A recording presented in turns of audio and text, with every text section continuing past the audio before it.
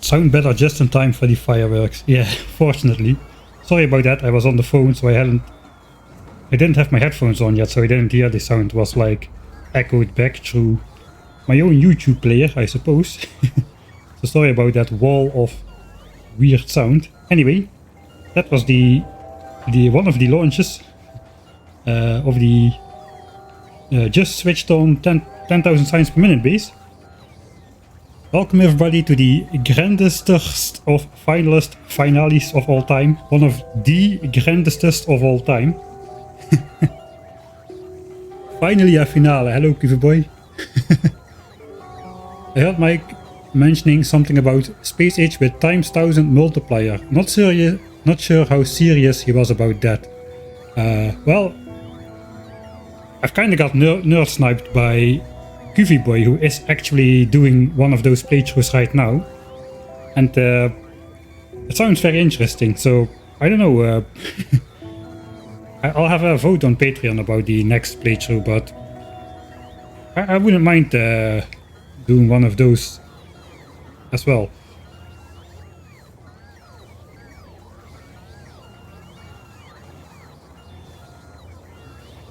The next challenge is probably getting a starting lake with 1 million legendary fish. Funny you might mention that.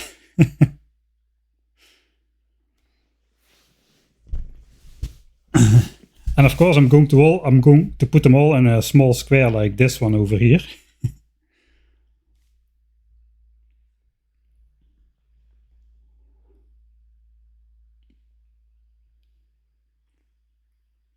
So for those of you who don't know it and are interested in 1000 times science multiplier on default settings, Kiwi boy is streaming that as well at the moment, and he's also making that into a YouTube series.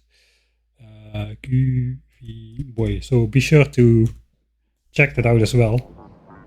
I already thought about a couple of differences I can do to make it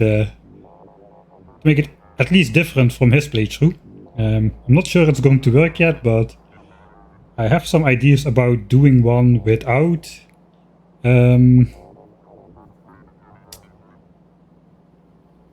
destroying any biter base ever. I'm not sure how feasible it is though. Yeah, it's still like the strategy is still being worked out for that. Right, here we got the spider hovering over a lake with 100,000 fish, so that's 10% of the 1 million goal. And of course these are all normal fish, except one. There is one legendary fish in there. It's Ben the fish, Ben the spacefaring fish. I don't think it matters, I only start destroying to save time. Alright, but I also wanted to do it without defenses. So no defenses, no... there will be the neutralization of the biter bases in probably the same way as you've been doing, but no defenses and no taking out biter bases, and hopefully no fish as well. I'm not sure how feasible it is. I think I can get away with it on Norvies. I've got a few new tricks up my sleeve which I want to try out, but I mean, the way Kiwi boy is handling the playthrough is definitely more efficient, or at least faster than the one that I have in mind. So we'll have to see how it goes. But I don't want to do blatantly the same thing outright and follow the same tech path and everything. Right, I really like my rail base, by the way. I finally got a rail base, but we didn't use any rail signals on this track. All these trains just go whenever they feel like, and they don't pay respect to other trains, so they crash into each other almost all the time.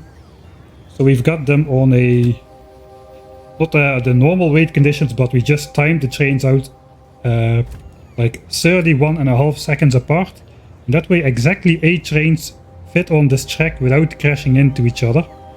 So if we zoom in now, there's a new train coming in. These trains, this train will depart first, then this train will depart shortly after. This guy will almost crash into this guy, and the new train will almost crash into the back end of this guy. But almost, not exactly.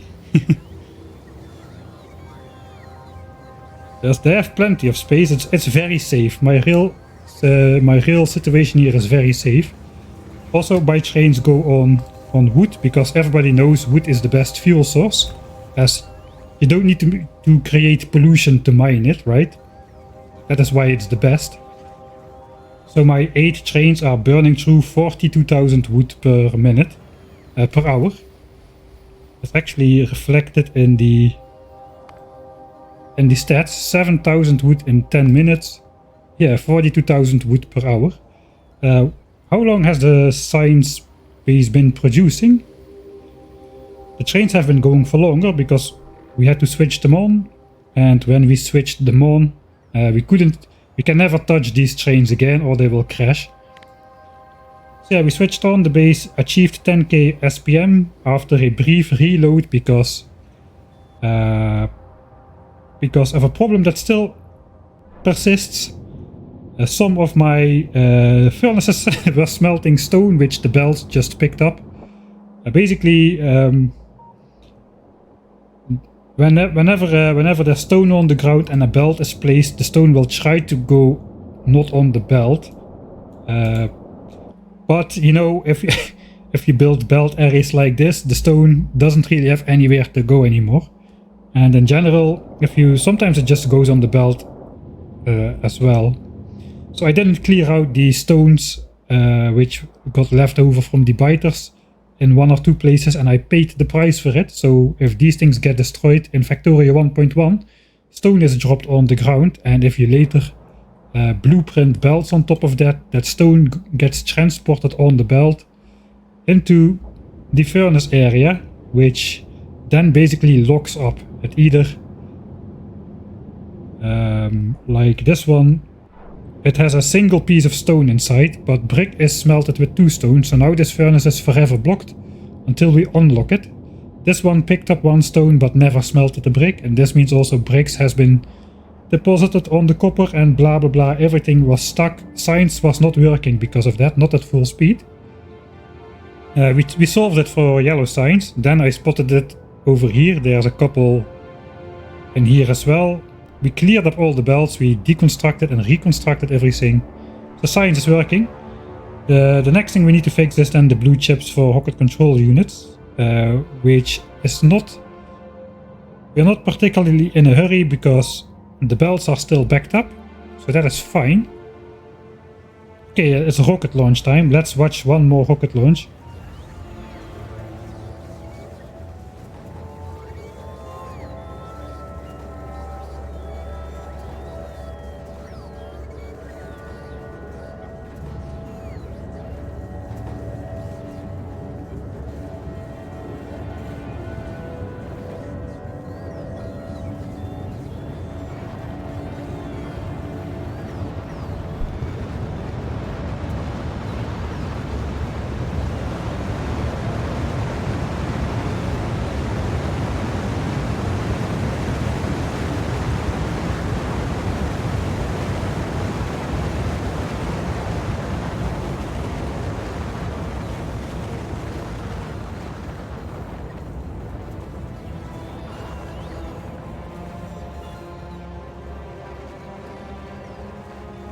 Nice. I'll never get tired of this. We're going to be watching this a lot this stream, I suppose, but we're also going to do an actual base tour while the base goes through its first sessions, first cycles of 10,000 science per minute. We're not going to start researching quite yet. I want to build a science buffer, so all the labs start researching at the same time, and the inserters will all be synchronized for as long as the labs have science. The labs can process 12,000 science per minute, and we are producing 10,000. So for every hour that we wait researching technologies, we have 6 hours or so.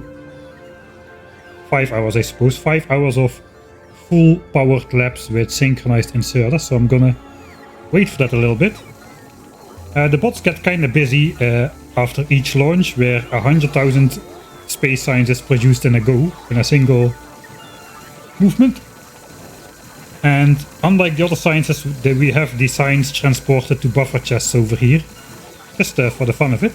Space signs stacks to 2,000, so that is 100,000 per chest that fits in here, which means we can store 10 million space signs in these chests. So yeah, that'll take a while.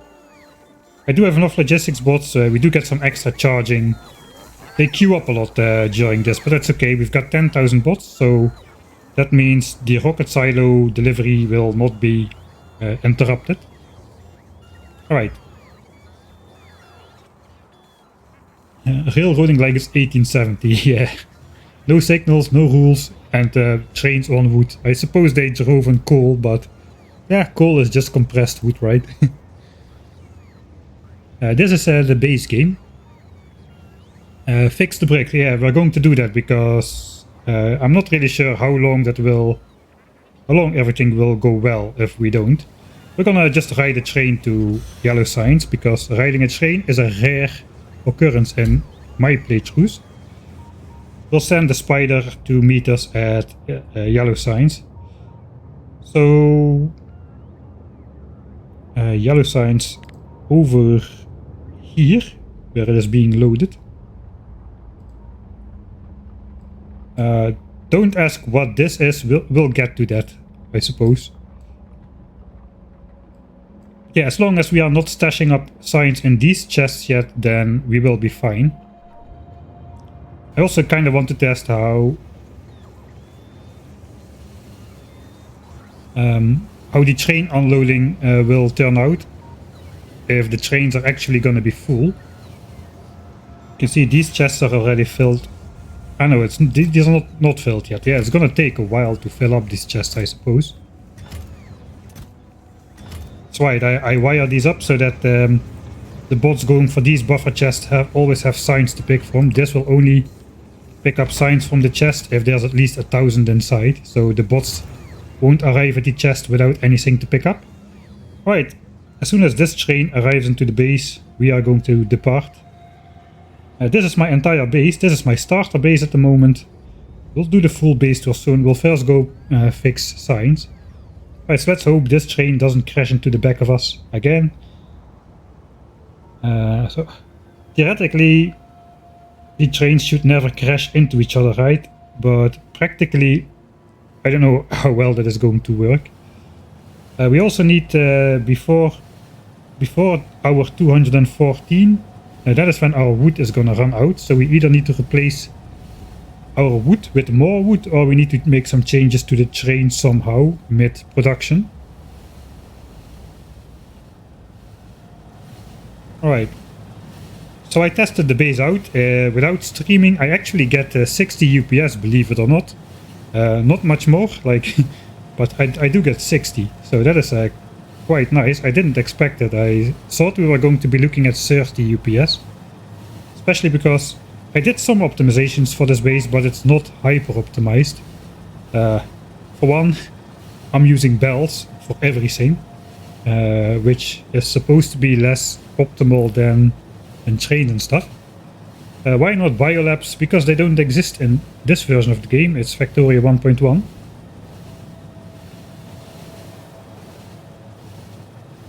Top speed of the train on wood 260 kilometers per hour, so feels nice and slow. It's actually pretty fast still for a train. It's in real life it's like a high-speed train, right?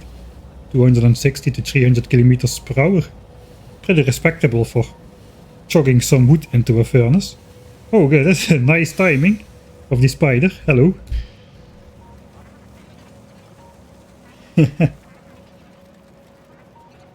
The GrandestER finally when? Well, I suppose we'll first have the GrandestER finally before we'll have the GrandestER finally. So that's gonna take a couple times. To be honest, I think there's gonna be one more stream in this series. But I'm just gonna let this base run for a couple... I want to see if I can get 50 hours of flat production, so I'm just going to leave this on overnight a couple times and see if I can get a nice flat science graph.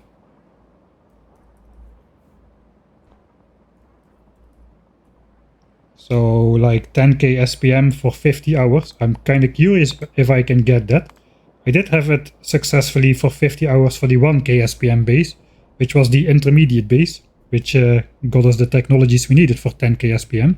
So I want to get this as well for 10k SPM, and if it goes for 50 hours without hiccups, I can call it a success. 10 hours is okay as well, but we've got a lot of buffers. Not really, we don't have any chest buffers, but we've got huge belts everywhere, so we need to be sure we actually have the production we state we have. And if there's gaps in the belt, like here, there is something wrong. So let's investigate this first then. Ah no, there is nothing wrong. This is supposed to be... I remember now. This is 9.8 bells of red chips. Exactly, 9.8. And this is 9.8... Yeah, I guess it's 10 bells of green chips. But it's 9.8 bells of red chips. That was required for the speed modules, and we got that exactly. Switching fuel will break the things, but I also figured out a timing for rocket fueled trains. So for the... I deleted all the tags, but for these trains it was... It still looks so scary, man. They need to be 31.5 seconds apart. And then they exactly don't crash into each other. I think for rocket fuel train I should put them... I should change the stop time to... I forgot what it was, I saved it somewhere. I think it was 22 seconds. And then launch them 29.5 seconds apart, something like that. I figured out a timing for rocket fuel as well, so we can use that to relaunch the trains. It's okay if the trains don't go for a little bit, because, well, we have the science buffer chest, and science production will continue anyway, even if the trains don't pick it up immediately, because we've got giant buffers for all the different science packs.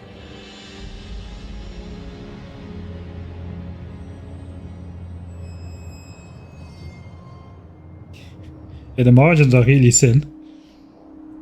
Alright, let's fix those bricks furnaces. It's over here.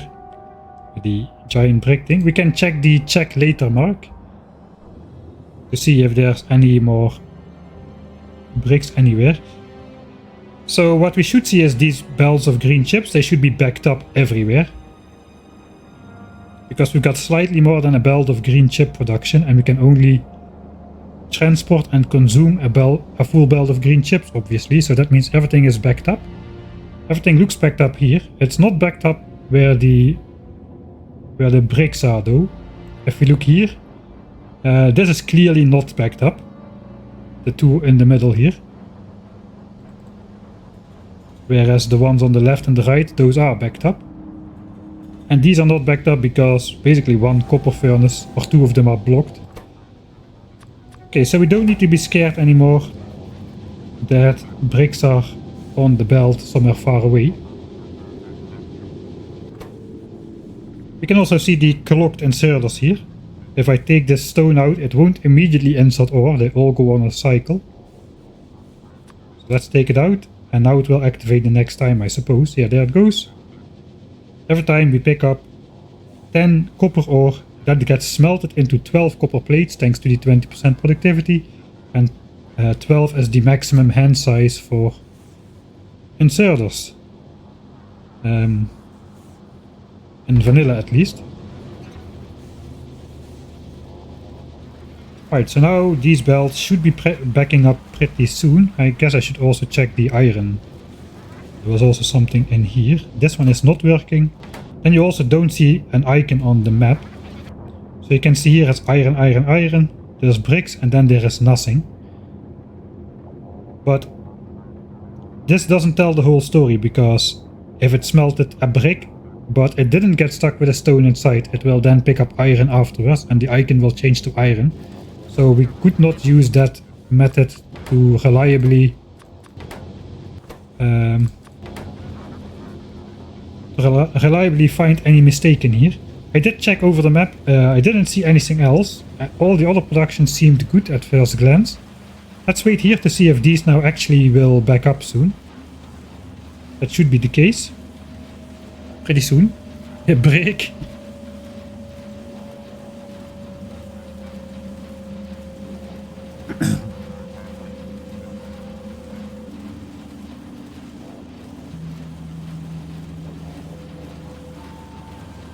I cannot change out the fuels while the trains are going, because they will overtake each other. The train on wood has a lower top speed than the train on rocket fuel, so the train on rocket fuel will overtake the train on wood. And overtaking is kind of a problem because my rail system is only one rail wide, so overtaking basically means through the other train.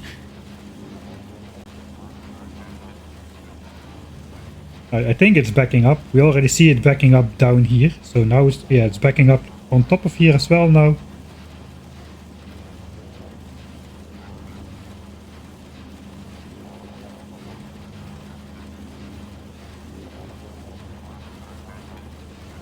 Yeah, both of them are backing up. So that means the problem has been solved.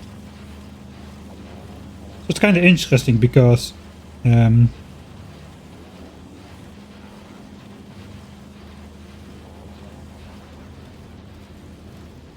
so I'm producing a full belt of green chips here, but we are not having a full belt of copper and iron to support that. As you can see, there's clearly gaps in the belt here.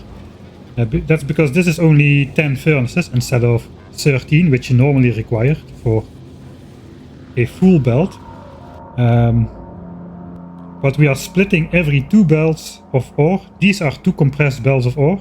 We're splitting those in 3. So every belt only gets 2/3 of a belt of ore. Now 2/3 of a belt of plates is not enough to produce a full belt of green chips, but 2/3 of a belt of 2/3 of a belt of plates. Sorry, 2/3 of a belt of ore smelted into plates with productivity bonus. That is enough to produce a full belt of green chips. So that is why this weird system here is in place. We basically need to split it on the ore level here. Because 2 belts of ore is enough to produce plates for 3 belts of green chips, but we cannot do it after the smelting. So as you see, most of my builds, they smelt ore like so, goes out of the miner, then directly into a smelter. I cannot take 2 belts of plates and split it into 3. That would be insufficient, but because of the productivity bonus, 2 belts of ore can produce enough to go into 3 belts of plates for green chips. So that's why we have the weird inline smeltery with the green chip production. It's not really for the shorter line because we either have ore on the belt or plates, so it doesn't really matter. The difference is now that to put all the outputs from 2 belts of ore, we have 3 belts of space to output that on. So it fits with the 2.4 belts of plates we are producing from these ore. They fit on 3 belts, but obviously not on 2. I kind of have a hard time explaining this properly. I don't know, just cannot find the right sentence construction for that. Have all the undergrounds been cleared at this save? Yes, so I did that last time. All the dead-end undergrounds, we cannot see what is in there. So I just deconstructed them and then reconstructed them with Ctrl-Z to make sure all the stone was out of the belts as well. And all the ends of the belts have been painstakingly visually inspected for all 60 lines of green chip production, which we've got over here. It's a lot. And then this is the entire smeltery for sulfuric acid. Alright, I think let's do this a little bit more systematic, I suppose. We'll head back to... Suppose we'll head back to home and start from there chronologically.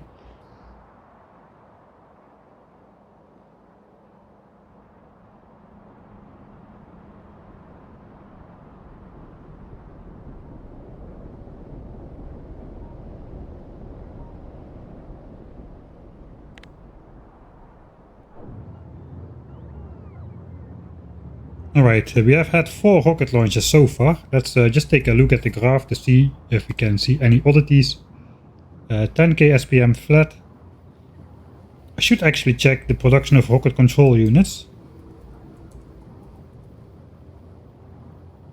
Consumption like this is normal. Basically we make the rockets, then the rockets go through their animation and we are consuming 0 basically for a while, and then it just goes up again. I'm producing, looks like 7,400-ish rocket control units per minute, which is good. To launch a rocket you need like 720... What was it again? I think 714 or something. So we are overproducing rocket control units by a fair margin, I would say.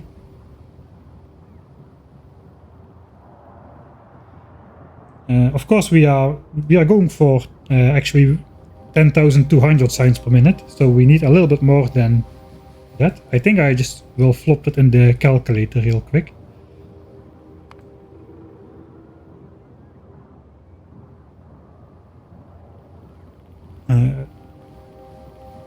Looks like we're exactly on 7,400 because this value flickers. This value rounds properly, so between... Okay, now this one flickers as well. Is it that variable? Oh yeah, it is that variable.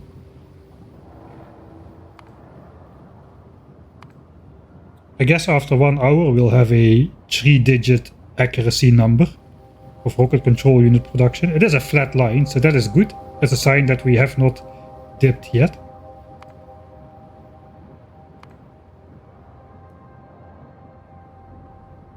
Alright, let's assume 74,000 a minute. If this value is 73,999, this one will display 73k. This always rounds down. This one rounds properly. We don't have the mouse over yet, like in Space Age. Let me...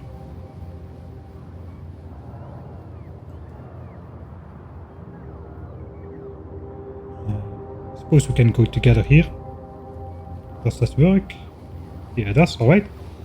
So this is what I've based my builds off, how we puzzled out everything that we need to build. If we go rocket control unit, we need to produce 7,288. And we are producing about 7,400. So we're definitely good. We have overproduction there. We need to consume 1.929 belts of blue chips. I think I'm feeding them like 2 full belts of blue chips and almost 2 full belts of speed modules. I think that's what I based my builds on actually.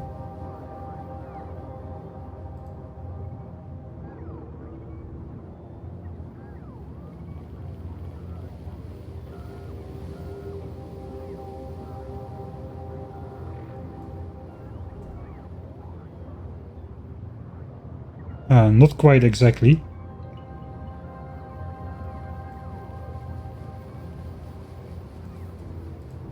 But yeah, this is what we need. I know we are producing and consuming 9.8 belts of red and green chips to make speed modules, and we convert all of those into rocket control units. So that is where the overproduction is coming from. So yeah, rocket control unit is good despite stone having been in those furnaces. Okay, let's go back to the game. Are we back at the game? We are back at the game.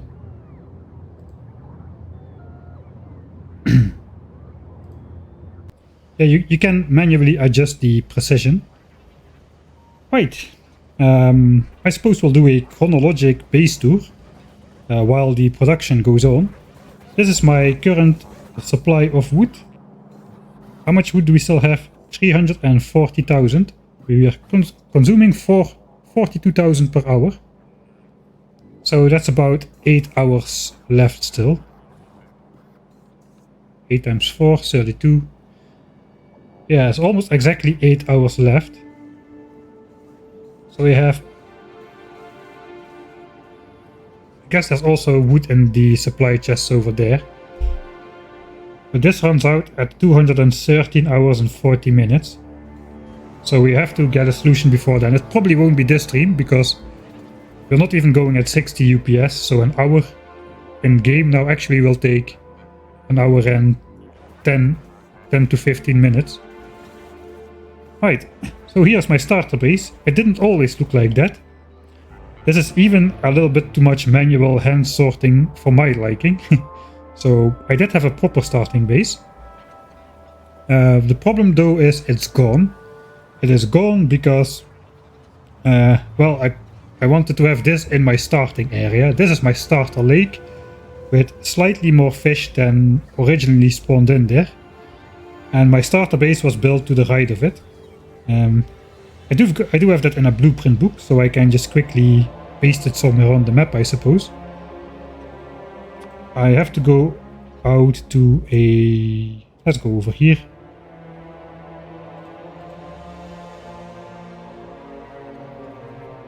Let's check the bot count in the meantime. So yeah, while we are not doing anything, there's over 9,000 bots available. It's only when the rockets launch that we are using a lot of them. Of course, we are not researching, so the bots are not flying out to supply all the labs this time. And it's a lot of labs to supply. There is 500 labs in here. And each of these labs is requesting 6 different science packs. So that's 3,000 individual trips per minute that the bots need to undertake to keep these supplied. I guess they pick up 4 science packs at a time, so it's actually only 750 bot trips per minute. But of course the bots will need to charge as well at these roboports for these longer flights. The bots are not so strong in Factorio 1.0 as in Factorio 2.0. Alright, I gotta go here myself because I can zoom out ridiculously far. And we'll need that for the starter base. We started out with the starter base, which actually still works pretty well in 2.0. I think I have a book from that. The self-balancing starter base. This basically is an outline. Let's go over here. So this is the outline of the starter base. That is the entire starter base just fits in here. It is a rocket launching facility. So it does everything up until the first rocket launch, and then you're on your own. The gimmick of this base is that it self-balances. So I went over this in the beginning, but you first, the idea is you first build a temporary base, you get yourself a car, you take out all the nearby biters with only small worms protecting them. It's very easy to do so. And then you can build this base and you basically don't have to worry about biter attacks ever. The next time you need to do anything with biters is when you unlock Spidertron. So basically you attack the biters before you build the base and then you attack the next biters after you unlock Spidertron. That is that is the intent of this base. So as long as you take out all the nests which only have small worms protecting them, that'll give you enough pollution space to build and keep this base supplied. Of course you can do it with turrets as well, but there is no need to defend this base if you follow this playstyle. And in fact, I haven't had a single defensive turret in my base for the entire game. We have been keeping the pollution cloud free of biters at all times. The only biters which are absorbing pollution are over here on these islands. And they're doing a good job of at least absorbing some of the pollution. We need to keep an eye on this. This cloud will keep pushing outward at a steady pace. Slow, very slow, but also very steady. Alright, let's take the book again. So this is the outline. Step 1 is you put the furnaces inside, and then you have a little bit for... you have 30 signs per minute for red and green. And the gimmick of this starter base is... let's go stage 2, 30 signs per minute. It physically cannot consume more. It cannot consume and produce more than fixed ratios of everything.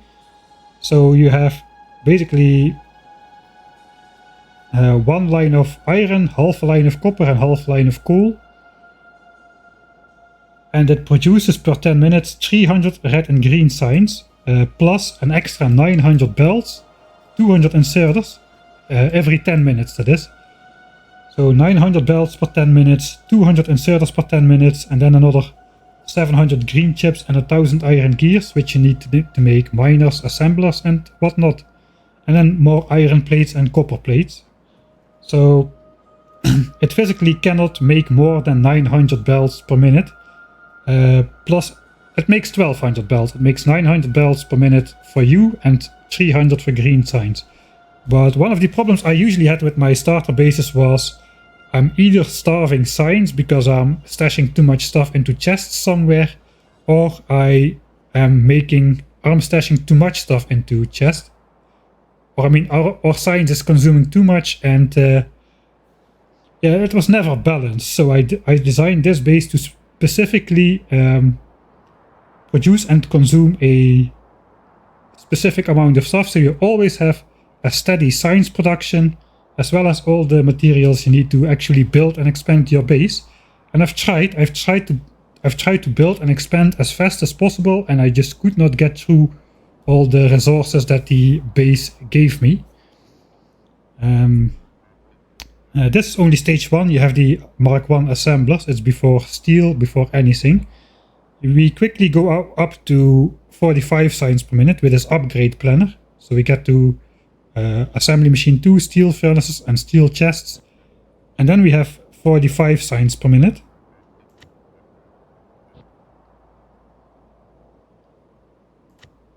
And after you have 45 signs per minute, you obviously produce 45 signs per minute. You keep producing 900 bells per minute. Now it's 300 inserters, lots and lots of green chips to make modules later, 1000 gears. You also get extra grenades and red ammo in case you want to take out biter bases protected by medium worms. Some steel, some iron and some copper. So this worked really well to get me through the early game. And even for Factorio 2.0 it's still relevant. The changes in the game come mostly from the later stages, where basically rocket control units are phased out and fluid mechanics are a bit different. But your starter base generally is small enough to not worry about fluid mechanics too much.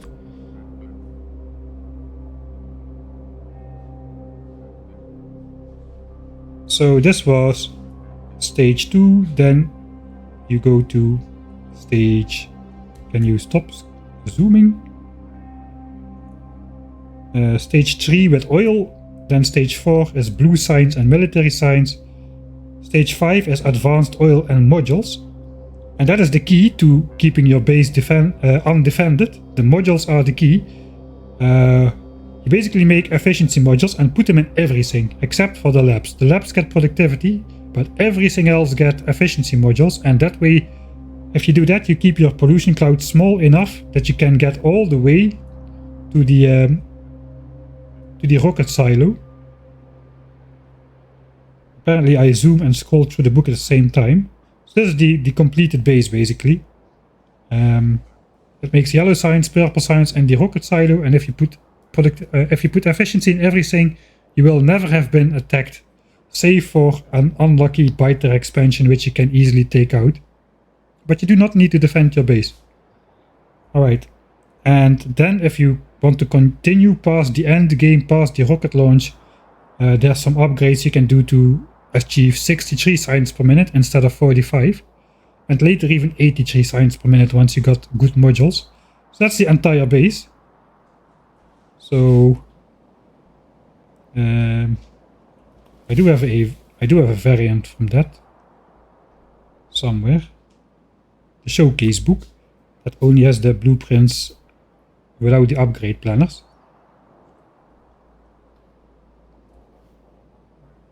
I just cannot get my game to not zoom while I scroll to the book.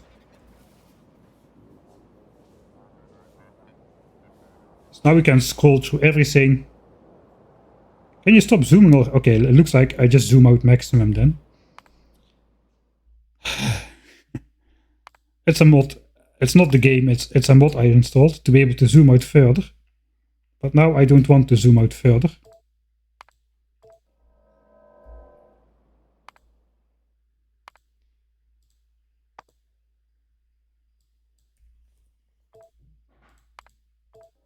Alright, this is maximum zoom, so I physically cannot zoom out further than this now. Okay, so we got the starter base.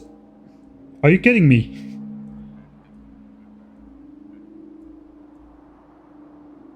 Starter base. Phase 1, Phase 2, Phase 3 I suppose. 4, blue signs and military signs. Phase 5, advanced oil and modules. Stage 6 is bots and the power armor. Up until this point you build everything yourself. And after this you can let the construction bots build everything. So you don't need to do all this stuff. But the bots can fill in at least all the belts and stuff. And then stage 8, the upgrades with the beacons. There is space for beacons in the base. The beacons will work a little bit different in Factorio 2.0. You will get more power basically. Which is not exactly good because everything is balanced around 63 signs a minute. And the beacons being more powerful will mess that up a little bit. But to get to the rocket, it basically is good. Except for the rocket control units, which you can just skip, I suppose. Alright, so that was the starter base. That got us everything. That starter base got us everything we needed. After that we also built a bot mall in the starter base. Which basically had requester chests, an assembler with a recipe and an output chest. And that starter base made everything. Everything you see on the map here is made by that starter base. Except for the solar field. The solar field and the modules we made externally. But all the machinery is produced by the starter base. Every single last beacon, roboport, furnace, assembly machine Mark III, everything from the entire base has been produced by that starter base. It's frankly incredible. Let's see how much stuff we've got. Over 7,000 assemblers, 30,000 beacons, 14,000 furnaces. So yeah, it's high numbers of stuff. 12,000 roboports, 108 rocket silos. We got 98. I guess we got the 10 old ones. They are over here. Those don't do anything. Those are just decorative at this point. This area doesn't do anything. But yeah, that builds everything. Alright. 20 million chips is approaching fast. Let's take a look at the production. We're producing 340k chips a minute. So that is roughly an hour, I would say, to 20 million. So yeah, my achievements got reset because I upgraded or site graded to a standalone version of Factorio. So if you bought Factorio, you can go to the Factorio website and you can download basically any version, even early access versions like 0.6, 0.7, those are still on there. But also just Factorio 1.1, you can download and put it in a folder and it will basically, it's a portable version. You can put it on a USB stick and play it on a different computer. There is no registry settings, no Windows user. It just all goes in the folder, which is quite nice to have different versions installed next to each other. So yeah, but that did reset my achievements. So now we can see how fast we get to 20 million green chips. Looks like roughly an hour. I'll just take a quick look. Is everything still flatlining? Everything is still... Production is still nice.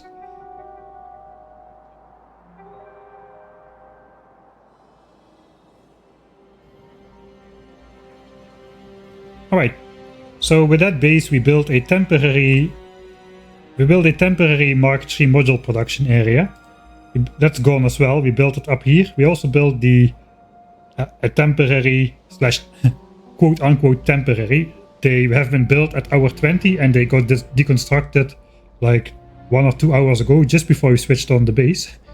But it was temporary. We built an area to build solar panels and accumulators for our power production area here. All 1.7 million solar panels and more were produced over there, as well as the first modules we used for starting up this base. This base is the 1000 signs per minute base. And as you see here, I still cared about aesthetics. We have lights and all kinds of things. So this is the scale which you need for 1000 signs a minute. This is red and green signs. Basically, red signs is just 2 gear assemblers with a couple beacons and half a belt of copper. That just goes to red signs. Let's follow it. And then this is basically 1k SPM red signs. 20 assemblers. So basically you take the early game ratio, 5 red, 6 green, 5 military, 12 blue, 7 yellow and 7 purple. You multiply it by 4. You put a single line of beacons. Actually that doesn't work anymore in 2.0 because the beacons are stronger. But here it worked. A single line of beacons and multiply that ratio by 4. And you've got yourself 1008 signs per minute. And we did the same trick for 10,000 signs per minute. So where here we have 20 assemblers producing red signs for 10,000 signs per minute. We have 200 assemblers producing red signs with the same single row of beacons. Because the beacons on the other side only of course reach to this side. There is no double row of beacons, which is the usual thing people build is like either 8 beacons or like a full surrounding of beacons, 12 beacons per assembler. That is what you usually see in mega bases. It is the most UPS efficient, but it's also, it doesn't look very nice. Everything is just a big square of beacons. I don't really like how that looks. So I went with 8 beacons and 4 beacon setups for almost everything. And sometimes I just squish an extra beacon in there if we needed it for some specific reason. So, for instance, probably what we needed we would need like 8.1 assemblers to make inserters here. Instead, I just put an extra beacon on them, and then it's down to 8 again. So we played a little bit with it to specifically match the amount of beacons with the production we actually need. Alright, then we go to green signs. 1k SPM green signs. Also fairly, it looks very small at the moment. It's almost like your starter build where you just have one assembler for belts, one assembler for inserters, and you hook that up to green signs and that's it. Here for 1000 signs per minute we just have one extra assembler for inserters. Of course they are like speed beaconed, but there is not even a beacon which is touching those, it's just pure speed. And that is enough for green signs. Then we get to military signs, which we did have for 1000 signs per minute. So again, kind of a weird build. We got the beaconed grenades. There is no productivity for military signs because this does not accept the productivity module. So we put beacons on the grenades. We did not put beacons on here because, as it so turns out, as you might know, you need 1 yellow ammo assembler to supply 3 red ammo assemblers. Normally, this takes 1 second per craft. This takes 3 seconds per craft. But if you put normal speed modules in or like normal Mark III speed modules into a Mark III assembler, it speeds up by a factor of 3. It has a crafting speed of 1.25 and this one is 3.75. Each module gives plus 50%, so with 4 modules it becomes 3 times as fast. So we can do this 1-to-1 ratio of assemblers. I'm not sure we did not use that for 10k SPM because I did not build military signs yet for 10k SPM. But yeah, this is quite nice. And also we could get away with 1 wall assembler if we put these extra beacons here. The main challenge is getting all the stone bricks in there, because this thing has now crafting speed of almost 7 and walls take half a second to craft, and a single piece of wall takes 5 stone bricks. So that means crafting speed of 7, that means 14 recipes per second times 5 stone bricks, so we need to shovel 70 stone bricks per second in this machine, which is why we've got 6 of these stack inserters doing the thing. I guess they're now called bulk inserters. Let's call them bulk inserters. So that is 1k SPM for military signs. Again, 20 assemblers for military signs as well, just like red signs. Same ratio. Crafting time is 2 times as long, but it produces 2 sign specs a pop. So the net crafting time is still like 5 seconds per sign spec. Then we get to blue signs. The first one which requires oil, the first difficult one, I would say. So that's the first one which requires some something which actually crafts very slow, like engines. It's not true, grenades craft slowly as well, I suppose. Military signs is normally... Most people make blue signs before military signs, normally. I think. So yeah, this is the first one which has like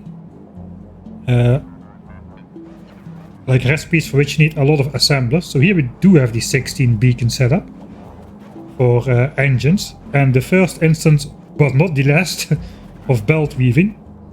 We like to do scenic belt weaving, where we have a belt in the middle, so we can actually see what's on the belt. But yeah, it's still just blue inserters, no bulk inserters needed. We've got pipes and gears here, and 1 oil refinery to make sulfur. You might notice the red chips are missing, and that's because we have the red chips. We did all the chips in a specific area for a specific reason, which we'll get to later. But the red chips for blue signs are coming from here as well. So that is blue signs. Blue signs, the slowest production time of them all, 24 seconds, and it only produces 2 sign specs per time, so it's 12 seconds per sign spec. It's like double of what is green, and it's even more time per sign spec than yellow and purple.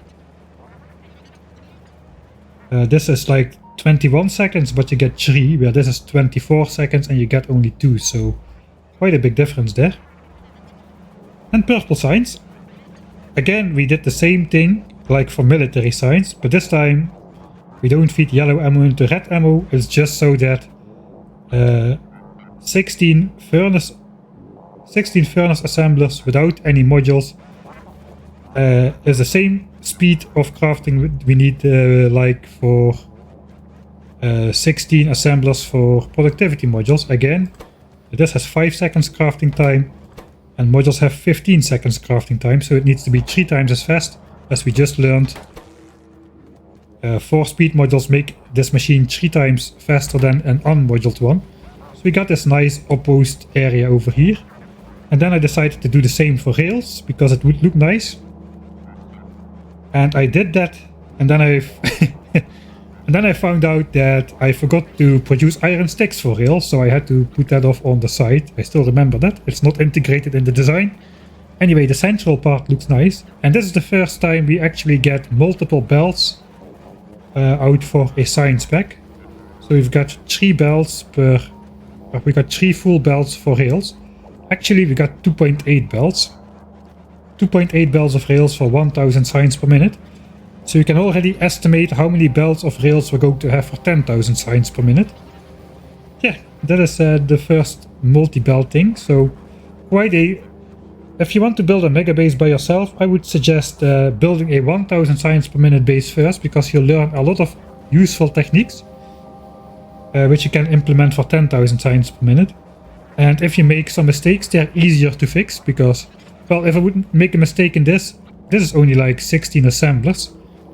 If that's quite different than if you would need to fix a mistake which is repeated over 160 assemblers. So, and you will be fixing a lot on your first go, I'm pretty sure. So that is purple signs, 1000 signs a minute. With the incoming resources here. Yellow signs built under the railway. The complicated thing, the robot frames over here. We've got 20 assemblers. We've got some more engines.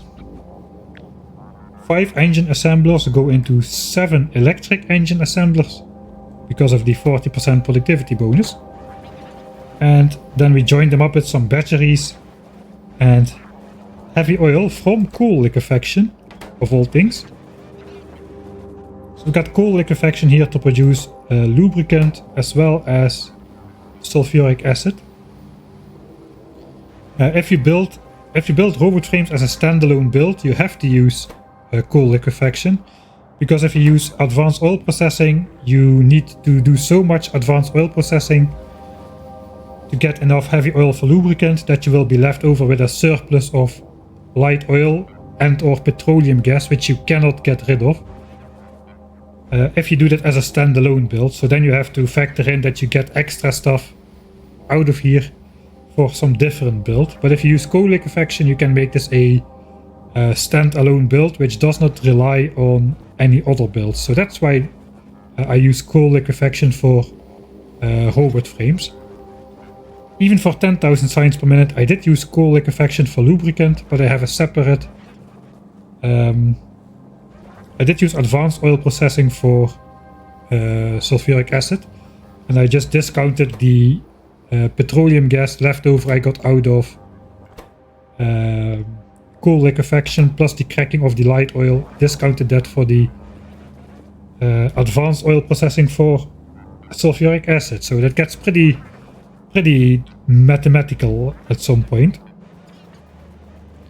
Alright, so that is yellow signs, and here you see this is the second, I suppose I built, that's the third time I built solar panels and accumulators. One time in the starter base for the rocket silo, one time in the special construction area which we use to make the solar field over here, and then over here to make the satellites for 1K SPM, because of course we require satellites. We made the satellites here in a Mark 1 assembler fed by stack inserters, but the assembler itself was Mark 1. We cannot get away with that at the 10,000 signs per minute. A Mark 1 assembler running at non-stop is not fast enough to produce satellites for 10K SPM. In fact, a blue assembler is not fast enough. So we have a Mark 3 assembler. This is faster than it needs to be. I think we need to have a crafting speed of 0.8, 0.9, something like that. And this one has 1.25. So this thing is fast enough to craft 40. This thing is fast enough to craft 98 satellites per 10 minutes, which is what we need. I think we'll just quickly head back over to watch another launch. The rockets are almost ready. So yeah, we also have radars here, one radar assembler. That stayed the same in 10,000 SPM. It's also just one radar assembler. We try to build these as minimal as possible. As you see, we are bringing the iron ore straight into the build. Smelt the iron. That iron goes into the radar assembler and the gear assembler. And that outputs onto a belt. So instead of bringing in iron and gear separately, we just smelt it on the spot. And this is basically how we limited production for radars to not be too ridiculously fast. It was only a little bit faster than it needs to be, because radars for satellites, you only need a couple of them. If you look at the satellite recipe, which is now outdated, it has 100 of everything, 50 rocket fuel and only 5 radars. So even for 10K SPM, that's only like 500 radars, like 50 radars per minute, less than 1 per second. Okay, we'll watch the rockets launch up a bit further this time.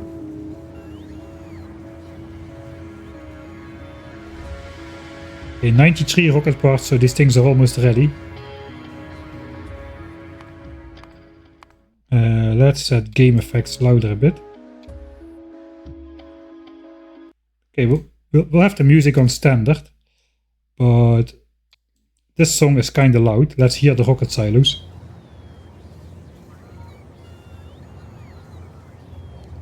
Yeah, basically anything that does not really need any module just gets efficiency module, just like the satellite assembler also has why is there stone in the radar box? That is bad. Is there stone in the radar box? I know there's wood in there, that is intended.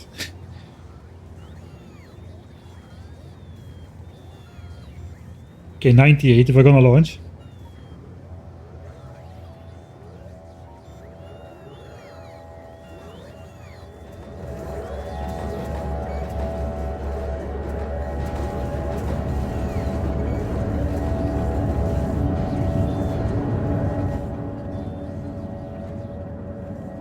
Just for the sound effects.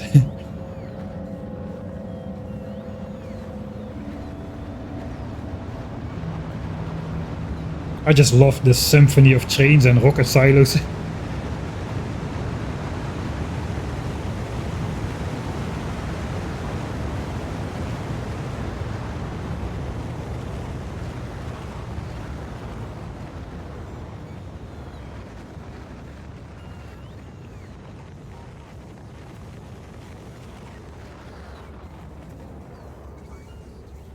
I've got always the same rocket silo that is late. That is good.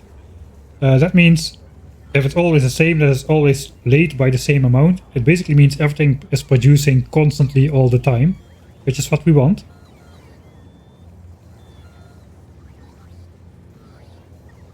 So we got it to launch roughly synchronous, but not completely synchronous by just letting the ingredients roll in, the bots waiting, and they just start distributing the stuff to the different rocket silos randomly. So sometimes they would fly with less than a full load. They visit all the chests an equal amount of times, but because the stuff was coming in and the chests were not full, they sometimes flew with less cargo than a full flight to request a chest, which is why not all the rockets are launching at the same time. And also, of course, the flight times are different to the different rocket silos, etc. So I'm kind of pleased with how that turned out. Alright, that was nice. Let's go back to the 1K SPM base. Ah wait, there was some stuff in here. Why is there stone in here? In the satellite box. I don't see stone. There is wood in there. We'll get to that. It was not designed to come in here, but there's wood. We've got a belt of wood coming in into our 10,000 signs per minute rocket launch facility. That is Chat's fault. I did not design it like that. Originally, I had to adapt my design to accommodate for half a belt of wood.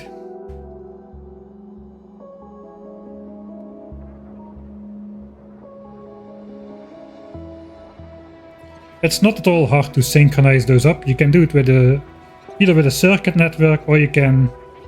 I did a synchronized launch at the end. You can basically make a blueprint with all the rocket silos set to auto launch with satellite. Then you save the blueprint and you just go ahead and switch off the auto launch with satellite in all rocket silos. You wait for all rockets to be ready, then you paste the blueprint and everything will launch at the same time, and it will keep launching at the same time as long as you keep everything supplied. But I kind of like the mad chaos of the rockets just launching all over the place, and the slightly out of sync rocket silo sounds when they are ready and preparing the rocket. Is just epic. Alright, where were we? I think we did everything. So there's two, so these are all like individual builds, which we already went over. We also have, I guess we'll go to the other rocket parts later. We did do two builds which are basically joined, like two builds which are used to supply the entire 1K SPM area. One of those is steel.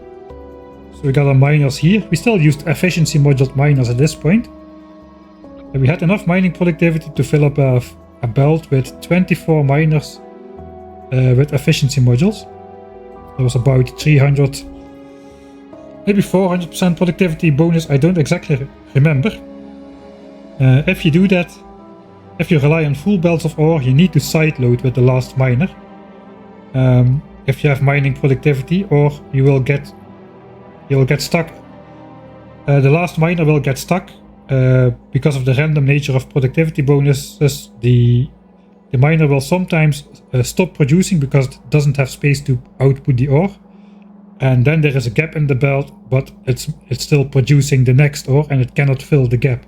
So you end up with a belt with gaps if you don't sideload it.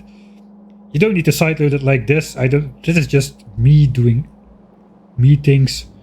But yeah, that goes into steel. I just like to build it like so, the direct input. Technically, if you can just output iron on a belt as well, because you need less iron furnaces than steel furnaces because of the productivity bonus for iron plates. I just use 1-to-1. It's easy. This is all unclocked still, the 1k SPM base, but yeah, this is the entirety of steel for 1000 signs per minute. Out comes about 4 belts of steel, which are then distributed over low density structures and purple signs mostly, and then a few other tiny tidbits here and there. We also mine all the stone here, stone for rails and stone bricks for the furnaces for purple signs, as well as stone bricks for military signs.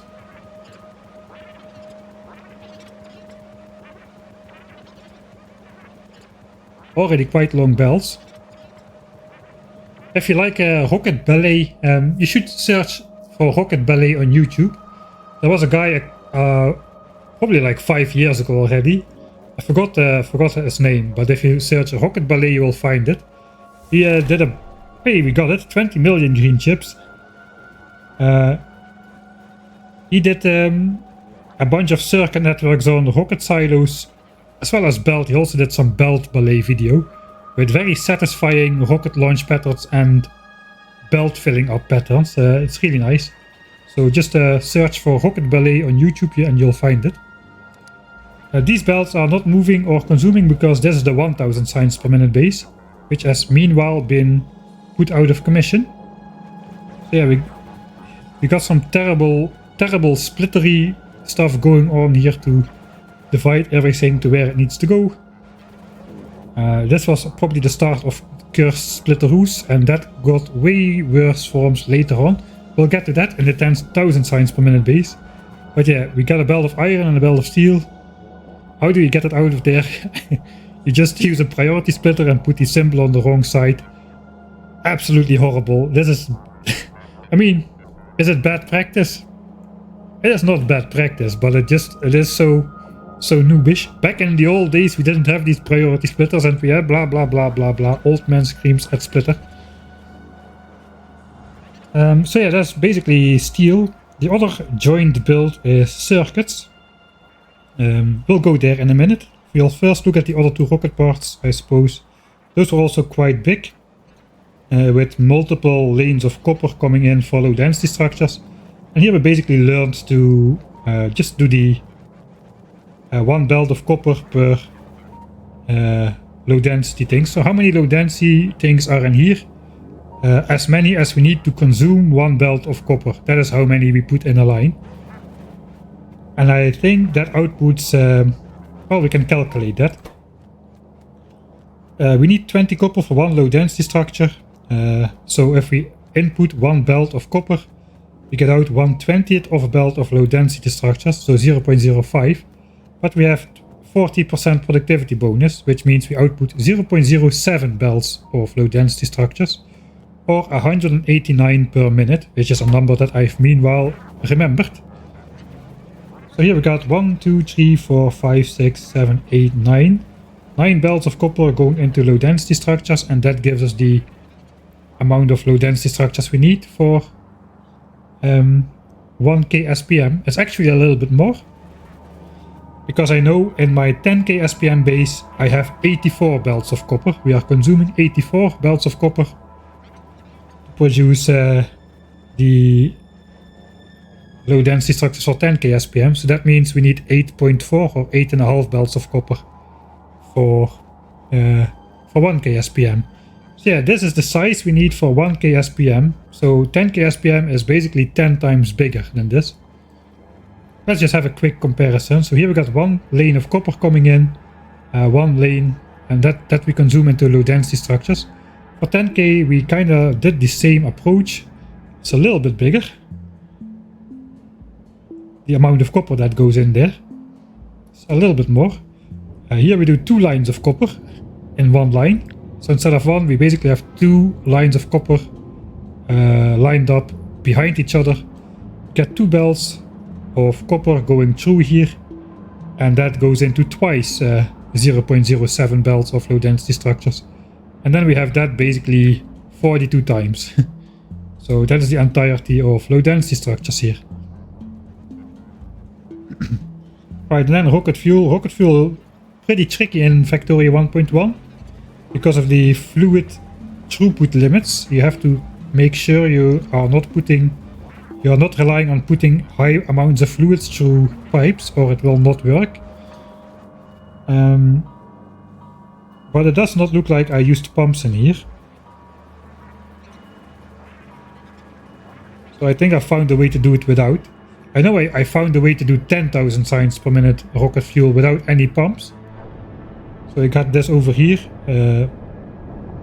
Advanced oil processing, oil cracking, consumption, everything without using a single pump. No pumps were used in this entire build. And I can prove it. There is no pumps in there. That's just a final tribute to the old fluid system with its throughput limits, but which can be infinite. Which can have infinitely long pipes without needing a stupid pump, which can put less throughput than the pipe can do in the first place. Anyway, the new fluid system has its merits too, of course, but I kinda liked the old the fluid system. Alright, so those are the rocket parts. Rocket control units is the last one that is up here. But that's after the rocket control units are just like an expensive dish of the 3 different circuits.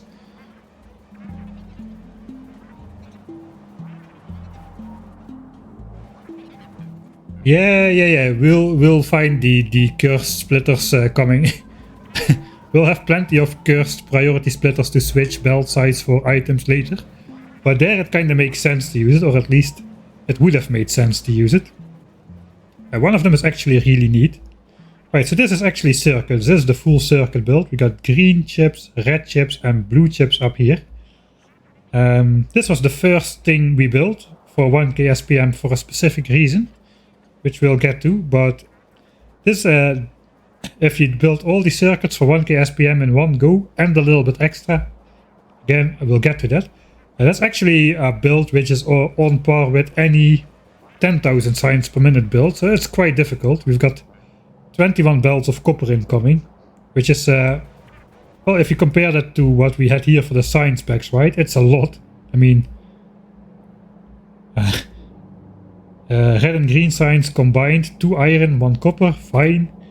Military signs, we got 2 belts of stone bricks, 2 belts of coal, a belt of iron, a belt of copper, a belt of steel. A lot of different ingredients, but still not a lot of belts. Even the rest is not that bad.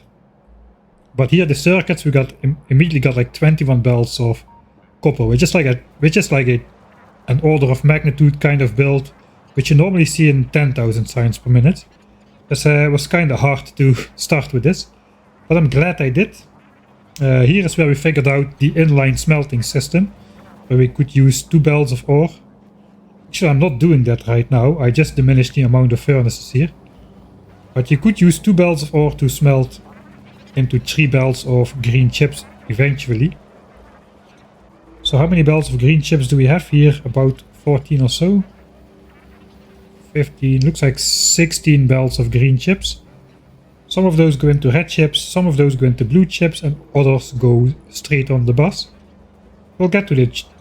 I guess we don't go into too much detail about how this works. We've got some more opposed cursed belt weaving, which is in my opinion even more cursed than same direction belt weaving. It's not true, all the belts go to the left actually. Alright, so why did I build this area first? Well, there's another cursed splitter here. So we need a lot of circuits to build rocket control units. That is not why we build this first. So rocket control units uses a lot of those circuits. About half of the blues and a bunch of red and greens for speed modules. The main reason why we build circuits early is the other part of the splitter, and that goes to the right. So I built that part first because I was not going to use any of these circuits until the entire 1000 signs per minute base was active. And if you might know, modules are basically just red and green chips.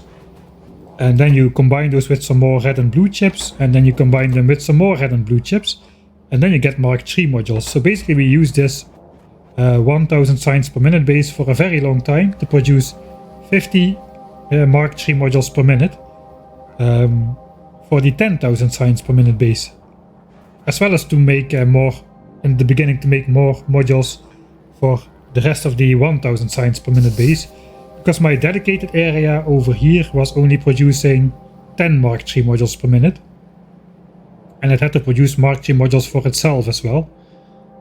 So here we kind of sped up the process a lot, and this thing, after we reached our research goals, for the 1000 signs per minute base, we switched off the science part of the 1000 signs per minute base, and we switched on the module part again. So all the other science was idle, rocket parts idle, but the circuits have been kept on going, and we have produced, if we look Mark III module production, module 3, you can see we have been producing 30 productivities as well as 30 speed for the longest time.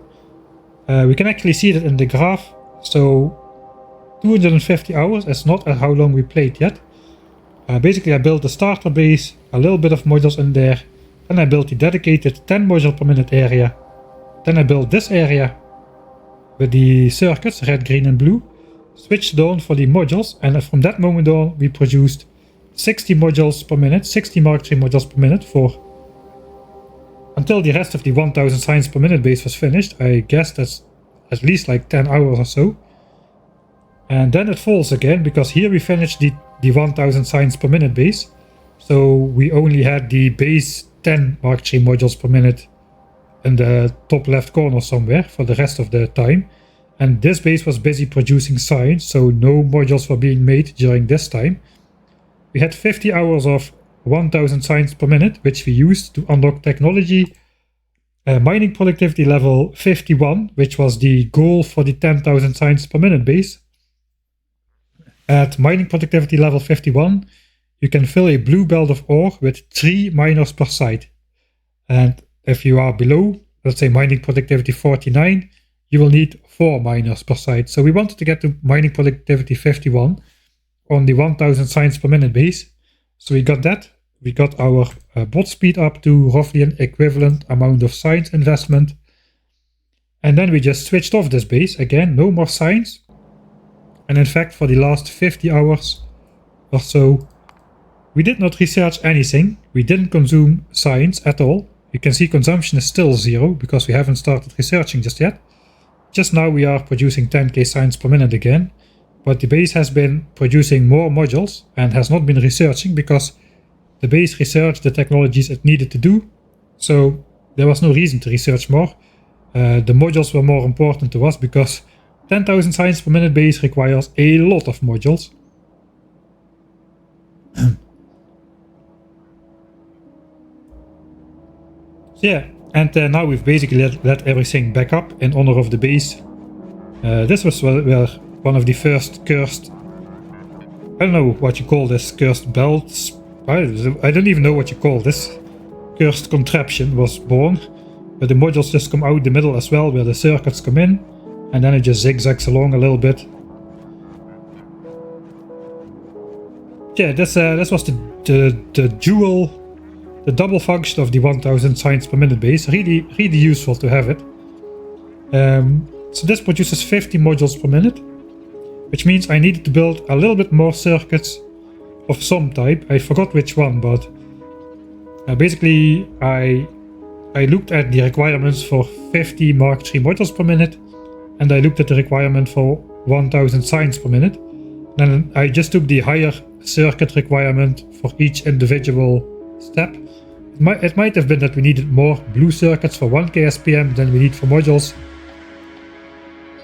but we need more green chips for modules than we need for 1k SPM base, something like that. I don't exactly remember, but I just took the highest design requirements and built it like so. So we could either run the module production area at full speed or the 1000 signs per minute area at full speed. And that worked really well. I think that is the entire 1K SPM base covered. In the meantime, we started constructing this thing.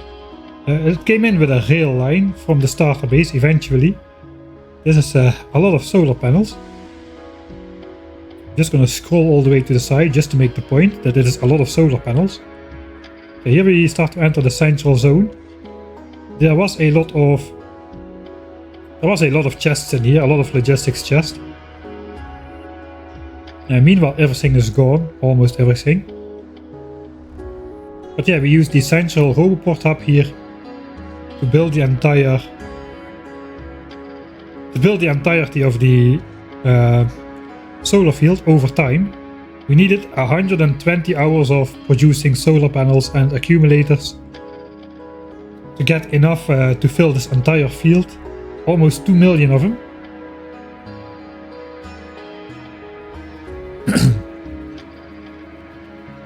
There's definitely at least 2 solar panels in there. I don't know exactly how many there are in there, but I can confirm it's more than 2.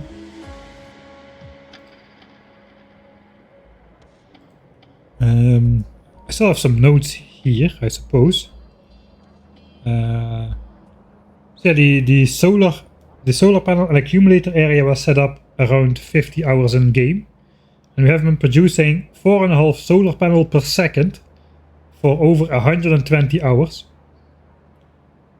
And it completed at 174 hours in game time, so it's roughly 30 hours ago. So basically, yeah, I used these kind of... It's useful to find out roughly how many hours of production you need, so you can... If this would have taken like 300 hours to produce 2 million solar panels, I basically would have need to double my production. But 120 hours of production, I figured I would need at least 120 hours to design and build the 10,000 signs per minute base. So 120 hours was fine. So I did not need to build this bigger than it was. 4.5 solar panel and 3.75 accumulators per second.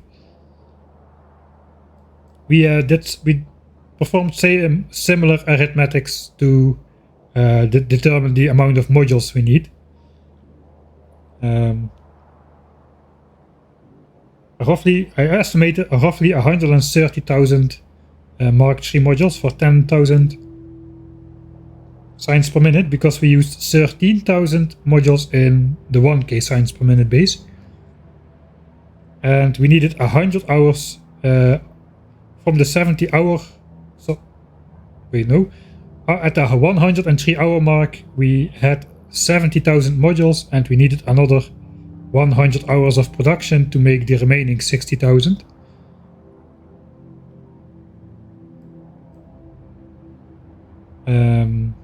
Which I thought was a bit slow, but with the 1K SPM base repurposed to make modules at the end, we had those ready at 170 hours in game. So that way I could roughly figure out that, okay, I am going to produce enough Mark III modules fast enough to build my 10K SPM base without running short on them. So I don't need to make more module production than 60 modules per minute. I will be fine with it. So it's, in similar ways, yeah, I devised a bunch of different things.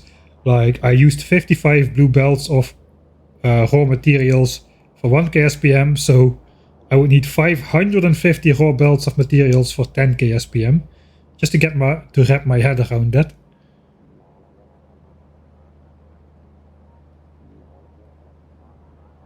Power usage is 50... It's a bit hard to see with solar. Yeah, 55 gigawatts.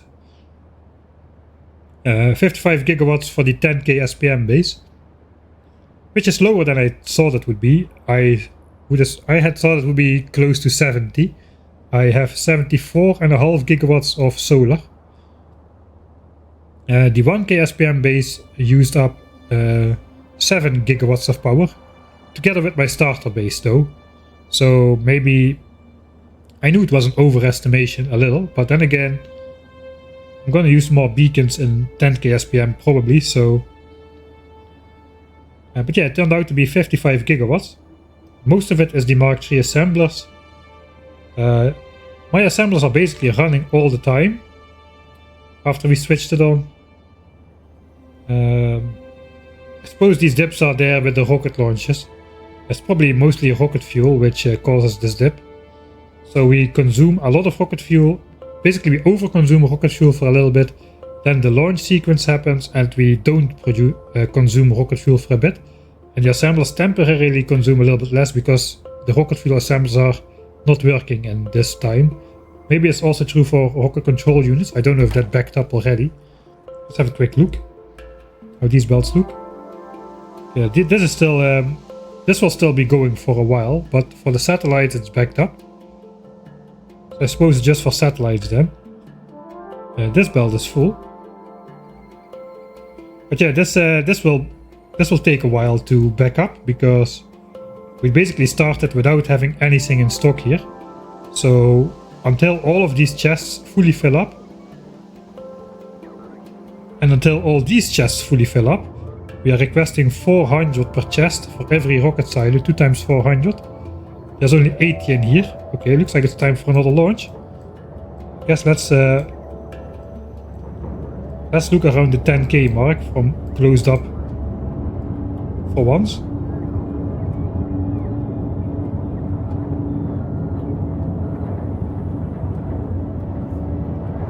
I'll pour myself another cup of coffee in the meantime. Nice to have these natural breaks. Oh, that is loud. Oh, that is loud.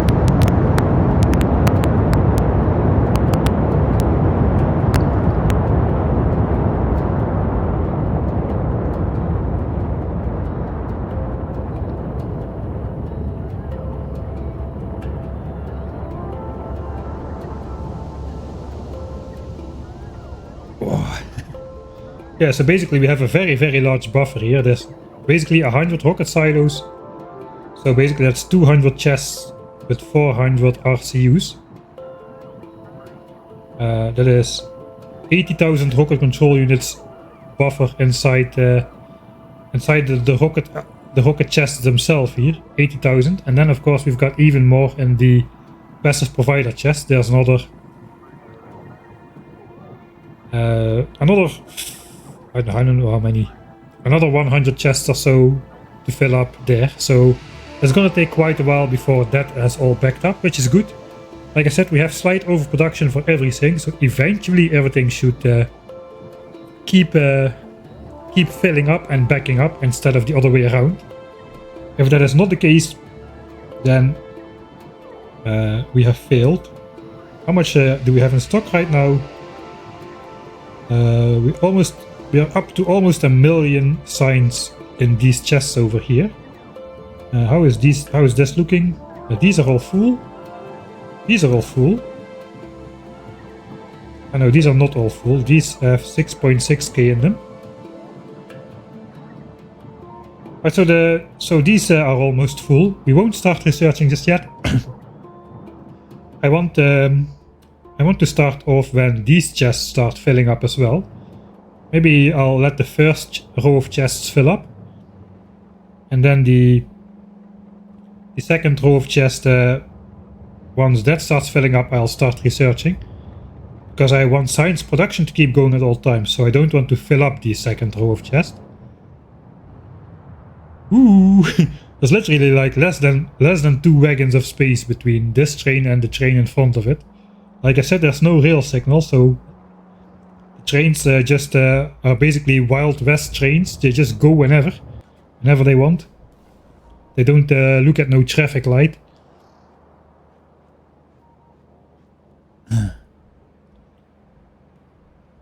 I forgot what I was doing, but I think we are done with the 1k SPM base. Yeah, it was really useful to have the module production as a dual function of the 1k SPM base. I built it like this because the 1k SPM base was not the goal. The goal was the 10k SPM, so that's why I integrated this optional module build in there. I did not build that for 10k SPM, but if I was planning, let's say 100k SPM after this, which I am not going to build 100k SPM, at least not in Factorio 1.1. I suppose we can get rid of the brake. Should be backing up still. Okay, everything is backed up here now.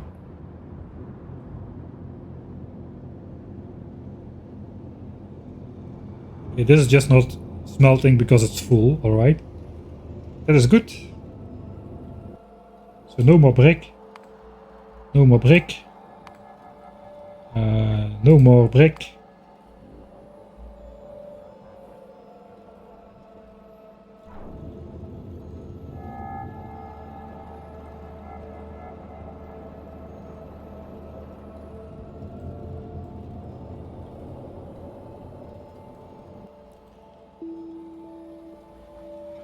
Alright, we also got the... We can get this train up and moving again, I suppose. That's probably also out of fuel then. Yeah, this is also out of fuel.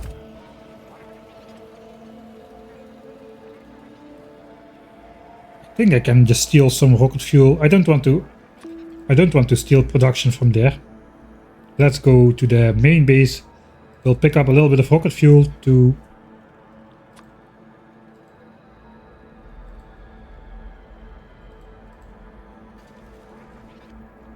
make this train move again. It ran out of fuel at some point. This train doesn't do anything anymore. It was the 1k SPM train, which just has been going idly back and forth all the time.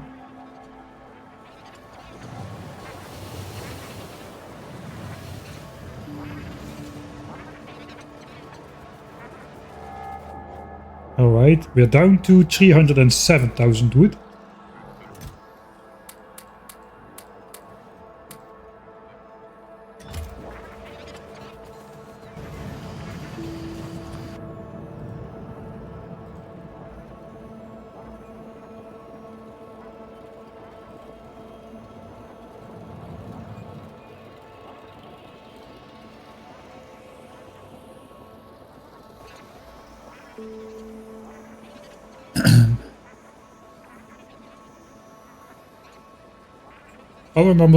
I'm running all the labs.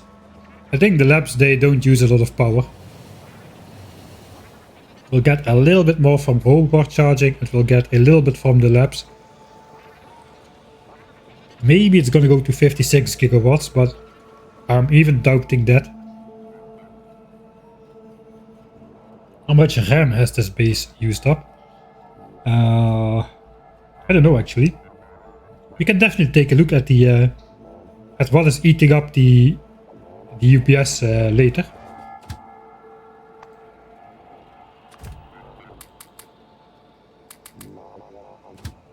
Then we have to switch it back to automatic. Suppose we can ride the old science train. If the spider will just pick me up at the end of it. We can go to the loading. This train is quite heavy. It accelerates really slowly because somebody put 4 useless artillery wagons at each end, and we only have 1 locomotive to push. And an artillery wagon is the same weight as 4 cargo wagons. So basically we have 16. Basically it's a train with 1 locomotive and 24 cargo wagons. So that's the acceleration power of a train with 1 locomotive and 24 cargo wagons, which is a little bit insane, I suppose. Should wait for only 10 seconds. I'm not sure what's going on. 10 seconds of inactivity. Okay, if not, this is really weird. If nothing happens, it doesn't count as inactivity until after some time. Okay, here we go. 1 train with 24 cargo wagons. Basically, we've got 16 cargo wagons weight from the 4 artillery wagons, then 6 from the actual cargo wagons, that's 22, and then we've got another 2 cargo wagons weight of the wrong facing locomotive. So it's a 124 train. But it does get up to speed. It doesn't need to be fast. It needs to run once every blue moon. It's not on a rail network, so there is just a straight train which goes back and forth. 150 kilometers per hour, and then we are gonna brake, I suppose. And we have arrived at the 1K SPM unloading station, where we are not unloading anything. The train is just gonna go back and forth for forever. As you can see, this doesn't start counting right from the get-go. It took a little bit of time.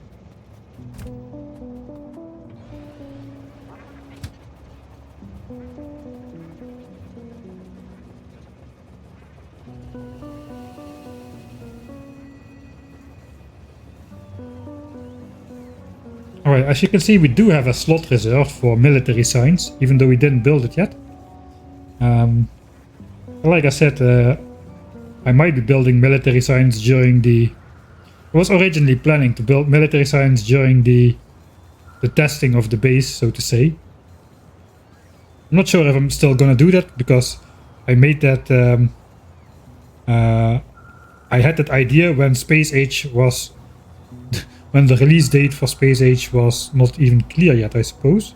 No, the release date for Space Age was clear, I suppose, because it has been announced for... I think these two trains are really close. I'm gonna give this train a separate color.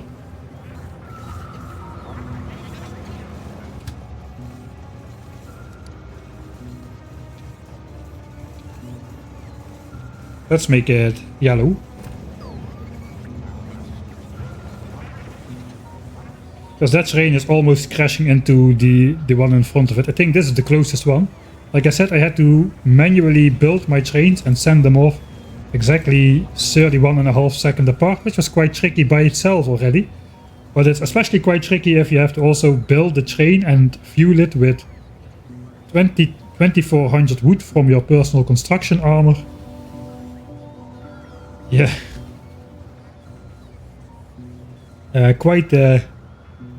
And then launch it at exactly 31.5 seconds apart, and then you have to count up 31.5 seconds from the last time, which is not the easiest thing to do.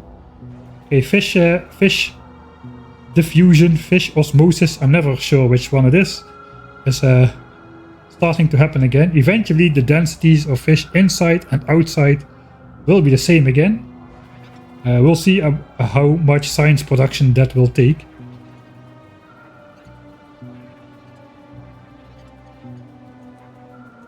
10k military is about the size of blue science. So if you look at the cost of science packs, if you don't factor in productivity modules, red science costs 3 raw resources and green science 7. So together that's 10. Blue costs about 25 and military costs about 25 as well.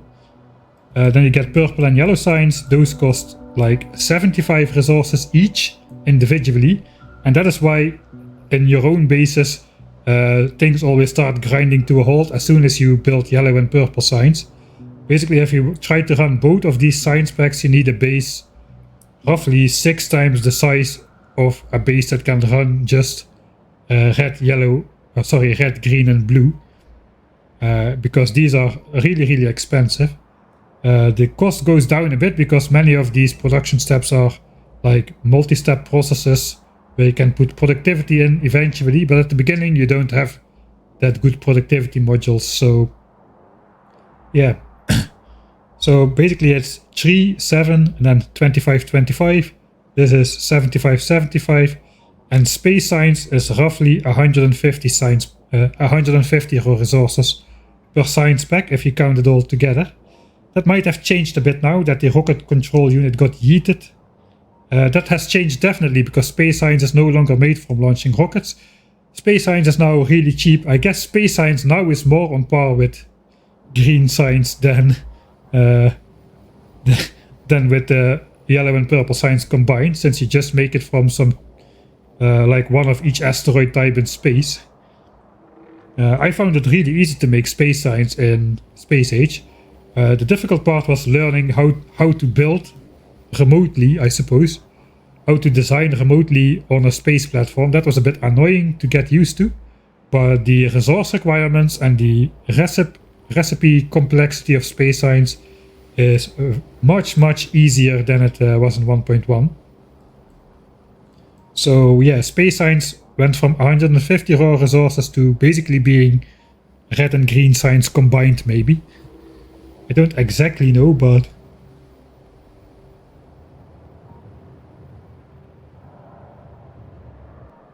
space science got a lot easier. I guess in Factorio 2.0 base game, that is not the case. In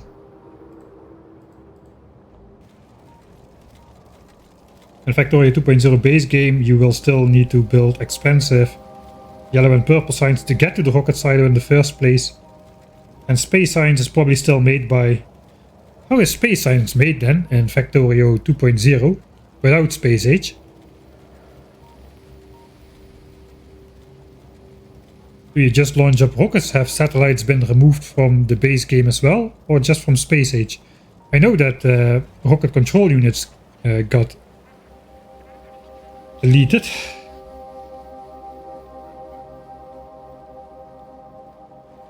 Yeah, this is the yellow train. That was indeed very close.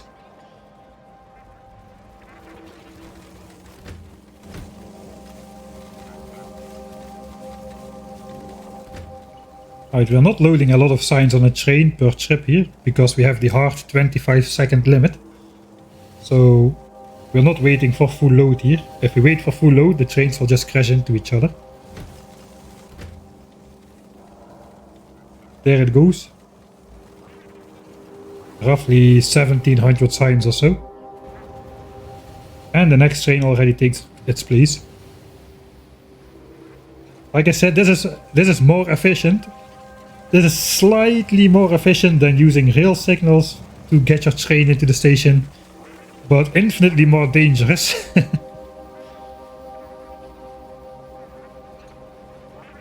Alright, so yeah, I think it's time for 10,000 signs per minute, but I'll quickly read through chat a little bit because I've been ignoring chat a little bit too much. I even upped the font size so my old eyes can see it a bit better, but it doesn't really help if I up the font size if I'm not actually looking at it, at the screen, the second screen in the distance. No concrete under the base, so it's still starter base. Yeah, I know. I should put concrete under it maybe, but I don't have it, and I'm not producing it. How long until 10 million SPM space age base? Building a massive SPM space age base is probably not going to be one of my first projects. I would like to think of some other... Well, you never know if we're going to be playing a 1000 times science cost base. We might just end up with a base like that. Just out of pure necessity. But I'm not really planning to go build a mega base anytime soon. I want to first do some sort of a couple of challenge runs before all odd mechanics become like well-known meta or something. So some sort of weird challenge runs is what I first want to do. Like, I did weird challenge runs in this one as well, like starting with 100% evolution on default settings. So that was a fun experiment. We did one where we beelined the rocket silo without researching any unnecessary text, like, you know, military or turrets, as well on default settings with biters. All the challenges are with default settings or biters. So yeah, some sort of weird things like those. Alright, I think it's time to get into 10k SPM. As you look at the size of the base, this is 1k SPM for everything. This is 10k SPM for just the first 3 science packs.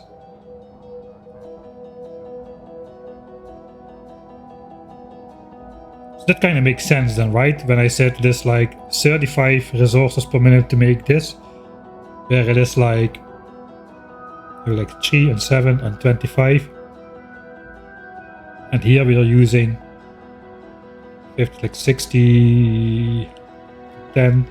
Yes, like 360 resources. But it's 1/10 the science per minute, so it's like 36 resources per something, and here it's 35 resources per something. Actually, that's pretty similar. So it makes sense that these bases are roughly the same size. They are processing roughly the same amount of raw resources. And indeed, 10,000 science per minute is where you no longer can transport it on one belt. Unless you play in Space Age, you can just stack science on a belt and need stacks of 4. And you would not even need to use green belts, I suppose. If you can stack them to 4, you can stack 4 belts on one belt. So that should be fine. It's like 3.7 something belts per minute. 10,000 science a minute. We got only 2 stations. We got this one, the base science packs, and then we got yellow and purple combined. So these are the science production facilities. We already went over this a little bit. Basically the same ratio as early game. 4 beacons per assembler. And then just multiplied by 40. 200 assemblers for red science, 240 for green science, and of course 480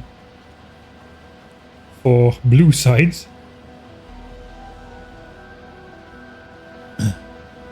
So this is where we started designing. That's not a good example. That's a good example over here. Let's go there. Power consumption is 55 gigawatts. Iron carbon for space science. Yeah, there's like 2 iron plates or something, some ice cubes, and carbon, which is basically just a crushed asteroid. Everything is basically just a crushed asteroid except iron plates, which is a crushed asteroid and smelt the iron ore you get from it.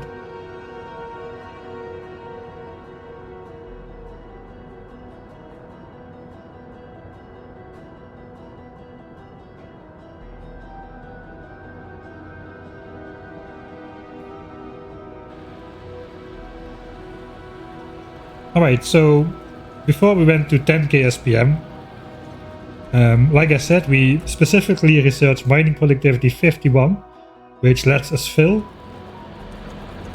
a blue belt of ore with only 3 miners per site. So these 6 miners make a full belt of ore. You do need to sideload the belts because of the productivity bonus irregular triggering. If you output straight on the belt, you will end up with idle miners sometimes when the belt is not moving, and then 2 gaps follow in quick succession and the miner cannot fill both of them because it's producing again. So you need to sideload it with the last miner, which is why this outputs over here. So yeah, now we've got no efficiency modules anymore in the miners. We've got speed modules in there. So the caveat of this 3 miners per site with mining productivity level 50, 51 better, is that you have speed modules in the miners. No beacon still, but this lets us get a lot of belts of ore out of a single patch. Usually somewhere between 16 and 24 belts of ore per patch of maximum size. The resources are buffed in this playthrough just because well, I'm doing everything with belts. The base is large enough as it is, the belts are long enough as it is, and basically the more base you have, the more UPS you'll be using, so it kind of makes sense to also optimize the ore spawning, the spawning of the ore patches for UPS, since UPS is is a big consideration for 10,000 science per minute playthroughs. It's not the only consideration, but it's not something which you should ignore outright. for like 1000 signs per minute or so, you won't get into problem. You can build whatever you like. Really doesn't matter. I guess it also depends on your specifications, but I'm running this on a laptop at the moment. It's not even like a gaming desktop with a separate huge fan-cooled video card or something. It's a laptop.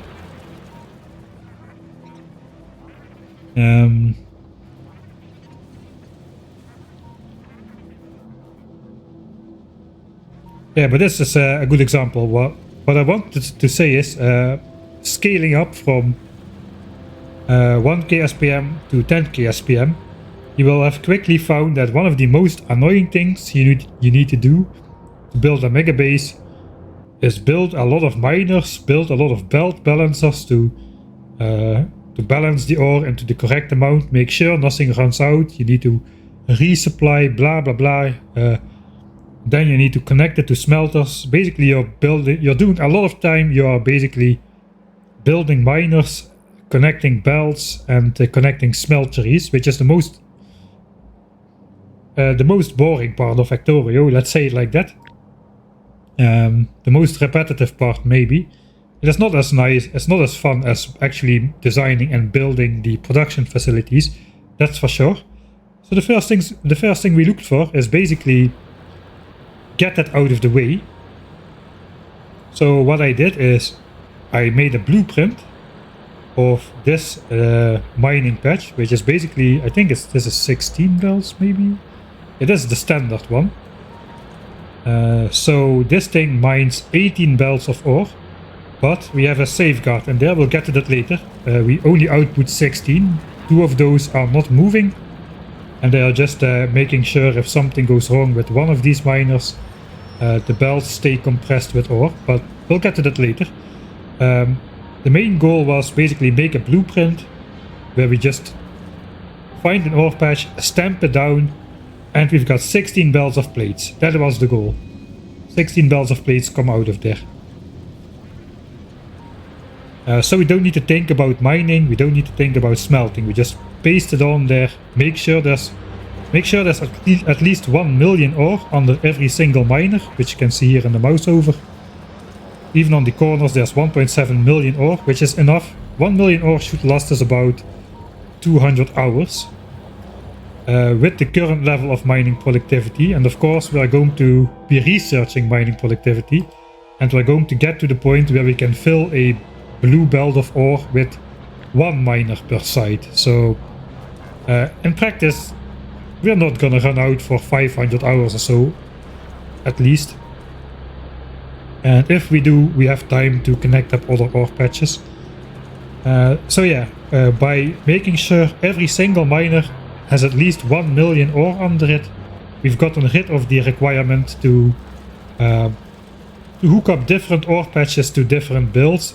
We don't have a train network which brings in ore to every location. We've just got dedicated miners with at least 1 million ore, at least 200 to 500 hours of production, depending on if you count future levels of mining productivity, which you should, because we're going to research those. And this will basically infinitely, as far as we are concerned, produce full belts of iron ore, so we don't need to worry about resupplying ore, and we don't need to worry about supplying it to the furnaces, because that's done automatically. This entire thing is one single blueprint, and out comes the ore on the other side. If we just go in map view, we can perhaps find an ore patch like this one. Take the blueprint book. We've got a couple ones, so this is basically the blueprint I used. Just go to an ore patch, plop it on there, and hop-de-doo, we just check is there 1 million ore under every miner. If not, we need to move it a bit. There is literally stone on my copper patch, not stone in. There's not a stone patch, this is literally stone on top of the copper patch here. That is how my furnaces got messed up. If that goes under a belt, it goes on the belt later on, and it gets smelted in the furnaces. That is so. I'm so happy they got rid of this in Factorio 2.0. This was one of the, I mean, a normal size bases is not so annoying, and you'll quickly notice it if something is off. But in a base this size, with repeated structures all over, it is absolute horror, as we've experienced in the last stream. Anyway, distractions, sidetracking. What else is new? So yeah, we just paste this. The ore is automatically connected to the furnaces. The furnaces are clocked. We'll get into that as well. Saves a little bit of UPS. We'll go over that. But yeah, basically the ore goes in there and the belts come out. And then we even got a blueprint which is the exit belts, which you can just put out to the north side or the south side, depending on which way we want the ores to go. And later on I even developed a sort of a modular build. Where you can put more patches. You can put more than 16 miners on there if you want to. So you start with this one. Let's say we want 20 belts instead of 16. We take that one. That is 4 belts. And this is 8, 12, 16. This is what we had. And then it's 20 belts. As long as there's a million ore under every miner. Let's pretend there is. Now we have 20 belts. And then you can put on the roboport tops and the furnace clock that is in there as well. I suppose let's just do it. We put this one on the top. We put this one on the bottom. That does the radars and the roboport network, and the clock with the combinators for the furnace area. Then we put the belt sides on there like so, in both directions. It's really nice to customize the patch. And then you connect that to the furnaces. That overlaps again, so that goes like so. And now we've built that, but we've got 2 belts extra, so we can even from our book take the add 2 furnace lines, and we can just add that at the end over here and connect those 2 belts to customize the amount. So that's how I get rid of the boringness of the repetitive mining and smelting problem. Except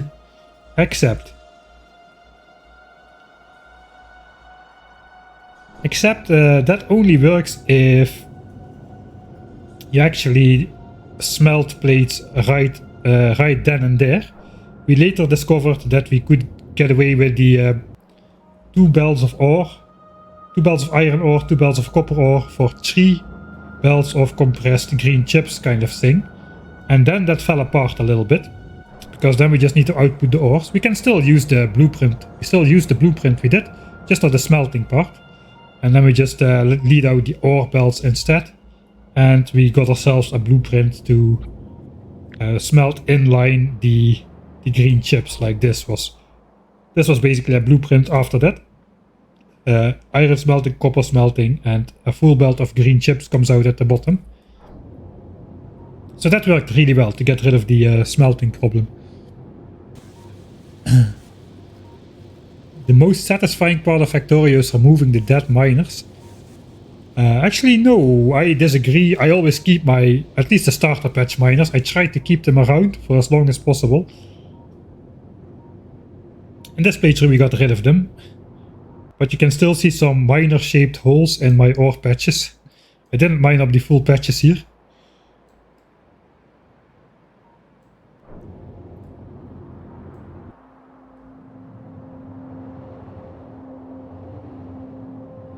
As long as the trains are still going, they haven't crashed yet. So okay, we have reached the point where the wagons are full. We can quickly go there, I suppose. It shouldn't have any effect. I know the wagons are not full, but they are filling up now way more than they were. And they are not being emptied anymore, because all the science buffer chests are full.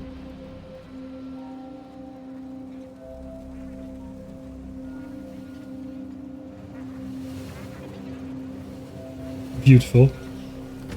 So these are now filling up way further than they were before. And eventually they will be full. And these inserters will just be idle, I suppose, which is fine. Like I said, we do want to fill up all of these chests still with signs. At 10k signs per minute, that's roughly 1 chest of signs per minute. So to fill up the front row,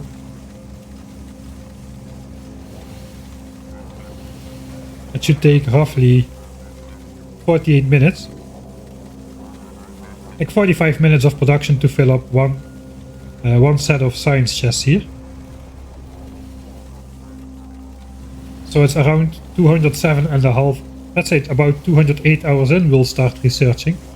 And then science production will keep going because we got a second row of chests. And we'll see how it goes. Let's take a look. Do we already have an hour? Yes, we already have an hour of science production. Alright, and we see the science packs flicker in order. Basically, this list is sorted in whatever is the most, even if they are very close. The list is sorted in whatever is the most is on top. So if you get this flickering, which you usually see in short production graphs, which science packs is on top, that is a sign you're producing everything in exactly the same quantities. If you get that effect over a long period of time, like 1 hour or 10 hours, if they are still fighting for the top spot over this period of time, you can be sure you produce exactly the same amount of science packs from each and every single science pack to the digit. So we only see 606k, 605k, but it will actually be 605,988 for all of them, supposedly. Space science is still oscillating a little bit. So because we are producing batches of 90, no, we are producing batches of 98,000 science packs with our 98 simultaneous rocket launches, which means most of the time it says 9.8k a minute, and then for a short time it will say like 11 point something k per minute, and we have 6 of these spikes in the view. Let's see if we can catch that moment. It should be a couple more minutes to the next rocket launch, and then briefly it should be above 10k. To get that to average out to 10k, we need to see it on a very long scale. At least on the 10-hour scale, all the production is roughly equal. But yeah, it is pretty hard to get that in a short graph.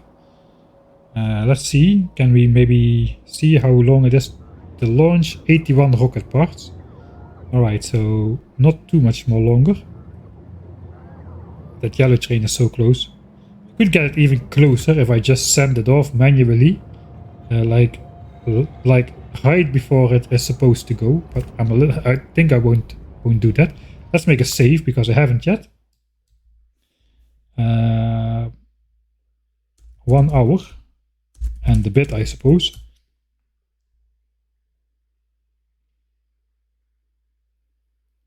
Did you find a solution having the trains unload half cargo at each? Yes. I did. I cannot remotely access these inserters, but basically what we've done, maybe I can place them here. I should have some stuff. Yeah, here we are. So I basically played around with the stack size. I gave them a stack size of 2. One of them has 3, all the other have 2. And that way they unload approximately half of the signs at one station before the timer runs out. At least that is true if the trains are being unloaded all the time. Now they are no longer being unloaded all the time. Now these wagons are going to fill up, so it's going to take a little bit of time to really balance that out, I suppose. But it's fine. Yeah, eventually the chests will be empty again, and the wagons will be empty again, and stuff will be unloading properly. Right, so we talked about the mining problem, how to get rid of the boring repetitive task of building the miners.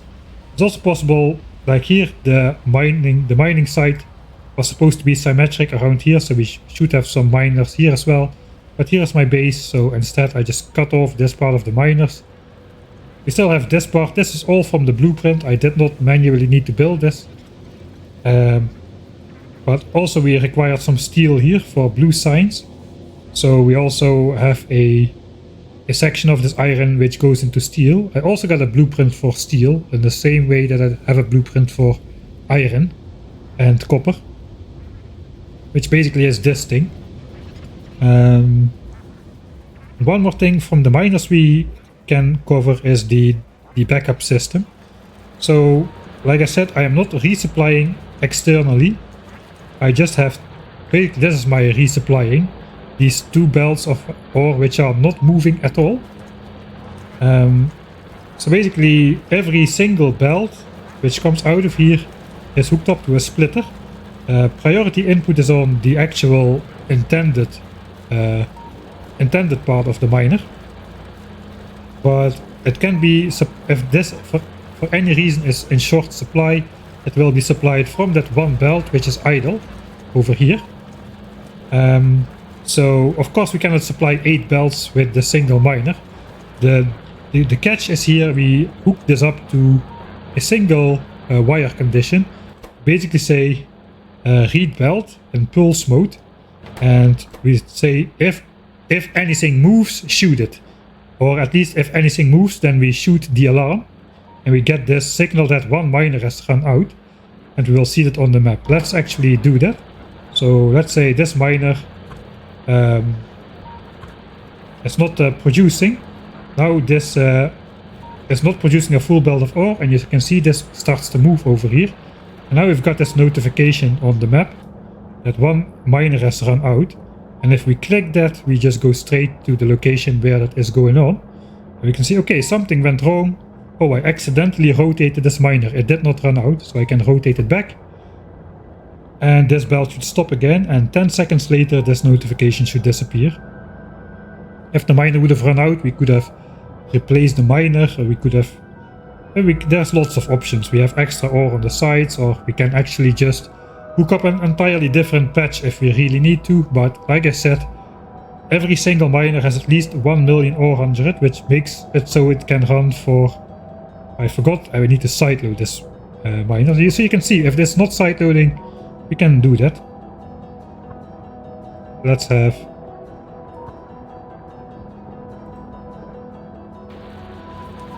So now we can see this one. It's not working all the time. It says it's working, but the production bar is stuttering. And it sometimes can happen that there is no ore on there. And you can see this just keeps on blinking now. Because sometimes there's a gap in the belt. Here we can see the gap right here. Every time there's a gap, this belt just feeds in a little bit of ore. And on the other miners, the gap is not there because we're side loading it right over here. So if we sideload this gap should go away immediately, and then the signal will go away as well.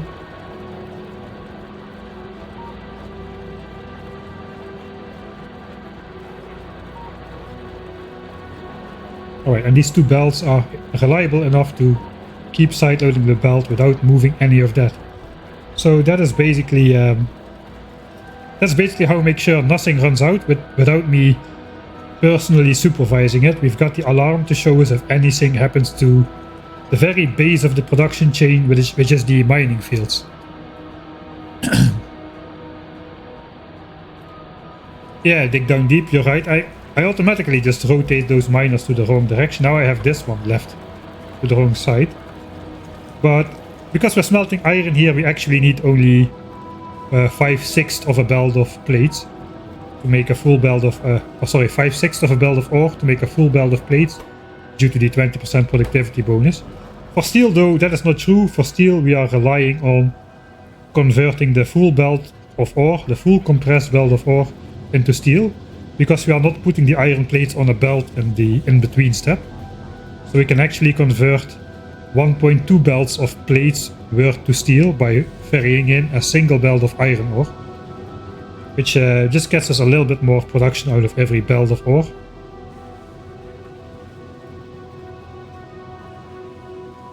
Right, then the furnaces. So I did not optimize my base for UPS to the last little bit of degree, but I did try to make the most repetitive parts of the base, which are the smelteries, by far, I suppose. So if you can see, we've got 14,000 furnaces hooked up, 7,000 assemblers, so roughly 2 furnaces per assembler. Furnaces are by far the most service entity in the entire base. I think we got more furnaces than every other machine combined. So at least for the furnaces, I went to the trouble of learning to clock. In the beginning, I thought clocking, I tested it, and clocking did not have a benefit over not clocking, because I did it wrong, basically. We'll get into that, but the gist of it is, I kind of forgot how I did the mathematical formula. I watched a tutorial by Knight Elite. I still remember that, Knight Elite. If you want to learn how to do it yourself, he has a very it's like a couple minutes long, like somewhere between around 5 minutes, maybe 7. How to do inserter clocking. He covers it. He doesn't cover the mistake I made though, so stay tuned for a little bit more if you want to avoid that pitfall, which took me several attempts to figure out how to actually get benefit from clocking. So basically, I've got a constant combinator which outputs a signal with some value. We just keep adding that value to itself. But this is like the modulus of something. Basically, it keeps adding the value to itself, but if it's 9.6k, it wraps around. But it doesn't delete the remainder. It basically takes the remainder of the division. Which means we don't get rounding errors. The rounding errors are not there because it just takes the remainder and keeps on counting. The sum is exact. We got 47 over 9600. That is basically the amount of ticks or some. It was related to the amount of ticks to which these inserters needed to activate. So then we got 2 different decider combinators. Let's do the simple one first, the output. So this signal is 47, and this one is only true when the signal is below 47, which is true only 1 tick in this entire count. So it counts up to 9600 in increments of 47. Once it reaches over 9600, let's say it reaches 9607, it will delete 9600 from the count. Then the output is 7 for 1 tick, and on that tick this signal C will be less than 47, it is 7, and then it outputs a signal of 1. The very next tick, another 47 is added to signal C, which puts it from 7 to 54, and the next time it passes 9600 it will be 9600 and, I don't know, 9615 or something. So this doesn't round off, it doesn't round off the value, it just keeps repeating. So the cycle, it has a maximum rounding error of 1 tick basically, and it keeps the amount of times it rounds up the wrong side balanced with the amount of times it rounds down to the wrong side. That is what this modulus thing does. Instead of dividing, etc, you just take modulus and you get rid of the rounding problem. Anyway, that 1 tick, the signal output, the output signal is 1 on signal O, and all of the output inserters are set to work only if signal O is 1. So you'll see it's disabled by control behavior, and only for 1 tick it is active. 1 tick is enough to take items from an inventory and put it on the belt.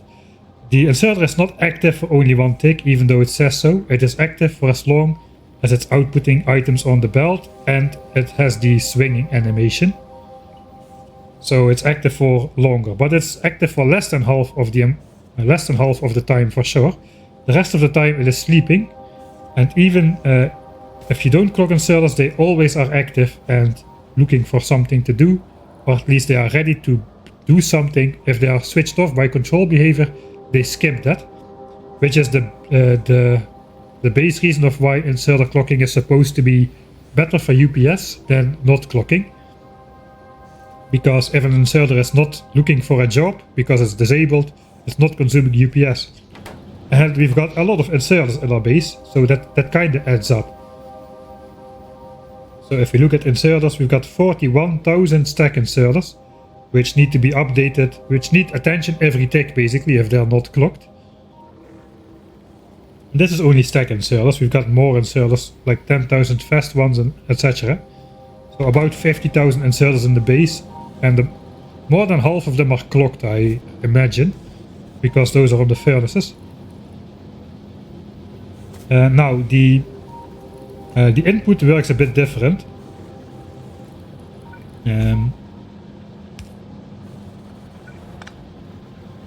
Let's say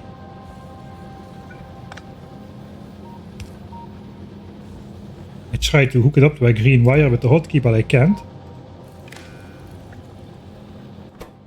So let's copy the output setting. So now this has the same setting as the output inserter, and you see it does something for one tick. Sometimes,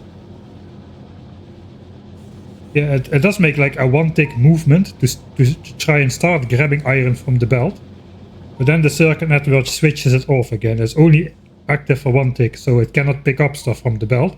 It basically disables immediately, unlike the output inserter, which just takes whatever it has in the hand and it will continue to output it even if the circuit network already disables the inserter again. So we got a different signal over here. This one is only active one tick because the signal is under 47 for only one tick. This one I just experimentally determined to set below 2.5K, which gives it enough time to pick up 10 ore. We'll get into the 10 ore as well.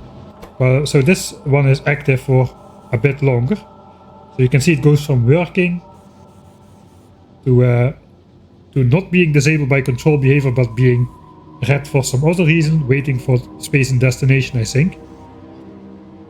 So it has a little bit of time waiting for space and destination, and then it goes to being disabled by control behavior again. 2500, if this value is 2500, it gives it enough time to reliably pick up 10 ore of the belt, no matter where it is situated, because of course this inserter has got not the same belt situation to pick ore from. It needs to search around for ore a little bit more, because they like drawing from the near side of the belt. This inserter pretty much guaranteed has a full belt of ore to draw from. So this the input needs to be active for longer. That is the whole idea. You can also see it on the light on the inserter. It's green, it's on, it's red, it's disabled. It will finish up the swing though, so if it's mid-swing, it just will input the iron in the furnace regardless. Alright, so stack size of an inserter, 12 items. So it outputs 12 iron on a belt. A belt can hold exactly 4 items in a side. 4 items per side. So that means these 3 belts can hold exactly 12 iron. And the next inserter has access to the next 3 belts. So we get a perfectly compressed belt of output with every output swing, basically. That is the goal. Those are all synced up. They have space, at least the inserters have space to output all 12 plates in a smooth go, without needing to wait for other iron to pass. And this was my mistake. So in the beginning what I did was I had the output inserters clocked, but I had them up in groups of 2, like so, and then nothing, and then again the next furnaces group of 2. So this one could output uninterrupted, but this one had to wait for the iron from this guy to pass, and that made this inserter remain active way longer. And then when I did the tests, I basically built like a giant world where I smelted 2000 bells, like 2000 bells of iron, maybe 4000, I don't remember, with unclocked inserters, and then with single clocked inserters on only the input side or output side, and double clocked inserters. And in the beginning I was getting exactly the same result in terms of UPS because of my mistake. But once I actually figured out that I needed to make sure that these could output uninterrupted, so they actually would go to sleep immediately again after outputting the iron, And then I started noticing like it was about, I don't remember, like 15 or 20% better in terms of UPS compared to unclocked inserters. So yeah, great success in the end to have the inserters clocked like that. And I only tested it on iron and I got a very noticeable UPS increase already. And on steel I can only imagine the effects are much greater.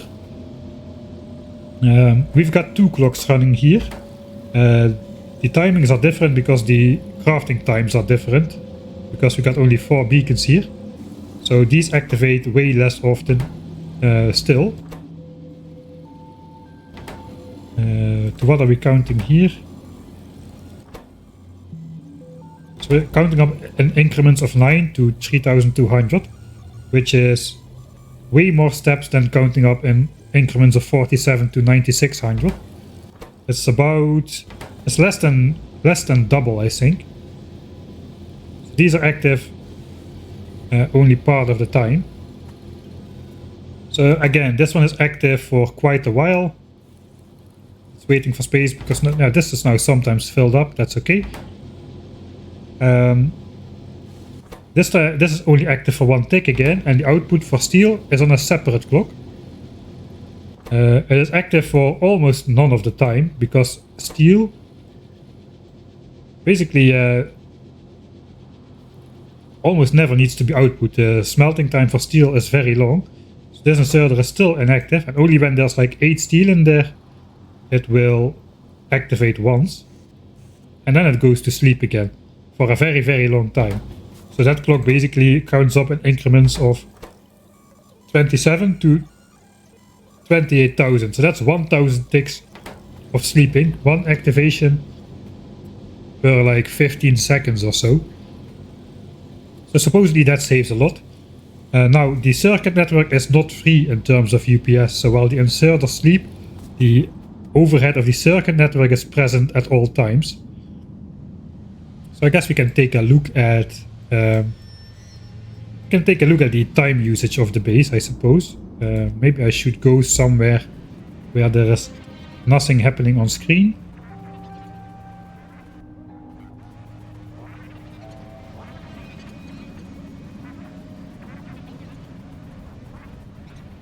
Here's the train. Let's just go over here or something. That should be good enough for nothing to be actively rendered. I forgot to look at the rocket graph. Okay, now we are still... the rockets have just launched. Alright, let me look. Exactly 8 filtering cells in the base. I gotta find those. I don't remember where I built those.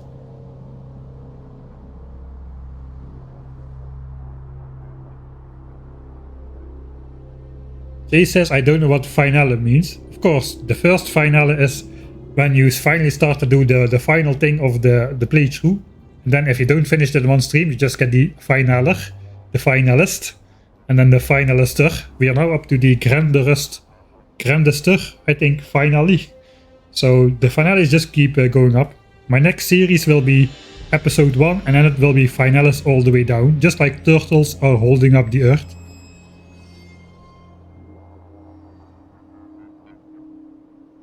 Alright, so when we're out here we have approximately 50 UPS. It's not super stable. I want to go to map view if I can. So I have a dark background. And then we switch on time. We need to hide the mod geese. Show time usage. So here we will see the reason that we are not getting 60 UPS. The game runs at 60 updates per second, which means the update time, the frame cycle, and the update cycle can be a maximum of 16.667 milliseconds. This is in milliseconds. Then you get 60 updates per second. As you can see, we need 18 to 19 milliseconds for an update, which is why we're not running at 60 UPS. So this part we can ignore. That is the GPU, the frame cycling. That doesn't take a lot of time. The game update is what's taking a lot of time. So basically whatever is slower is the update time, but the slow section is the updating of the game. We have 19 milliseconds update time. As you can see, circuit networks are using up a full millisecond, so they are not free. They are not free at all, but it's not gigantic in terms of overall updates. The transport lines, you won't believe it, but it is only 1.8 millisecond for the transport lines.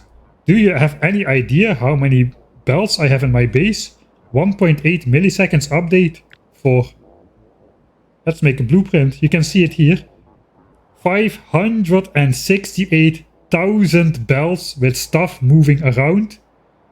29,000 undergrounds on top. 10,000 red belts. Let's say 600,000 belt pieces. 600,000 belt pieces with items moving on them take 2 milliseconds of update time. I'm not so sure that that belts is not the best way in terms of UPS, especially now that I'm getting such a good result. I think the train network, when it gets congested, can take also a lot of update times, but that is incredible. 2 milliseconds for transport lines, and there's also if you have a train base, you're still going to have belts in your base, right? It's still going to require some updates, but 2 milliseconds, man, that is like 1/8 of the allowance to get to 60 UPS. That's incredible. Fluid manager and fluid manager is basically all the fluids. We only have fluids for oil processing now. We're using basic oil processing to keep fluid manager down. Looks like we're doing a good job of it. Advanced oil processing requires a lot of water. And basic oil processing just requires a couple pipes with oil. We can go to... I use advanced oil processing in the 1K SPM base. So there I made a blueprint which basically makes... do I have it anywhere? Yeah, here. These are oriented. Do I have a horizontal one which fits on a horizontal screen? I don't think I have. Okay, we'll look at vertical ones then. I built these units. These basically produce 1000 petroleum gas per second. That is what they are designed to do. It works on advanced oil processing. So you can see the amount of pipe works that are involved. Here we've got heavy oil cracking. Here we've got light oil cracking. And eventually what comes out is like 1000 petroleum gas a second or so. You can see how much that is, right? It is a lot of machinery. Compare that to basic oil processing. Where we got some basic oil processing. Take a big one. Over here. This is basic oil processing. We take in a line of 1200 oil per second. And we output petroleum gas a second, like 700 or so. And that's all the pipe works we have. There's no cracking, there's no water, there's no pipe congestion. It is very, very simple. So that is probably the main reason why Fluid Network is not using any updates at all. 0.0 something. It's absolutely crazy. Yeah, best optimized game of all time. I definitely agree with that. It reminds me to the stark contrast of having those in-browser games which are programmed to, by definition, just use 100 claim 100% CPU time just in case, and have the thing running. Yeah, my computer works harder when it's running when it's running like in a browser game or something. It's incredible. Alright, heat manager. Basically nothing. Heat manager has purely nuclear power. I presume. I don't have any nuclear power anymore, but I do have like 5. My old plant is still active. It is still burning through fuel. It is just the heat pipes are disconnected. You basically only have the nuclear reactors in the middle. All 520 of them. We got that's basically the equivalent of the solar field we have. This produces like about 84 gigawatts, I think, if it's fully built up. Which is actually more than the solar field does. The solar field does like 74.5 gigawatts if you account for the night cycle. So during the day it does 106, but of course you gotta discount something for the night. So instead of 60 kilowatts, on average you can count the solar panel like 42 kilowatts to get through the night cycle. The numbers have changed ever. The numbers for Norvies have changed ever so slightly for Norvies. But in 1.1 it's 42 kilowatts effective for a solar panel if you include the charging up of the accumulators during the time which the average output basically. They're idle during the night and active during the day, 42 kilowatts. But yeah, those 500 nuclear reactors basically have some updates as well. Basically it's 520 heat pipes. Then we get to entity update, that's the big one. Entity update is by itself almost enough to get us to the full... Looks like we're now doing less UPS for some reason. Maybe because I've got this on. But entity is the big thing. So in total we used about... Now it's 20. Let's say 20. Entities is about 15. So 1 milliseconds for the circuit. 1 millisecond for... Or 2 milliseconds for transport lines. We've got over a millisecond for the electric network.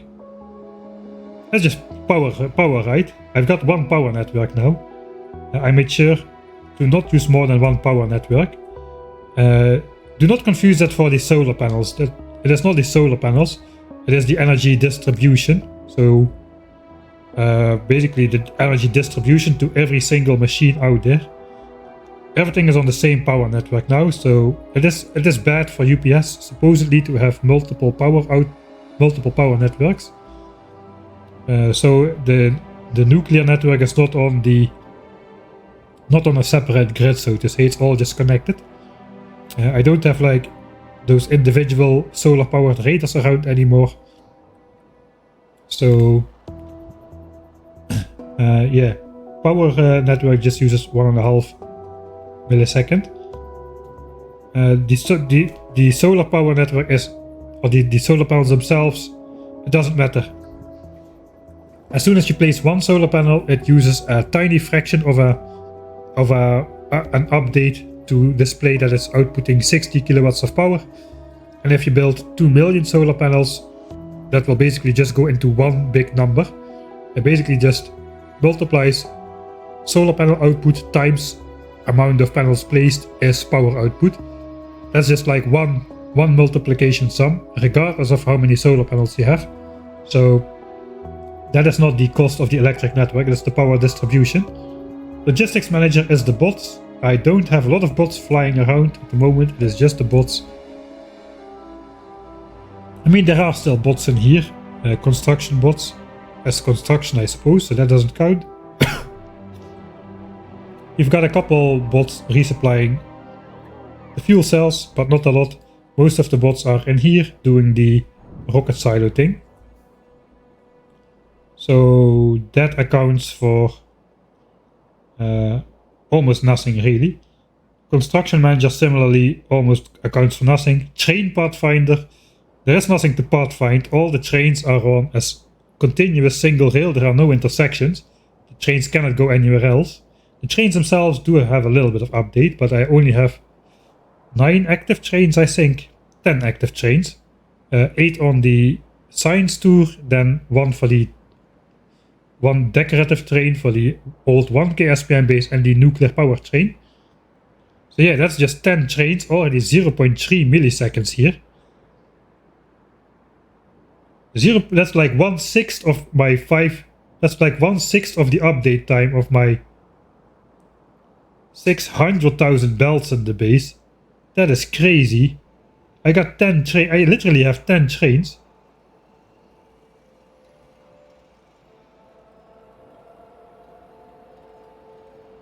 I literally have 10 trains. Okay, I'm gonna say it.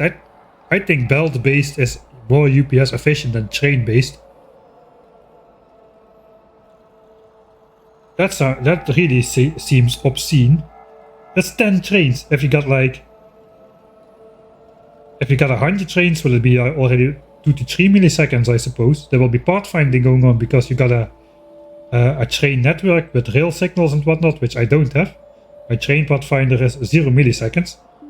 There are no signals, there is no pathfinding to do. They just go to the next station and that's it. I'm gonna call it belt base better for UPS than train base. I got a couple of mods in there which take barely anything. Chunky Chunks does the most, which is the grid lines. It does more when it's switched on, apparently. Right. So that's all my update time. Now we get into the big one, the entity update. And here we're gonna find the discount. So remember, the circuit network does less than a millisecond. If we go into specific entity time usage, you can see the entity time usage. Unfortunately, it's a bit flickery in the numbers. It's not as well rounded off over a longer period of time. This just basically updates per tick, I suppose. So this is what's going on. Let's find the inserters first and foremost. The update time for my inserters is apparently between 4 and 6 milliseconds. And that's because they are clocked. So you can see there's roughly between 10 and 15,000 inserters active at all times. All the clocked furnaces are on their own individual clocks. If you put everything on a gigantic clock, I tried it as well, you basically get a very low update time, then all inserters activate and you get a big UPS lag spike and then all inserters sleep again. So all of the separate giant furnace setups are on individual clocks. So that gets spread out randomly a bit better. So we are definitely saving up more than 1 millisecond of inserter update time by having over 2/3 of the inserters sleep for like half the time. I'm gonna say we are saving like 2 milliseconds on inserter update time for sure. But there's no quick way to just fully disconnect the circuit network, or I would just quickly test it out. I would need to manually... Yeah, no, that is not possible for sure. Okay, so what else is high? Let's just go through the list a little bit. So the combinators and the combinators themselves don't use anything. You can see 0.01 for the deciders, 0.01 for the arithmetic, etc, etc. Just like with the power network, it is the distribution of the circuit network signals themselves which take up the almost 1 millisecond. It is not the elements which are the clocks. They barely consume anything. So yeah, inserters is the big one here. In total it's like 10 to 12, but the inserters is the big one. We got like 2 milliseconds for furnaces, which is, we had like 11,000 furnaces or something. We got like a millisecond and a bit for assemblers.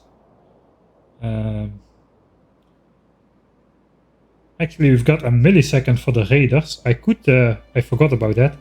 I should disable the radars in the solar field. That could probably win me close to half a millisecond of update time. The idle roboports, I don't know if they're idle, but we've got 12,000 roboports. We already found out the radars use less than the roboports in the solar field. So I can either deconstruct all the bots from the 10K or from the solar field, or I can deconstruct the radars. It's one of the two. If I deconstruct the radars, I can no longer select the roboports. And if I deconstruct the roboports, I no longer have bots to deconstruct the radars, so I gotta choose one.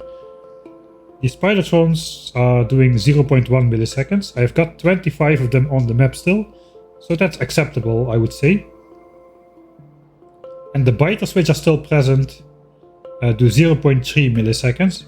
So I eliminated all the biters, but they're except the ones on the island. So I could gain a little bit by destroying destroying the biters on the islands. We could gain 0.3 milliseconds. So we can gain 0.3 and a little bit from the raiders. Let's see what the raiders is now. We've got 3,135 active raiders. Thanks you know what 25 for the second month subscription. Yeah, we are done. The base is now running. I've been looking at this black screen for a while. Let's look at two trains almost collide. But the base is done, the base is running. 82 rocket parts, At the moment, we'll try to catch the next launch again. Let's save here, decons radars. Let's see if we go up noticeably in UPS, if we deconstruct the radars. So now we are at roughly, I think we are at 50.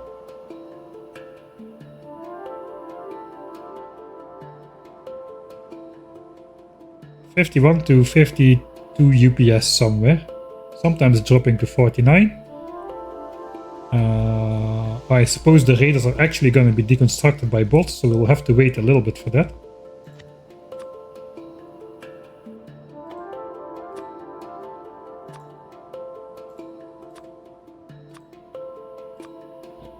I did not take the construction bots out of here.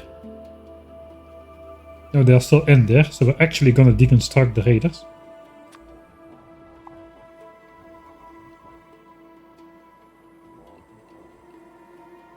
Yeah, 2.4k of my radars are in here.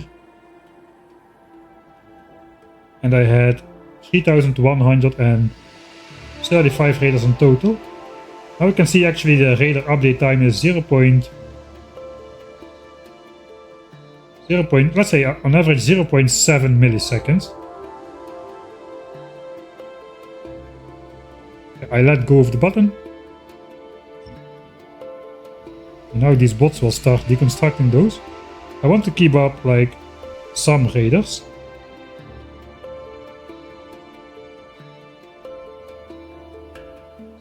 Oh, I'm too slow. Okay, radars are gone, so be it.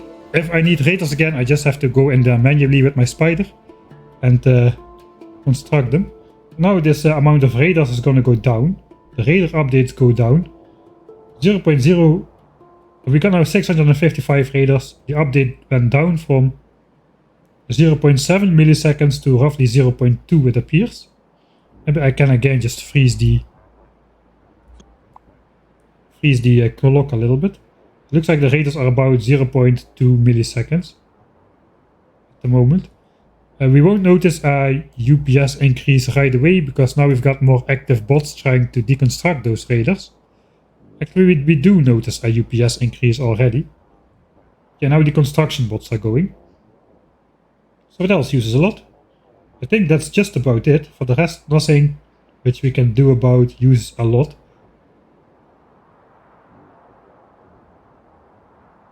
The nuclear reactors use 0.05 millisecond.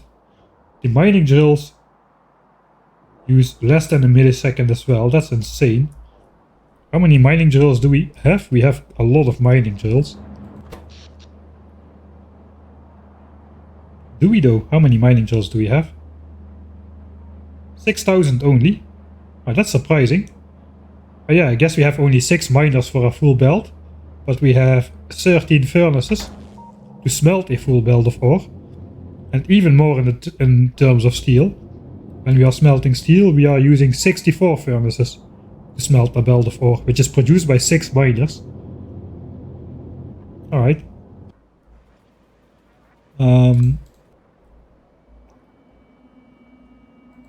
So do we wait for those bots? They're gonna take a while, I suppose.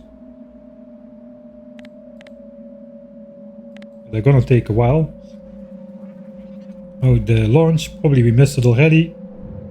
Yeah, we missed it. We missed the launch. The bots are just there. We can now probably see the 1 hour graph. So yeah, now we have 11k signs per minute. 80k more than the other ones because now we have 7 spikes in the graph. So that's actually, it hasn't disappeared off the map yet. So we are definitely launching often enough, it seems.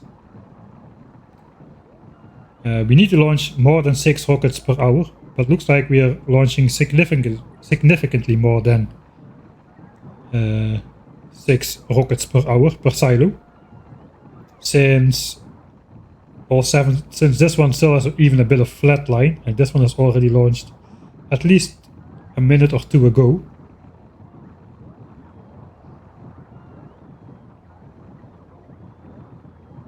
So I think we're also good on the space science pack front. Space science actually is higher than the other science packs. Okay, that confirms then already. Because these we are producing in exactly 10,080 science per minute. We should be producing space science 10,200 a minute. It looks like we already can see over the last 2.5 hours or so, we have produced more space science than the other science packs, which is nice. How much have we done in total? 5 million. 5 million space science, 5 million red science, even 3.4 million military science.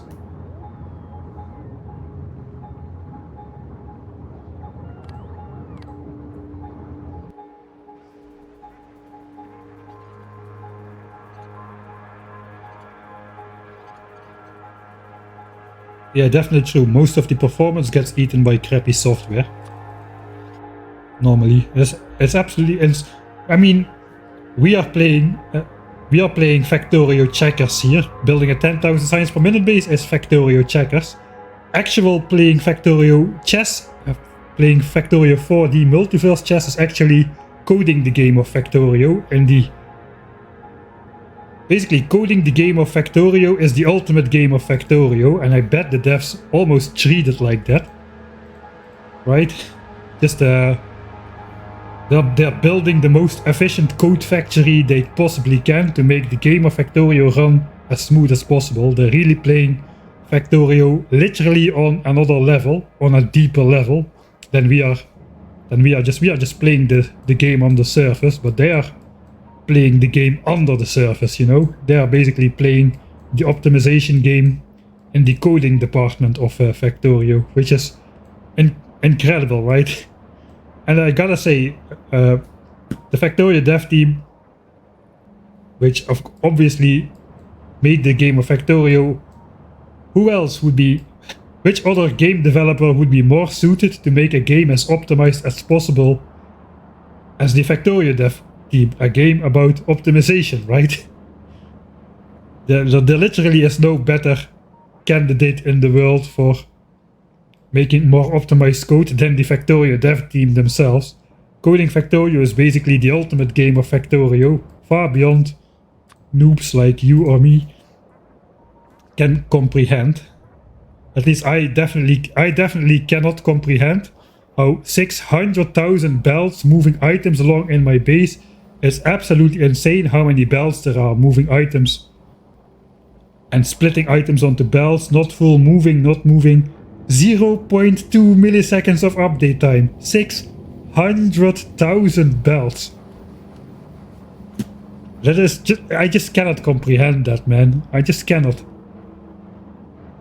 And then if you play some sort of browser game, your computer heats up to, I don't know. The laptop is warm, but it's not hot. I can touch it. And it's not making extreme amounts of sound.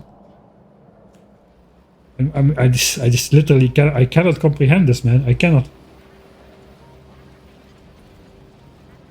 It's basically like when you think of like huge numbers that you cannot comprehend, like astronomical distances. How far is it to the nearest star? 4 light years. How far is that? Yeah, it's pretty far, but how far is that? It's 10 times as far as 4 light years. 40 light years. Does 40 light years feels like different than 4 light years? Not really, right? It's just like, whoa, that is really, really far. But if you say you gotta run 3 kilometers or you gotta run 30 kilometers, that's the same factor of 10. Then you do feel the difference. But if you say, 4 light years, 40 light years, yeah, it's both really far. But yeah, it is just both really far. It just doesn't fit in your brain how far that actually is, so you cannot really comprehend the difference. And I've got that same thing right now with Factorio. How can 600,000 belts moving things with 8 items per belt most of the time, not all of the time even, they've got like weird contraptions like this going on. How can that take 0.2 milliseconds of update? I just don't understand it. 4 is an increment. Okay, I'm gonna get quoted out of context here.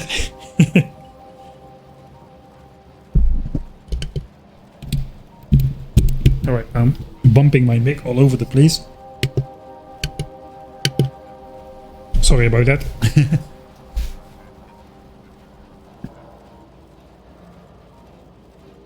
Yeah, man. This is just incredible. that this runs at all.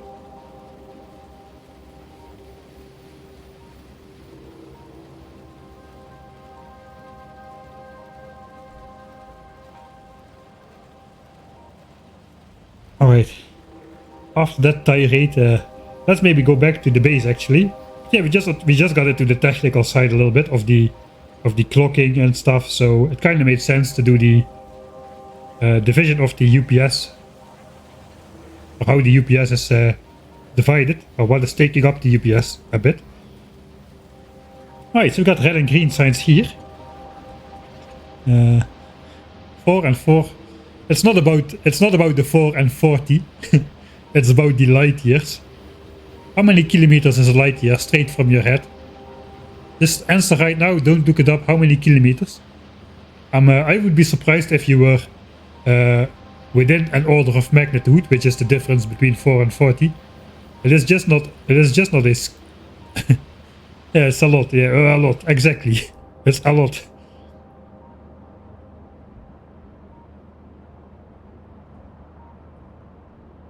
I mean, for your feeling, there is no difference between a quadrillion meter and 10 quadrillion meter. There is no difference. You don't know what a quadrillion meters is. You don't know what 10 quadrillion meters is. You just know there's really a lot of meters, man. There's even a lot of yards. It's even more yards, but less miles.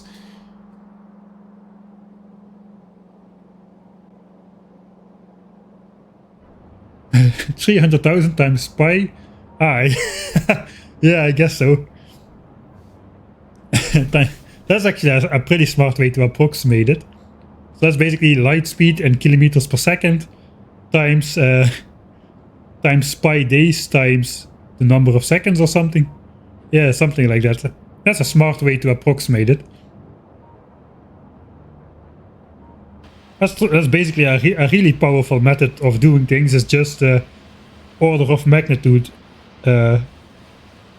When you gotta figure out a large number to some sort of rough precision, you just do order of magnitude analysis, where basically all numbers round to the nearest factor of 10. So I'm 10 years old. I have 10,000 signs per minute. We have been running the game for 100 hours. We've been going for white revolutions 100%. My UPS is 10. And if you multiply all of that together, you come into roughly the right order of magnitude number which you gotta be in without doing a lot of actual mathematics. You will be off. You will be off by a little bit, but you will be in some sort of the right ballpark in terms of orders of magnitude at least. I don't know how many kilometers a light year is, by the way, so I cannot really verify that. Probably somebody will have looked it up by now. Right, let's go into the actual base. Base. So if you remember, at 1k SPM, this was the entire setup for both red signs and green signs. This is the entire setup for red signs. 2 gear assemblers. We got a little bit more, but not a lot more. Gears. Actually, for red signs, I'm making them right in front of the signs assemblers. So I've got 16 of them. So basically get in a belt of iron and put gears on a belt, match it up with the copper, and that is my red signs production. So it's 3 belts of copper, 4 belts of iron into gears. The gears get the productivity bonus again. If not, we probably would have needed like 5 or 6 belts of iron, but because we belt in the iron, yeah, we don't need 5 or 6 belts of space for gears because we just make the gears on the spot. It's the only sign specs for which we do it. Green signs, we already had to go bigger a bit. So green signs over here, 1k SPM. A single belt assembler, 2 inserter assemblers with 2 circuit assemblers and 3 gear assemblers with a few beacons in there. Not too many. You've got 4 belt assemblers between beacons, like so. Belt assemblers with speed modules, producing a lot of belts. Basically producing 4 belts of belts, if that makes sense. almost, not entirely, because we don't need 4 belts of belts. We need, I forgot what we need exactly. Let me just quickly check in the calculator myself. Yeah, we need, we would need 4 red belts of belts. We're putting it on 4 blue belts. We need 2.667, so basically 2 3/3 of our blue belt of ingredients to make 10k SPM. So we got the belts coming in here. We've got the stacks of inserters here. And those just match up in this weird contraption. Where basically the output prior. This is basically the thing which we're having. Let me just copy that separately out here. This is one instance. So basically what is happening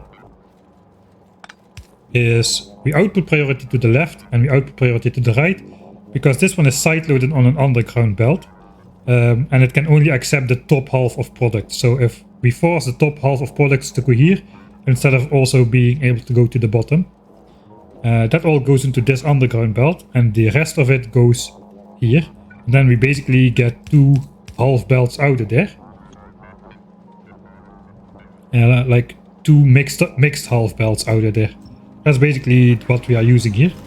So inserters come in, belts come in, and out come 2 belts with half belts, half inserters. That's 8 belts of half belts, half inserters.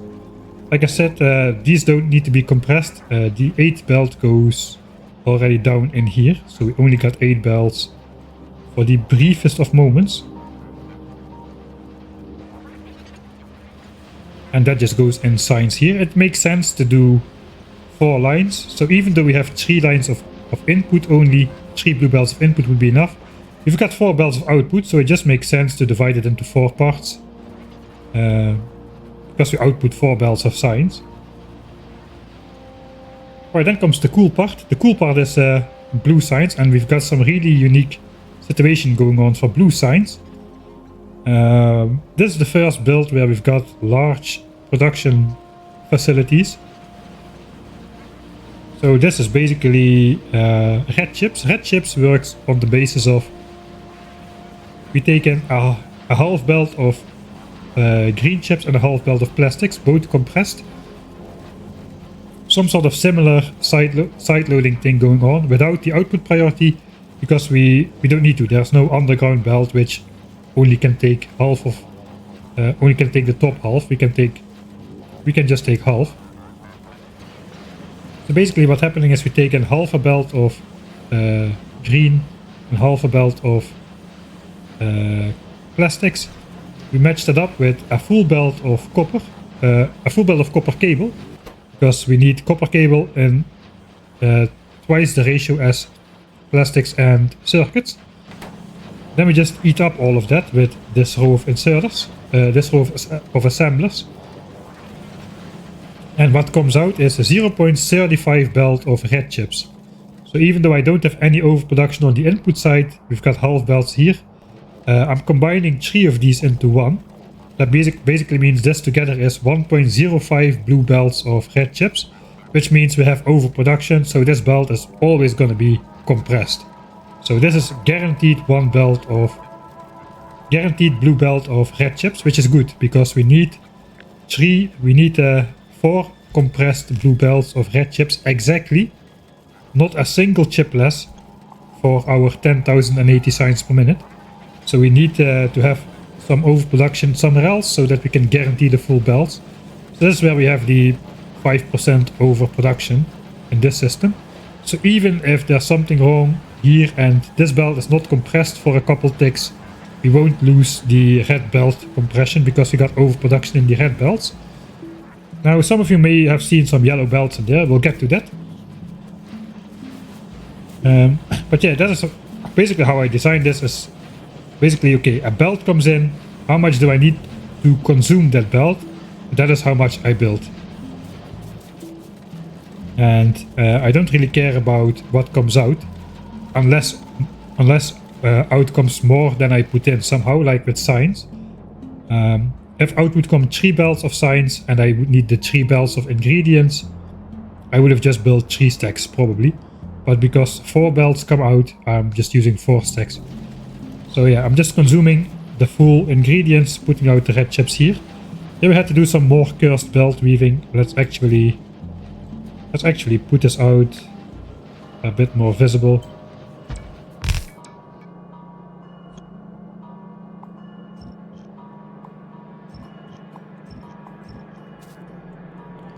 Right, so we got a red belt for the input. As you can see, the copper cable is coming in on the red belt, and the output belt is red for the red chips, because yeah, we output only 1 red chip for every, well, we output 1.4 red chip for every 4 copper cables we take in. So we output a lot less red chips than the copper cable belt we take in.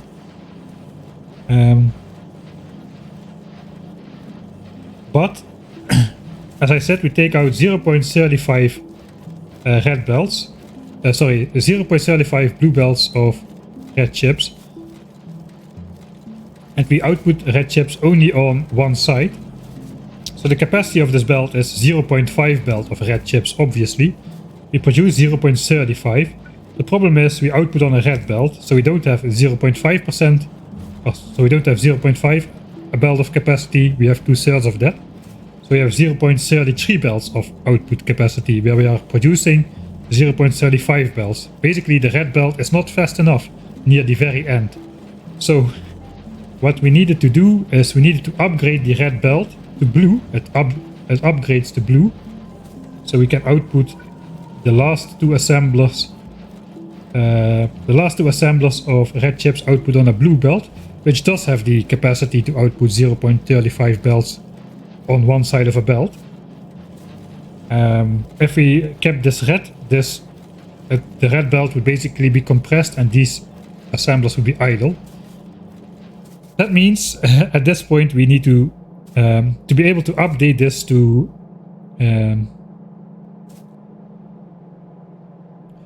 be able to update the red belt to blue. We were already using a blue belt. The blue belt was copper cable, so we have to first change the copper cable belt to yellow so that it doesn't conflict with the blue belt before we can change the red belt to blue to be able to vary out the correct number of red chips. So now the copper cable is on the yellow belt and the output belt has been upgraded to blue because we needed to. Fortunately, it turns out that even with near side of the belt inserted priority, the copper cable from the near side of the belt has already been fully consumed by the time we reach the yellow belt. That's not exactly the case, but we can transport enough copper cable on this yellow belt to feed these last 3 assemblers of red chips. So yeah, that's kind of a little weird belt weaving mechanic we've got going on there in the end with all 3 colors. And this is the same reason, to go on a tangent yet again. In the quadruple belt weaving video, which you may have seen, I've got a lot of comments. Why can you not just change belt color mid-belt? Change the belt to a different color. If it starts out as blue, it doesn't need to remain blue. You can switch to a different color. Well, you cannot, because you basically sacrifice a lane. Basically, I have 2 lanes here, an input belt and an output belt, but I'm using all 3 colors. All 3 colors are spanning this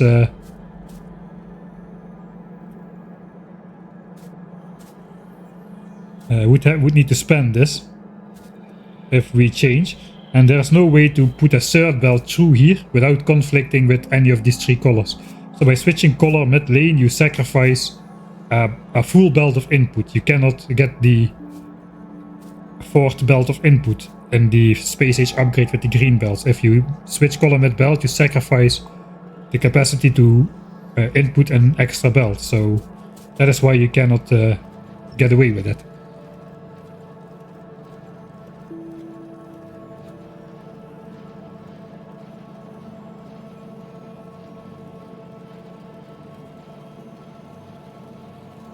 Why do I do the weaving with the output? There's more ways to solve the problem, I suppose, but I thought this looked cleaner in the end. At least one side is a nice line of bells. If I could have, it would have been easier to output. I could just I stumble on my words. We could just do this underground and then put red underground on here and then just join the belts again. Output the last chips on the left side of the belt, and on which side we do have space. I just thought that this looked cleaner, and it looks cleaner from far away and is more cursed from close up, which is how I like my builds to be. So be prepared for more monstrosities. Of course, there's always more ways to solve a problem, but yeah, I usually compare playing Factorio is like loading a dishwasher. Everybody does it different, and everybody only thinks his or her way is the correct way. And I very much have that with my solution right here. No, it's not true. Of course, there are other valid suggestions, but a lot of times people do feel as strongly about how to build stuff in Factorio as people feel about how to load dishwashers in general.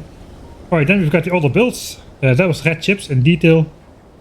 Engines is basically just red chips, but with different ingredients. Instead of copper cable, green chips and plastics, we've got pipes, gears and steel. So the setup is pretty much the same. I even have the same yellow belt trick at the end. For the same reason. Actually, I don't know if I have it for the same reason. Let's not get into that too deep. Outcome 3 belts of engines here. So yeah, we went in depth on red chips, so let's not go in depth on engines too much. Sulfur is over here. This is all the oil for... yeah, that's not true. Only one of these is for sulfur, I think. Only this one is for sulfur. I think the rest one is for red chips, for plastics. So basically just some sulfur on the side of the oil refineries. The oil refineries are the only ones which I have the beacon squares for. So that's like 16 beacons on a refinery. We get out 2 barrels of sulfur. Not exactly 2 barrels. We'll get to that now. Not exactly 3 barrels of engines. Not exactly 2 barrels of sulfur.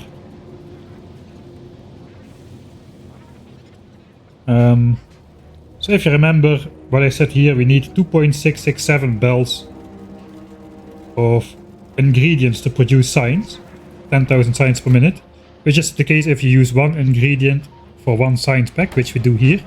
Blue science is different. It produces 2 science packs out of 1 sulfur, 2 engines and 3 advanced circuits. So that means we need 2.666 bells of engine units, which just happens to be 4 red bells. We need 1.5 times 2.666 bells of red circuits, which just happens to be exactly 4 blue bells. And we need half of 2.666 bells of sulfur for blue signs, which just happens to be 4 yellow bells. That is a beautiful coincidental symphony. And that means we've got 4 blue bells. 4 blue bells of red chips. We got 4 red bells of engines. And we got 4 yellow bells of sulfur. I actually put it on yellow bells here, just because the ratios turn out so nicely. And then we've just got that flowing slowly, medium fast and super fast into all of the different blue science builds. There are like 16 stacks here. And here we have switched from putting the signs in the middle to putting the signs on the sides. So we can have the belt weaving. It was easier to set up with the belt weaving, or at least more beautiful. But outcome the same for blue belts of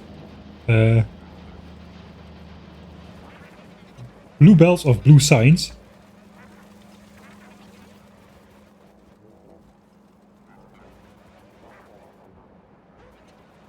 I'm older than 31.6, so I'm 100 years old. Yeah. I've got 10 fingers. At least that one is correct.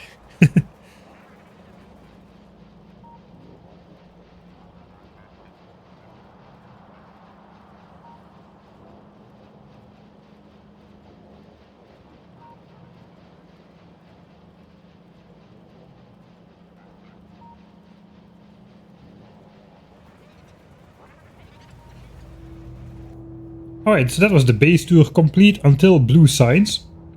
That's already 3 of the 5 science specs done, so we only now we've done this and we only have this to cover. So almost done, I would say.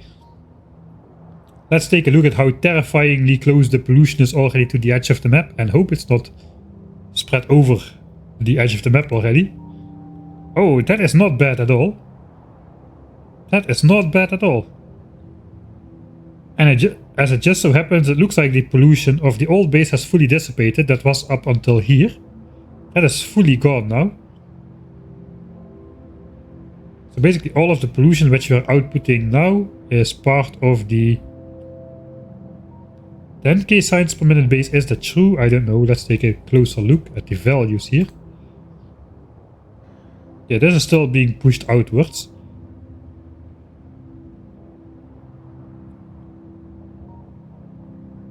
It's still dissipating. These chunks haven't received new pollution in a long time. If the value is under 15, pollution no longer spreads. So if it's under 13, that means it's just dissipating in the tile itself at a very slow speed. And it has not received any new pollution because it would be at 15 if it had.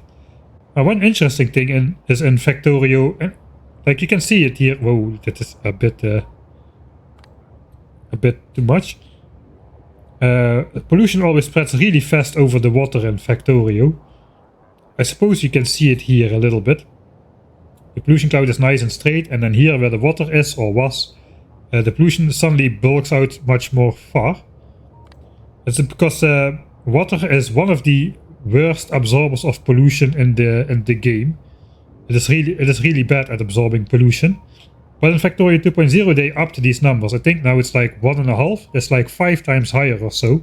So water absorbs quite a lot of pollution in Space Age compared to Factorio 1.1. So you don't have to be as scared anymore of pollution reaching the other side of a lake and starting to pollute biters there, which then part around the lake and come to attack your base. The water in Factorio Space Age absorbs a lot more pollution per minute than it does here. So that is nice, I suppose. Unfortunately here this pollution will never dissipate because we've got landfill on there, and landfill just does not absorb any pollution. So we will see if we go further out. Here we've got 15.3, 15.1, then we got 15. Next chunk has 15, next chunk has 15. This probably never got up to... this might have a couple land tiles in there, so that one doesn't count. But basically this will never go down. This is 100% landfill, this chunk over here. Which means it absorbs 0 pollution, so even if I would fully switch off the base, this 15 pollution would forever stay here, even though the rest of the land would turn back to unpolluted eventually. And I cannot deconstruct the landfill either, so sucks to be me, I suppose. And in Factorio 2.0, I think I don't know, probably landfill still absorbs 0 pollution, but at least you can deconstruct it if you want to get rid of it. That's another reason to not concrete your bases, by the way. Concrete act the same as landfill, they do not absorb pollution. And I'm absorbing a lot of pollution in my, just from the tiles. Each individual tile might not absorb a lot of pollution, but there's a lot of tiles which are polluted, and if all of them absorb 0.4 pollution per minute, that is a lot of tiles. Alright, but this is spreading out way less fast than I thought it would. So I'm happy with that. Basically we're probably in over 2 hours already. Yeah, the base has been on for almost 3 hours now.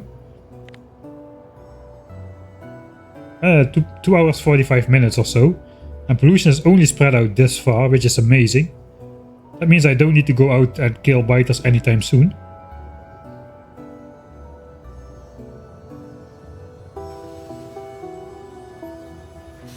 I like the Factorio terrain. If anything, I don't really like how concrete looks in Factorio, because it's either gotta be clean concrete or it's got to be like natural terrain, but not concrete with this moss growing through. I know there's mods for that as well, but yeah. I'm fine with you calling this a starter base. For space age, 10,000 signs a minute is a starter base, I would agree. Okay, I think it's time to switch on science. It looks like these chests are fully filled up. So it might just be time to research something. Because I don't want these chests to fill up. So I suppose I'm gonna go for a quick break soon. We can switch on science and just look at the base a little bit in the meantime. With all the labs going and whatnot. We have a rocket launch soon. We're at 71, 72 parts for each rocket silo. How is it going? We've got roughly... rocket fuel is about to back up. We've got 370 rocket fuel in here. Low density structure overproduction is quite less. We have a lot of rocket fuel overproduction. The other ones not so much. 216 rocket control units and 130-ish low density structures. So it will still take a long while for this to fully back up, which is okay. I want the production to be at full capacity all the time. We will also see the new power usage. Looks like we've gone down to 54 gigawatts now. I suppose we are no longer using as much power for the radars, which we deconstructed. Let's actually see if... Look at that, we're almost at 60 UPS now. So before we were cycling between 50 and 52 UPS, now I deconstructed some radars and we're almost reaching 60 UPS when we're not looking at something. From way too zoomed out. This is basically why Factorio doesn't let you zoom out as much, normally speaking.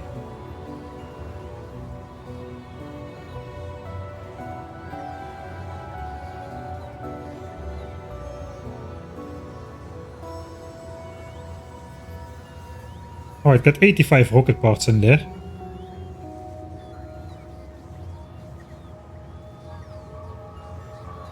Alright, still no trains are crashing. That might change now. The problem is my timing is 25 seconds. But after 25 seconds it just means the train wants to depart. But if an inserter is still like mid-swing, it will wait for the inserter to finish its swing, I think. I'm not entirely sure of that, I didn't test that. But that would mean the timing is gonna get altered ever so slightly. And we don't have a lot of leeway. We don't have a lot of leeway at all. Sometimes it's like less than half a second between trains if they crash into each other or not. The black square of fish is a little bit less black now. More fish have escaped. Lights are turning on. It is rocket silo time. We'll watch these trains almost crash into each other. Then we'll save, research something. And I'm gonna go for a little break while we research the first technologies. And the rockets are about to launch. 94 parts in a rocket silo. Alright. Science time. So we ran the game for almost 3 hours. Without researching. So we should have over 10 hours of synchronized inserters on the labs. Which is nice. In any case. Enjoy the launch sequence and I'll be back in like 10 minutes or so.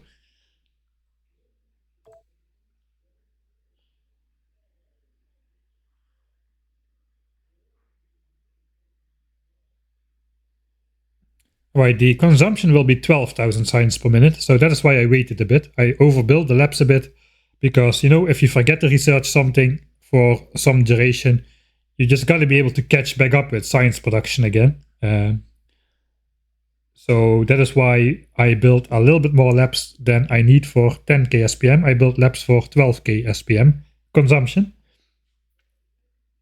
I'm actually gonna progress through technologies a little bit faster. Because those 12,000 science packs per minute will turn into roughly a little bit over 14,000 science packs per minute of research progress. So that means we definitely should be finishing this technology in less than 10 minutes. We can have a look at the clock. Maybe I can just sync that up. I'll sync it up with 50 minutes, 27, 49, 50. Sorry, 207 hours and 50 minutes flat. 6 slow seconds with this UPS. Okay, yeah, that is the right timing. So this should finish in like 8 or 9 minutes, between 8 and 9 minutes, I suppose. Of course, we'll just keep going after that. So here we go. Technology is on. It should finish before 208 hours easily, the first technology. So let's hope it does. Enjoy the launch sequence and I'll be back in roughly 10 minutes.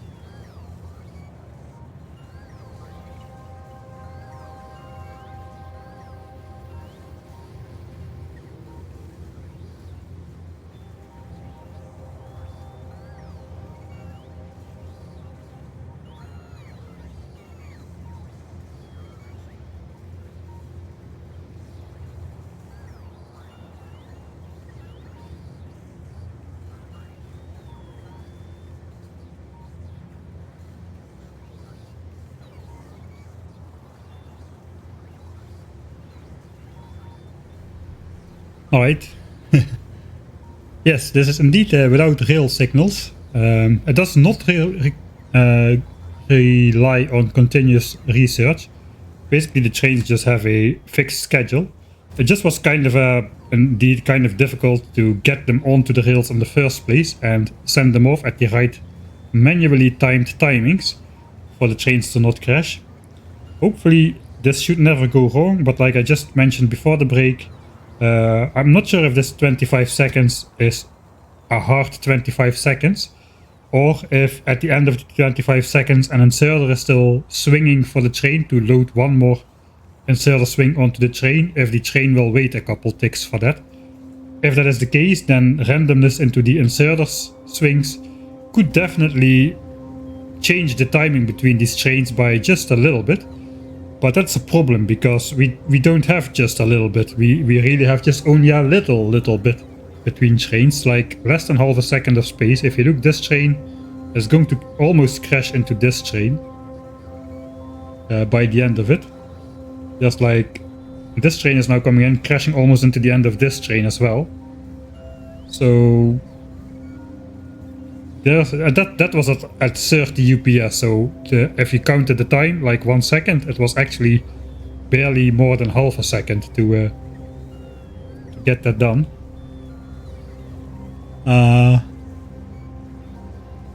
Dosh's 20k. I saw Dosh's Megabase video as well. He definitely built a way different Megabase than I did. Due to train issues, I guess, yeah, train congestion. With belts, you can really be like super precise in terms of production, what goes where and stuff. Whereas trains, you can basically view trains. A train network is basically like a giant sushi belt, which mixes everything together, except the stuff is then on trains. The trains are the sushi belt. Everything is on the same belt, but you have a lot less control over what gets where, in what quantities and how fast. Especially if your rail network itself is nearing the limit of congestion. And there can be too much randomness in intersection when trains need to wait which trains go first. It's a lot harder to get a clear throughput with at least with a train network, if you get anywhere near the limit of the train network throughput. Also, I just like belts, so I went for belts with everything. And when I say everything, I mean everything. These belts of rocket parts are basically produced all the way up there. These are pretty long belts. They're really quite long. We're almost reaching the end now. Okay, there we are. But they still go this way as well. No, and this way, and then this way, and then this way, and then the rocket control units are produced somewhere over here. That is how long these belts are. But we did check. I have 600,000 belts on my base, transporting stuff, sometimes on belts with gaps, like over here. All these belts have gaps between items. The total update time of the total update time for all belts is 0.2 milliseconds. 0.2 milliseconds. That's like 1/5000th of a second. That is how long the game takes to update everything, to update the situation of all the 600,000 belts in my base. It's insane. I'm not gonna go into that again, but it's insane. 73 rocket parts. Okay, we're not close to missing missing something. Yeah, I do stuff way different. So first of all, I didn't have 10,000 signs per minute, which slowly built up towards 10,000 signs per minute. I just designed and built infrastructure for 10,000 signs per minute, and then just switched everything on at the very end. That way, it's a cool life hack. If you want to play the game at normal UPS, but you still want to build a megabase, you first build the megabase for 200 hours until it's done, and then switch everything on, and then your UPS drops when everything is switched on. But the entire game experience is just played at normal game speed. So that's also a function of the way I designed and built it, I suppose. So instead of building like 100 bases which do 100 signs per minute, which some people do, like those mini factories and just keep expanding, we just build giant factories which make giant amounts of stuff from giant amounts of resources, and then just output that like four compressed blue belts of blue chips, something like that, you know. And everything is actually, my builds are very precise in those regards. So I have 84 belts of copper incoming, because I need exactly 84 belts of copper to produce all the low density structures I need. I don't need 85 belts of copper, I need 84 belts of copper. And why do I need 84 belts of copper? Well, because I need 39 belts of copper worth of low density structures for yellow signs, 39 for the rocket path, and 6 for the satellites, and that's why I need 84 specifically. Okay, thanks, I researched all technologies. I already did that. Mining productivity 52 is definitely not a requirement, and indeed, it did finish before around 8:45, I suppose.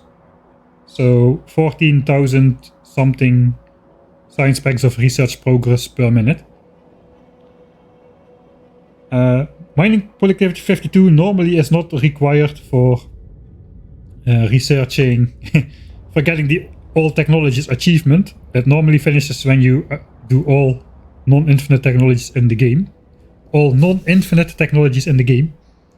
I basically had my achievements reset before last stream, so, and we didn't research anything since that point.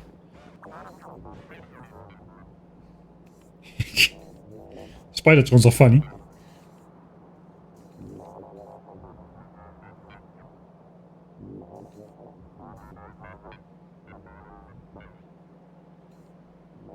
Byter extension strategy is crazy. Yeah, that kind of came up with that, with the possibility of that in the Ultimate Death World challenge, the 1000 days video, the most popular Factorio video on my channel at least, where I basically developed the groundworks of the method to basically delete biters from a map with biters, to basically make it so that we're playing without biters. Just by figuring out how pollution or how chunk generation works in the background and whatnot. And we have been basically extending from those principles in this playthrough as well. Really quite nice. I already got some new tricks up my sleeve which further extend from those principles, but that is going to be for a future playthrough. It's going to be quite cool, I hope. We still got some biters on the map, there are some nests here and there. Sometimes they try to make attack groups like these and send them out, but they cannot.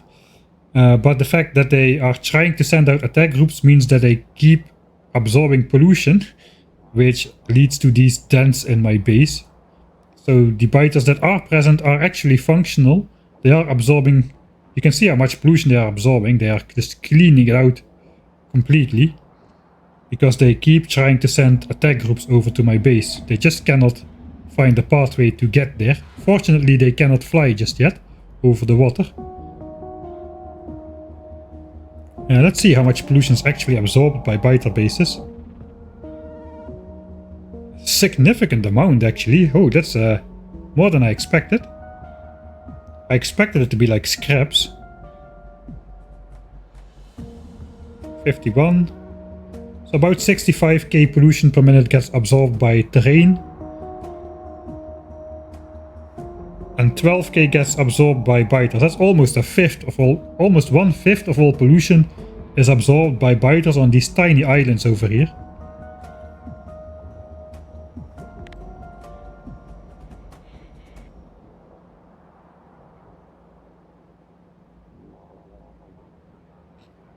That is pretty sweet. There's only like, there's mostly these biters as well, because these are in the thick of it. There's basically, how much pollution is in these adjacent chunks? So basically, every single second, 2% of pollution spreads to adjacent chunks. So this chunk is eating up, let's say 10, 20, let's say 30 pollution per minute is eaten up by this chunk, and another 30 pollution per minute is eaten up by this chunk.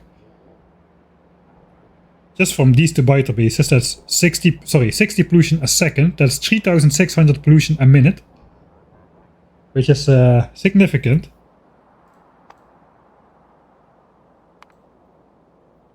Right, that's basically, those two chunks are by themselves absorbing as much pollution as all the damage we are doing to trees at the moment. 1/10 of that, 1/10 of all the damage we're doing to trees, just by these two chunks over here.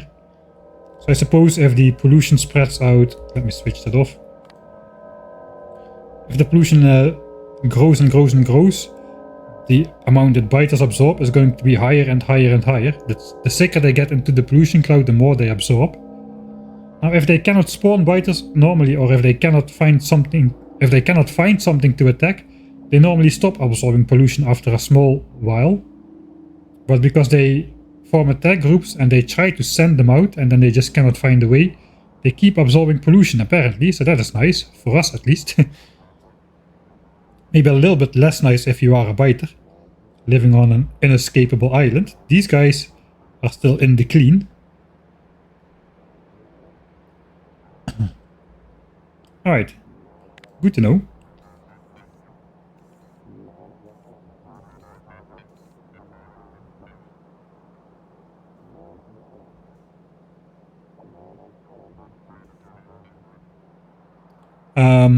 Yeah, you can build, sometimes they do this, they just stop do it, but if you put a spider on a white belt, the spider just gets transported.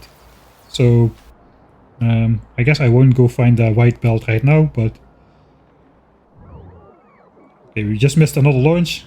Just is already 20 rocket paths into the next silo and the bots are still queuing up like crazy.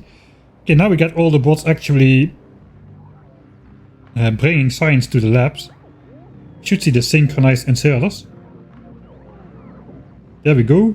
They are just synchronized, not with circuit networks or anything, just purely by the fact that we were not researching. So every single science pack is consumed at exactly the same time. All the chests have access to the science packs at the same time, etc. So this is going to be the case, the synchronized inserters, for about 12 hours or so. Hey, thanks SoundFX for the Prime subscription. I think I missed somebody earlier. Oh yeah, Redux, thanks as well for the 4th month. Sorry, I forgot to mention you. I was in the middle of a sentence, and with my attention span I usually forget that I still needed to do something else if I do something other else for 10 seconds or more.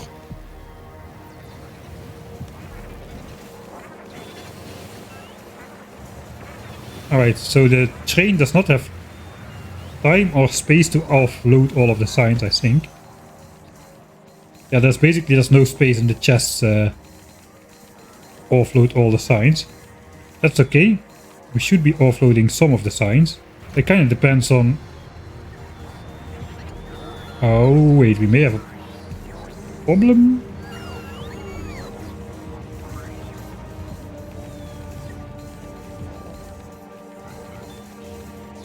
Okay, I now realize the problem.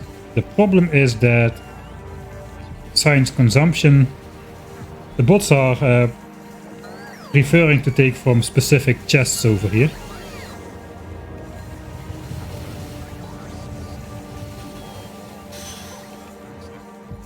So we are offloading from the first wagon a bit, but not a lot from the other wagons.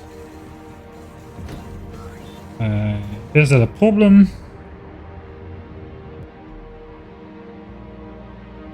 Yeah, that is a problem. The science is going to back up in some of these chests then. So basically I gotta get that science out of here. Oh, I gotta make changes to this live base then, which is dangerous. Maybe I waited too long for researching. So basically what's happening is the logistics bots, they don't take equally from all chests. They bring equally to all requester chests, but they don't take equally from all chests. They just take from whatever chest is the most close by.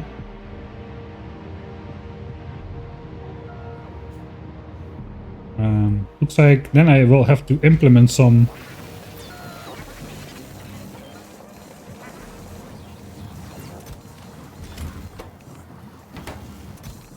Yeah, I have to get all of the signs in these chests somehow.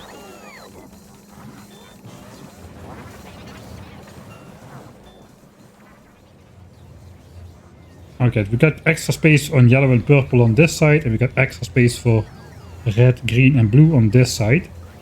So I think what I will do, simply add extra chests for now with request signs.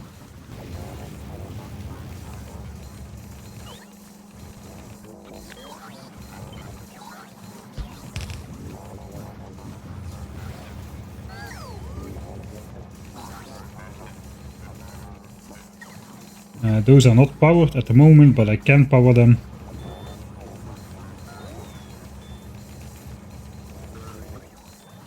Maybe I'll even manually transfer over some of the signs, just to make sure that a little bit of space is present and for all the wagons. Okay, that's kind of a problem. That's going to... Basically what will happen is signs production will stop. Because these chests will fill up. There's like 3.7k in there already. We don't have too long to fix this problem. Yeah, because only the front and the end wagon are getting loaded a bit. Because those chests are on the most edge of the base.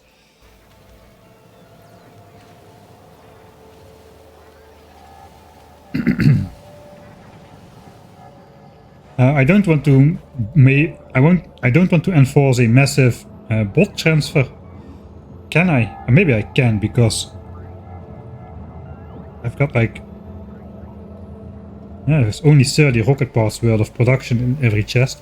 If I force a giant bot transfer, they might get too busy to keep supplying the rocket silos with stuff. And we still haven't really built a giant buffer of these things in here. So we can keep going for like 40 rocket parts or so, which is approximately 6 seconds or so per rocket part. There's a couple minutes. It will keep going for a couple minutes. But... yeah, you gotta make sure that the bots keep being available for other tasks. So I definitely gotta time it in between rocket launches after the bots do their 10k dance for a couple minutes. And then force like some science transfers. I think that's what I'm gonna do. First I'm gonna just gonna add some buffer chests. How many buffer chests? Looks like 144 or so.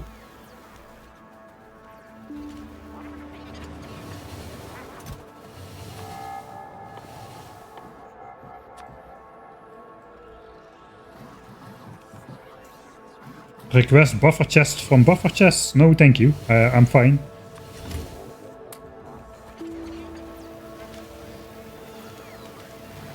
I also need the inserters to match. Forgot about that. And some power lines as well. I don't know if I have enough.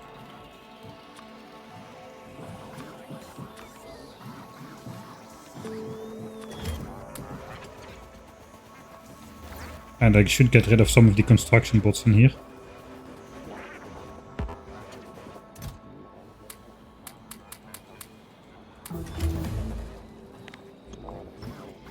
Oh, that's mining productivity 53. I'm gonna just keep adding technologies to the list if I remember to do it.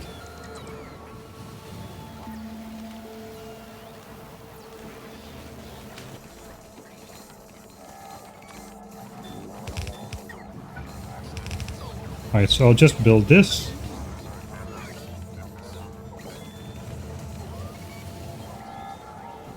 I guess I'll put these over here, then at least we get a nice power grid.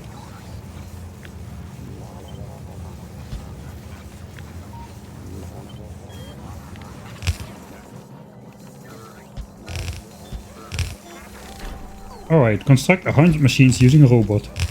Do you really believe I just made that achievement right now?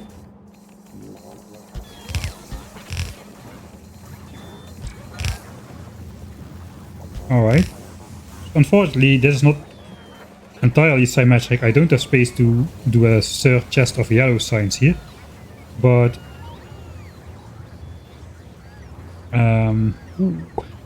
we have space for yellow and purple signs on this side, so I'll do that here.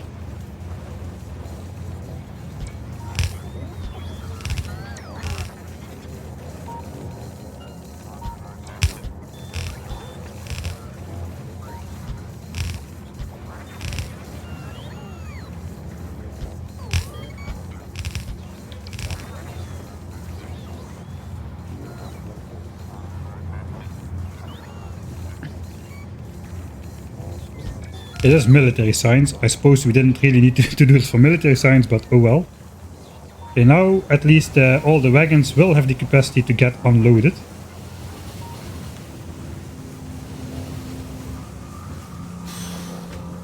These get unloaded quite slow though, because we've got the stack size thing. Suppose we'll get rid of that for now. And now we don't have the stack size thing.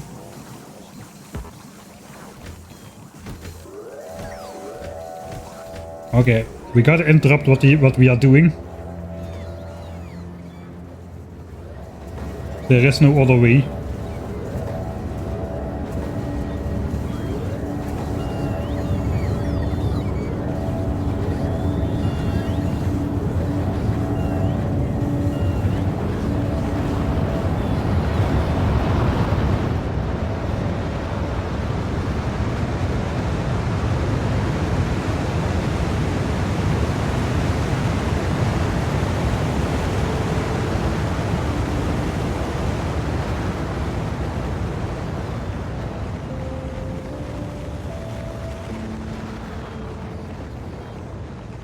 Just came to watch some chill Factorio. I hope this is chill enough for you. Current SPM finally is 10,000 after 50 hours of zero. We're basically sorting out the problem with the science distribution at the moment. To make sure we keep the nice graph. We want to have this graph of 10,000 signs a minute for basically, we want to have this flat line for like 50 hours straight. That's the goal. If that happens, then I consider this a successful base. 10 hours would be good as well, but 50 hours is better. Currently, I waited too long to start researching, so what happens now is so we only started researching right here, and we already started producing right here. So we were buffering up some signs. We have a higher research rate than we have production rate, 12k signs per minute for research. So we produce 10k. So I waited a bit to build up some science buffer to basically have nice synchronized inserters mostly. More inserters, you can do it. Do the synchronized dance, nice. But that leads to some of these chests getting, some of these wagons getting priority emptied over others. So now I'm basically trying to get these wagons offloaded in a sort of a panicky state.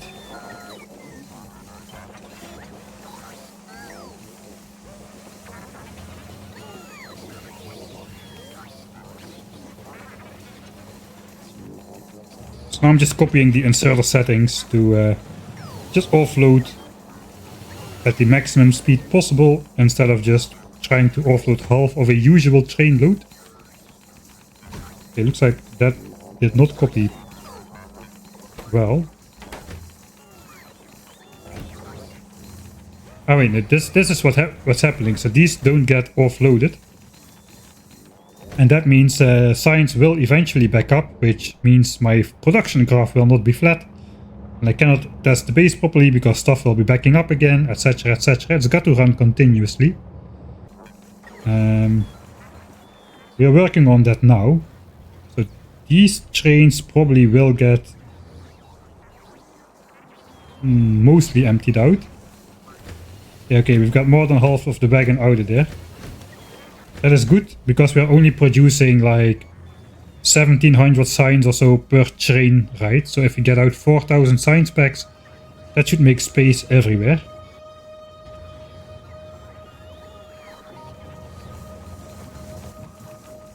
What also would work is if I would make these buffer chests request signs. Let's say over 9,000 signs per chest.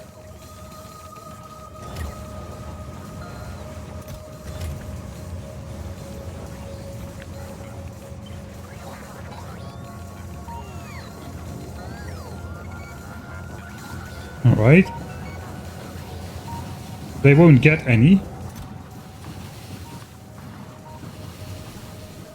If we do this for all science packs, that should be good. And then I can make the bottom chest like provider chest or something.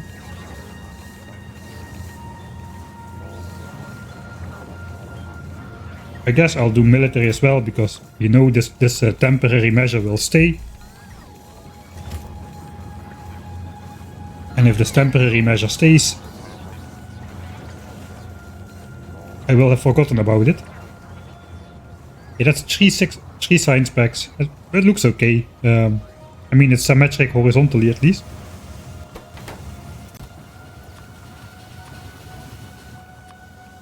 So the bots do not bring science packs from one buffer chest to the other buffer chest, even though these don't have requests and these do. Buffer chests they don't touch unless for construction or if you have specifically requests from buffer chest set.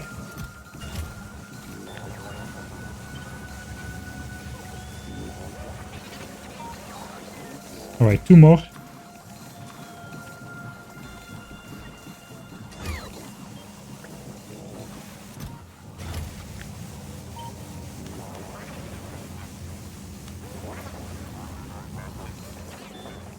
Oh, these chests are already... Oh wait, this is wrong. These chests are already gonna be full.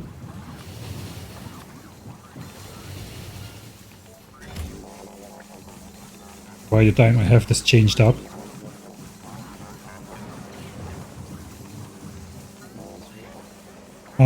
So that means, yeah, I'll wait for these inserters to finish.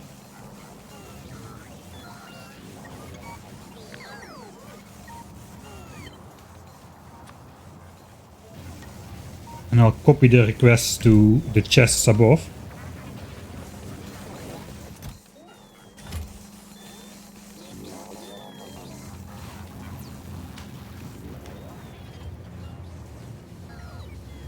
Alright, so if I do it smartly, I will make sure the bots transfer only red signs from this side, from these chests to here, and not from these chests all across the base to here.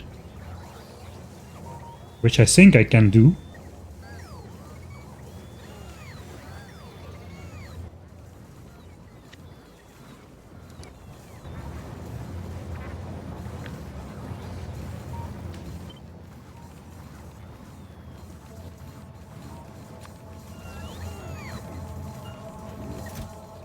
Yes, these requests are set now as well. Yeah, these are already almost empty. So I probably should eventually delete the inserters again. And have the bots just transfer signs out of here.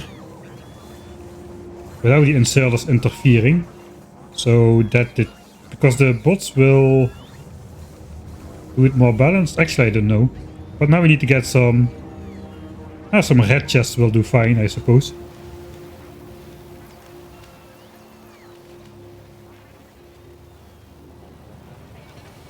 No space age because this playthrough was almost finished when space age came out, and it's really a lot of changing, and there's too many changes which need to be made to this base to transport it to space age.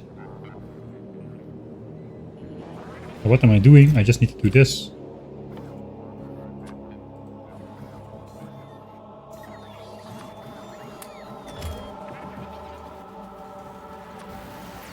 Alright, so now we're gonna force a big bot transferring. I gotta get careful to not get crushed by the train. And I did not keep in mind that .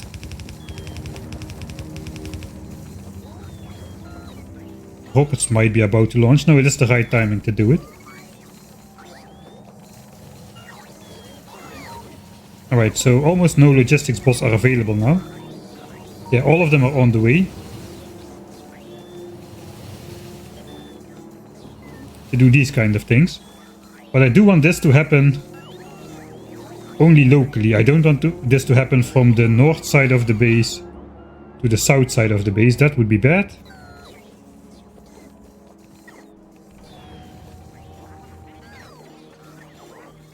I guess I just could use an upgrade planner. And upgrade from green chest to red chest. For the bottom half.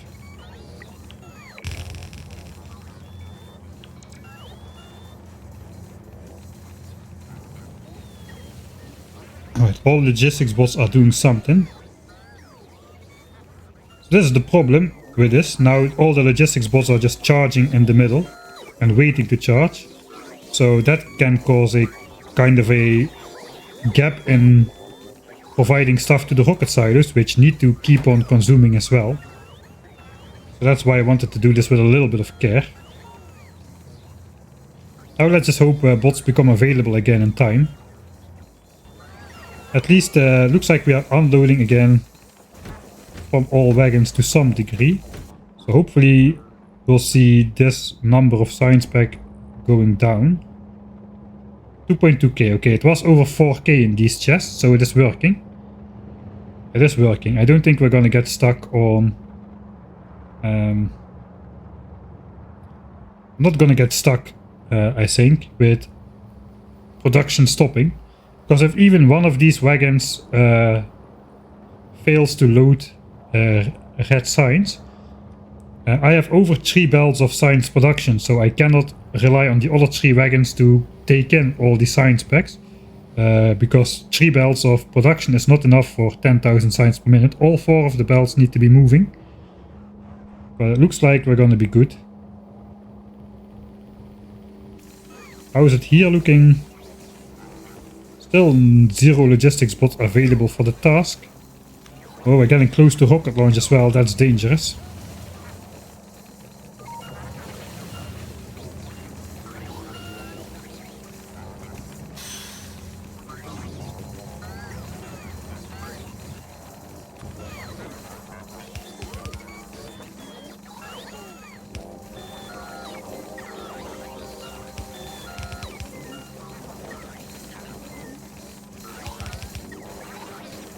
Oh, okay, sorry, I need to micromanage this a little bit.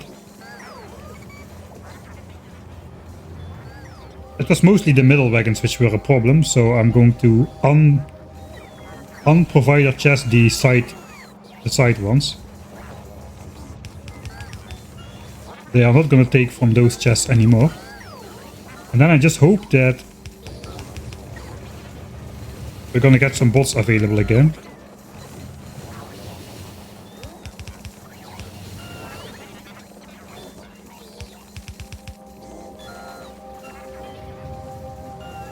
So far we don't have any bots available just yet.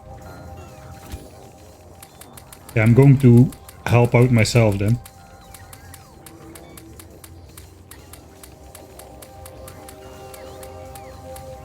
I'm going to probably specifically help out with delivering space science to the center, I suppose. Because, yeah. I was gonna enjoy this night launch. Night launches are always extra nice.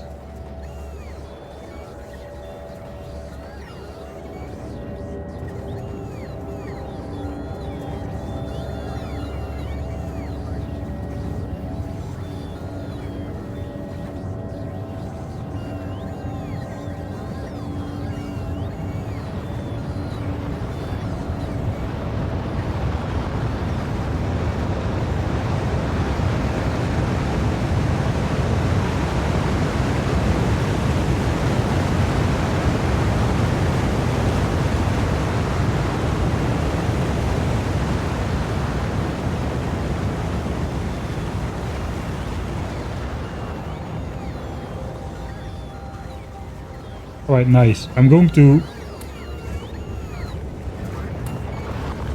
just grab as much space signs as I can from the rocket silos.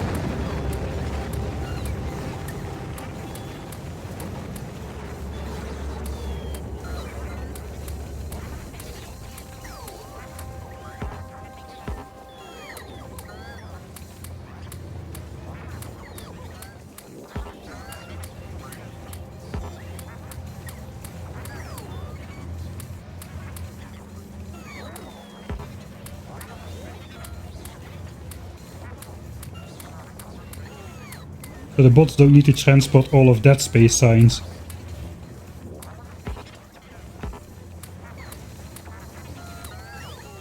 Oh, as well, looks like all the signs has been transferred to chest though. Okay. I've got like 40,000 of that.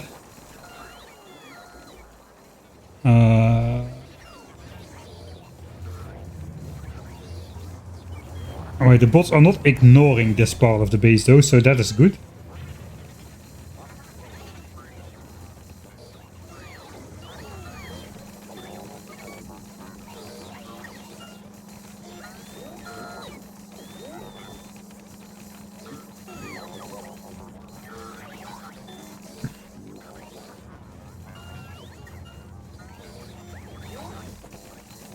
I think I just temporarily got to shut down the science transfer, at least for the bots to charge back up.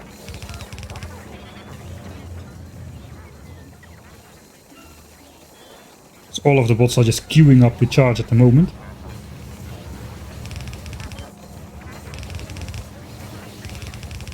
Alright, that should get the bots off of the science transfer task over there. Now we just gotta wait for the bots to finish charging up. Bring all these space signs to the center. Still 0 available logistics bots, so we're gonna wait for that to... yeah, 10,000 bots are in here. I do not quite have the roboports in here to charge up 10,000 bots though. There is enough in here to get the job done, but that did not include the extra science transfer I have incurred here.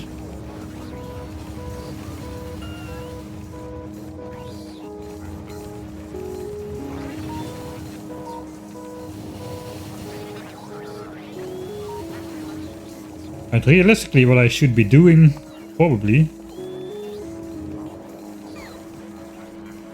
I should get rid of these inserters.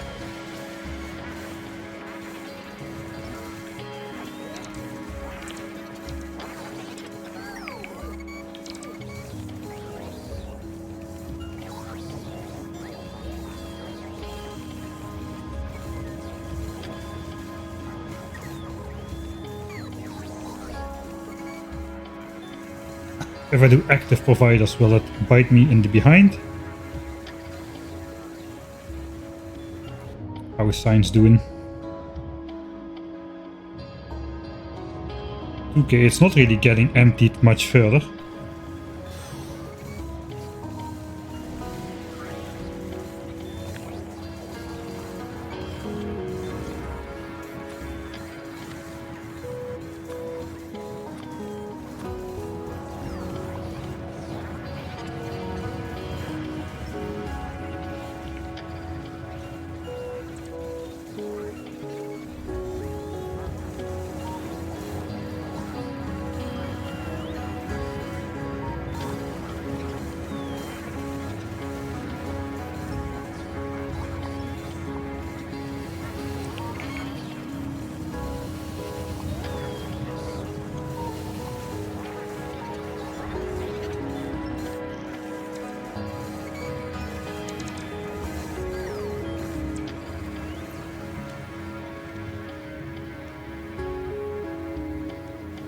Alright, so now I think I will switch off of these as well. Maybe I can do something else with here. Only if...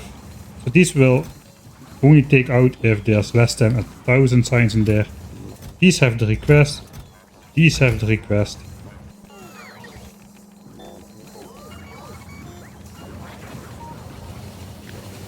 What if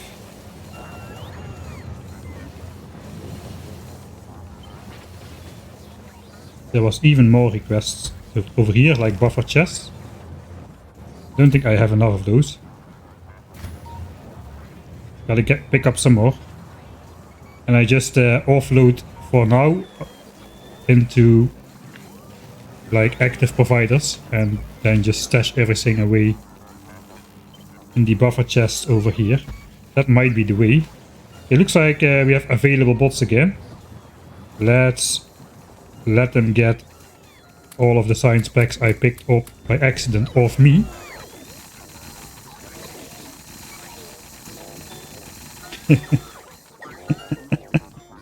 Nice. Oh, they're still going. I thought that would take not a lot of time, but apparently it does.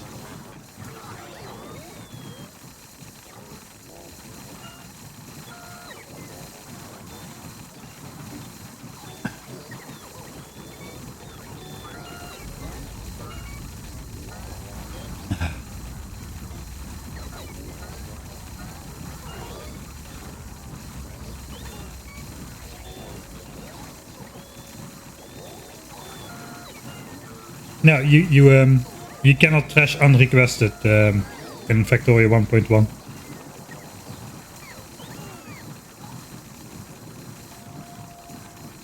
Alright.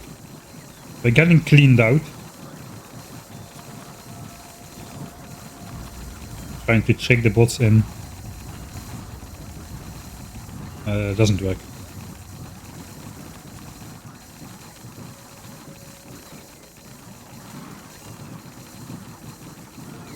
At least there are bots available again. How is the rocket launch? 56 rocket parts. Okay. I'm not gonna wait for the last bots. I'm just gonna put it in here. They're gonna sort it out from there. Need more buffer chests. And maybe some... Oh, passive providers will do the same. So I'll just keep the red chests in there.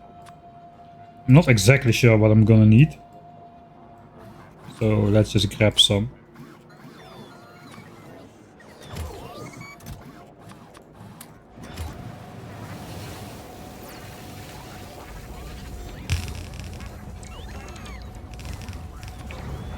Alright, and now if I just delete these inserters as well.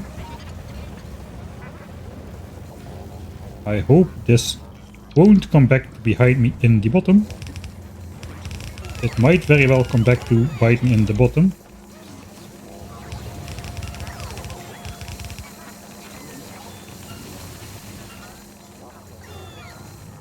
And we use all bots to do this kind of science transfer. Okay, now they start to charge. I guess I'm just gonna get out.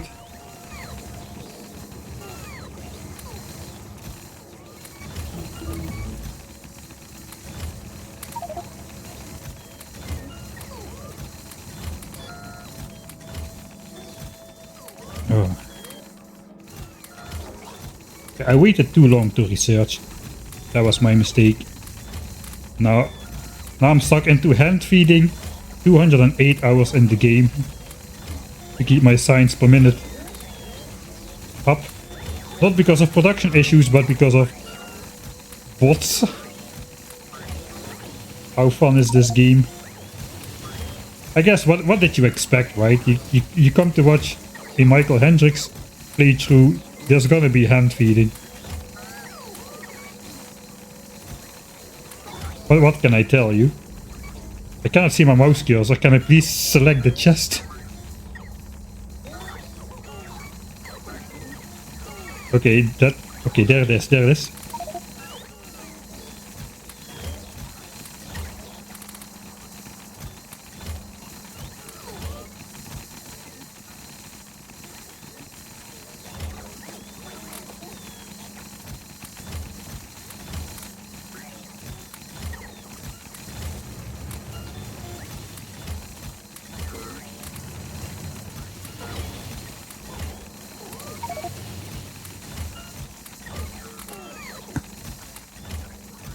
There comes again the bot storm. This probably looks great with the bitrate and stuff. The bots zipping everywhere.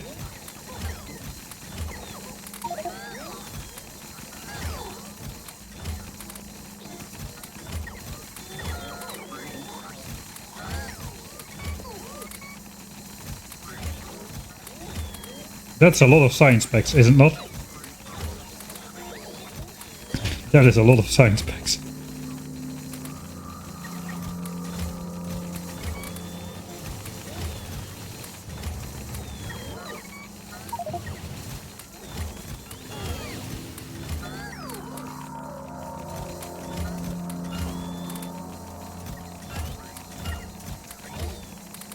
So I gotta get this done as fast as possible. Okay, that's this side mostly done. How is the other side looking? Those chests have not yet been placed. 0 bots available. I hope that will go up soon.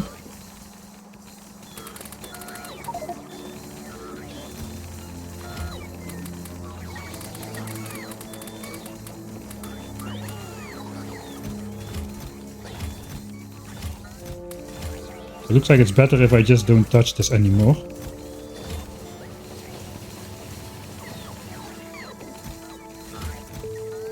There's no way I filled up every chest.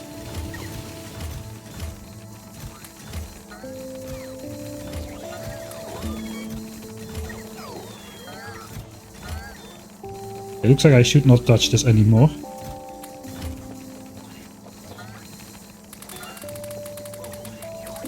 Okay, all of that is out of here. There's just 2 chests left with signs. Okay, that's good.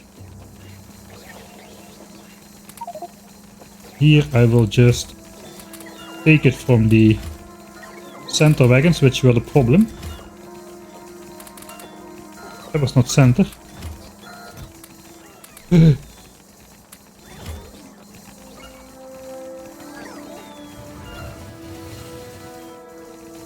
Okay, looks like no bot picked up anything which it should not have access to.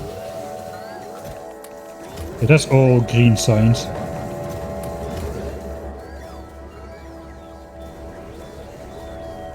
Right, we have no choice. It's important stuff which we are doing. Oh no, I'm placing the bottom chest. There goes all my bots again.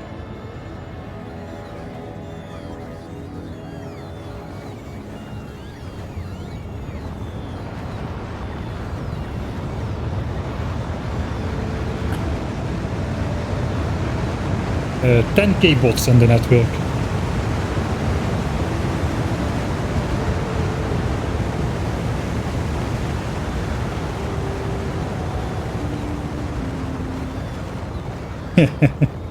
That is awesome.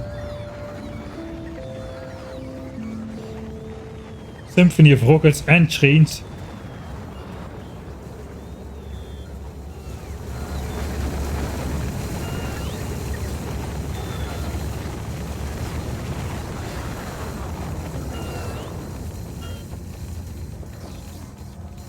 But now we gotta do the same here. Okay, luckily I can do this myself. Okay, the purple signs is being collected from there. These are gonna be full. Or not.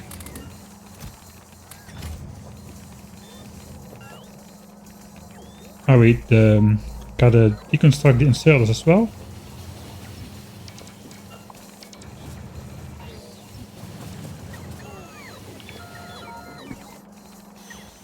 And basically update these 2 passives. I'll wait until I've got logistics bots available again, because right now they're all doing the science dance, the space science dance. I suppose that means I'll just manually start plopping this in.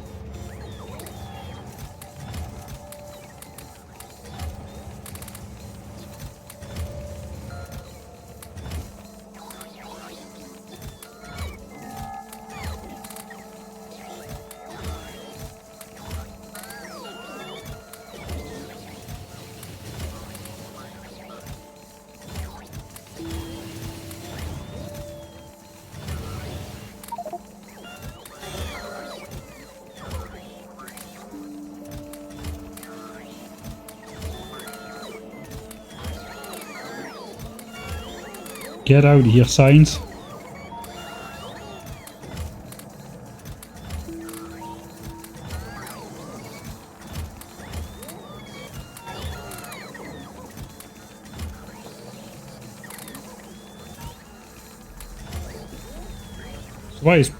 Why is purple signs not a problem?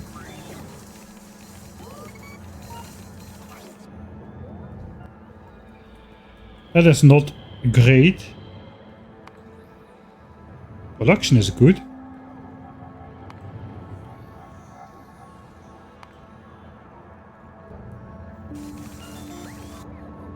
Maybe this got prioritized by the bots earlier. I don't know.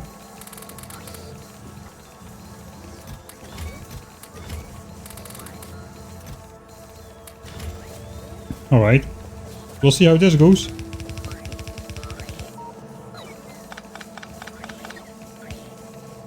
Come on, where's my cursor? I gotta make like a super big cursor or something.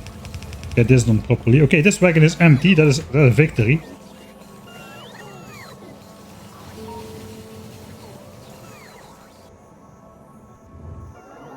Okay, most of the bots are still in the center.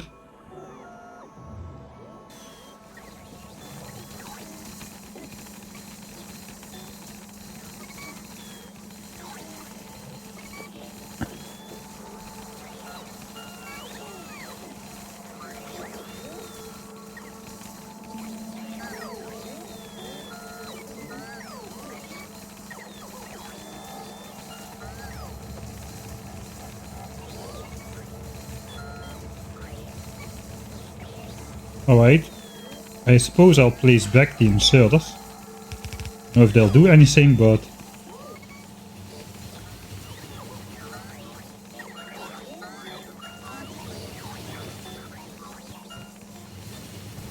Oh, those trains are so tight. Give me some green cables. I don't want the bots to fly here if there's nothing in the chest. So... only work if there is at least something for the bots to take out. Like only if there's more than 100 in there. That way the bots don't come for no reason. You can set this to like 1000 or something, just to be safe.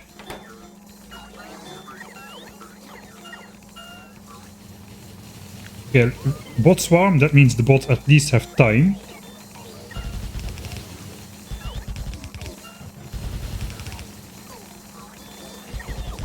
That can go there as well, because we set a signal to anything.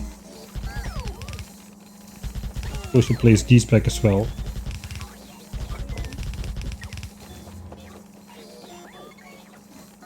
Still no bots available. Well, at least the inserters will help out a little bit.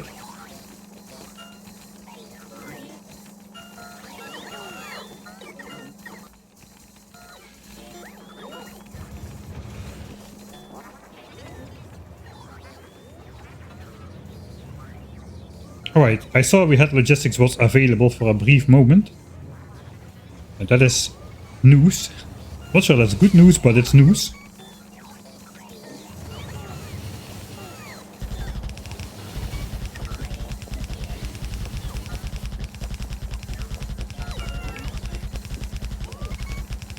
Okay, I think now we should survive again in terms of... Okay, bots become available again. 2k, 3k available. 4k available.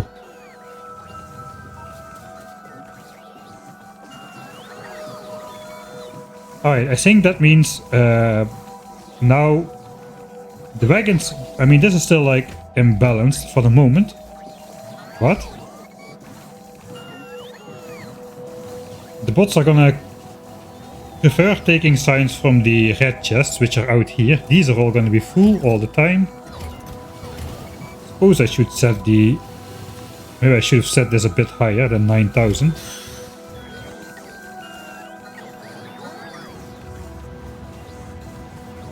But yeah, the bots will take red signs from here.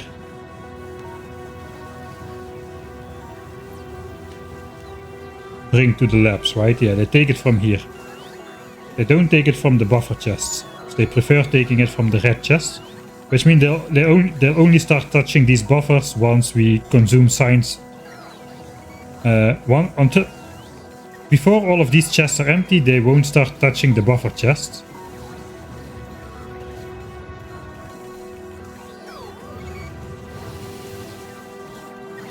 And because I only have one row of red chests and not two rows,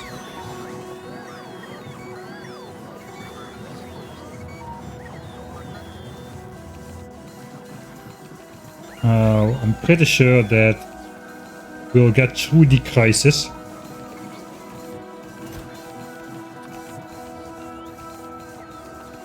If I make this 9,600, there's gonna be some bots which cannot deliver. Is that a problem? Maybe. We'll see. I think I'll just set it to 98 for all chests. Sorry, 96.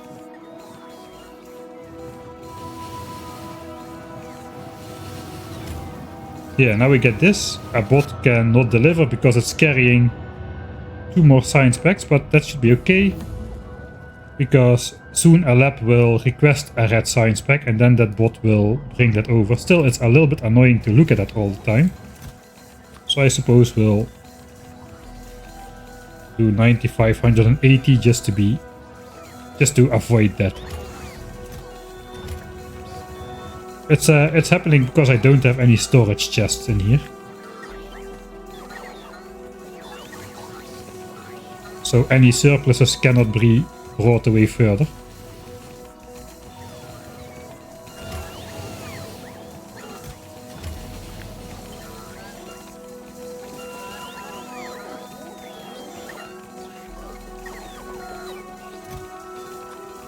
I think after this step we're gonna be good to go around the base for the second part of the base tour before we were interrupted by this threat to production.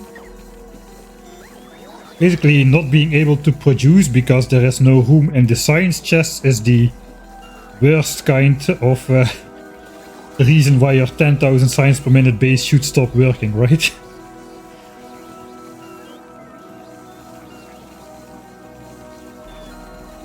Alright, let's take a look at these stations at the meantime.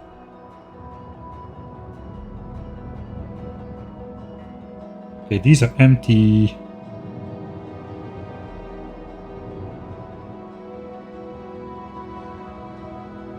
This should eventually all be loaded on the train with priority, because this only fills up with 1700 science per trip, whereas this just fills up with however much science there is inside. So this will eventually be automatically rebalanced, I think.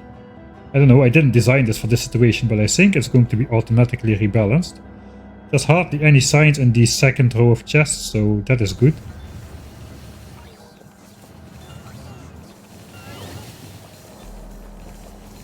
Okay, and then we can simply just take everything from the middles.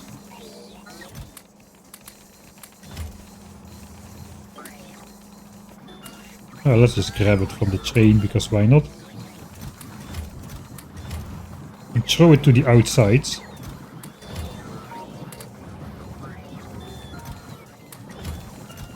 Because the outside chests are closest to...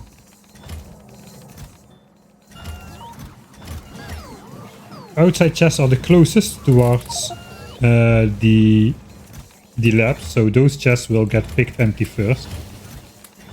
Chest 4, chest 5, chest 6.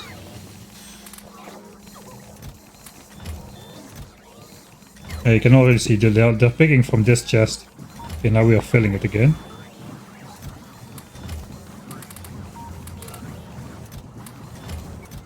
Alright, so now I created space for the middle 2 wagons to unload. You can see these are all empty, while this is still full.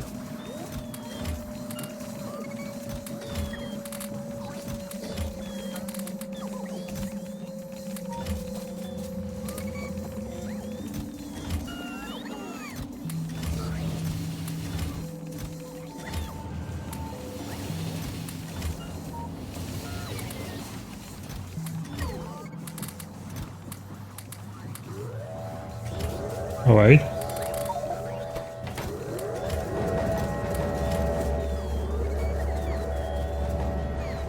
Silo is full again. We'll do a properly zoomed out one this time. We'll get the lake in there with Ben the fish. Where am I? So I don't walk myself under a train.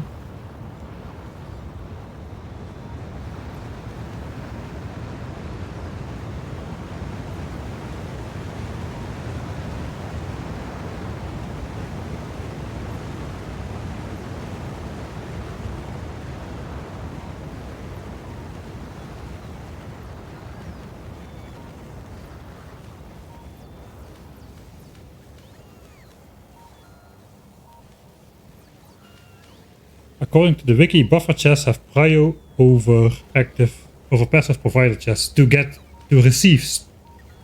Wait, what?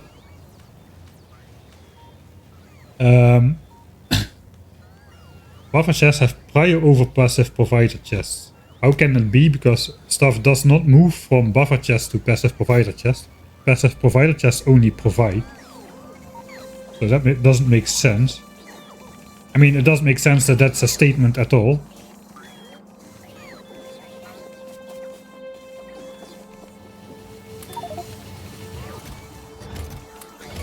Because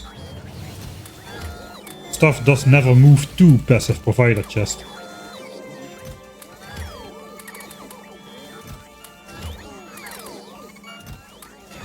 And bots clearly are... I mean, maybe red chests have priority for the bots to take if buffer chests don't have a request set to them. I think that's what's going on. Yeah, okay, the bots prefer to take from green chests if they have no request set to them. So if I delete this request, now the bots are gonna be picking up from the buffer chests. Right? Pick up 8.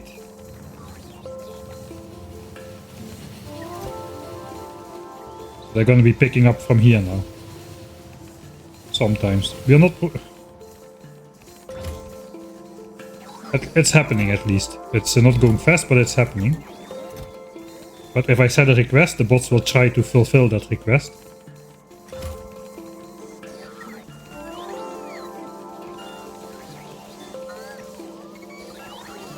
Okay, so maybe they are. Maybe they are. We're picking up hundreds from here.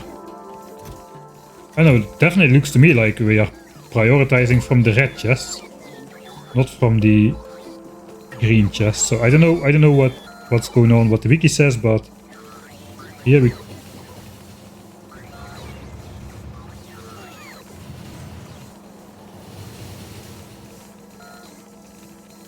these ones have requests. Yeah, these ones have requests. Okay, let me just fulfill my quest to move all the science packs out to the outer ones.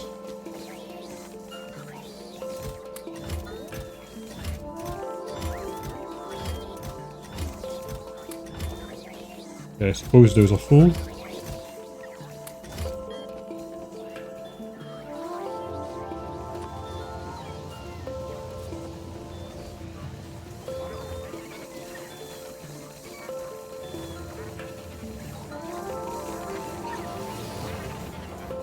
I don't have to get out of the spider while the train is moving. Right.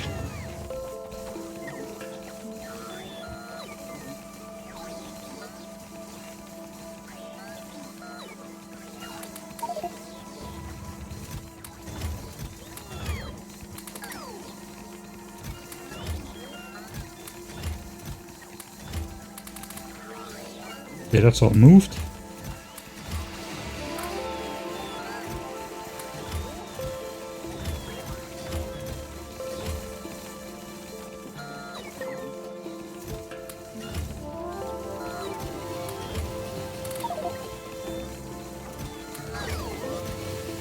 I think that's roughly okay for balance.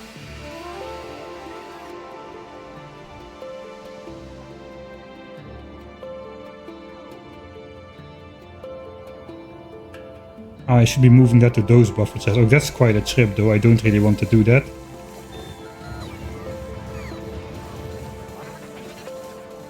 And I don't really want to set requests on these. Alright, so That means if buffer chests without requests are prioritized by the bots, then why are these all still full? Why are these full and why are the red chests getting emptied? I don't think that is how it works. Maybe I'm just maybe the situation is different to what the wiki describes, but we are definitely getting the red chest drawn empty first over here before the red chests over here get drawn empty. These buffer chests without requests over here.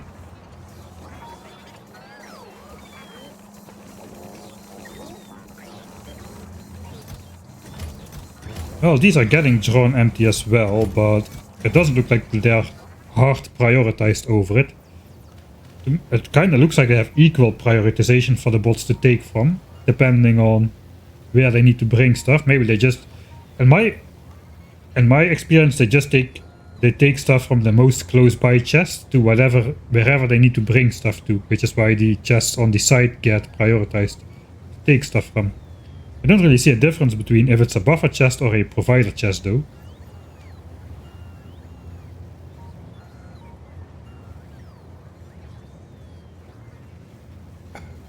Maybe it changed with 2.0. Oh, that's actually possible.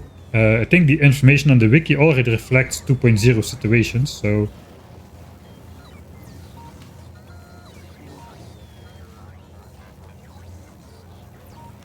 that might be the case.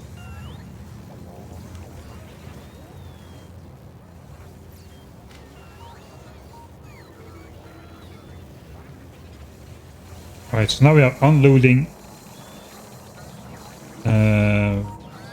this signs massively. Yellow and purple signs have mass unloaded on this side, and red, green, blue should be massively unloaded on this side. And overall we should be unloading more signs than we are producing. At least that's the hopes and the dreams. Here we will hardly be unloading. I can just move over some of the sciences out of these chests to the front here. That would probably get rid of the last deficits.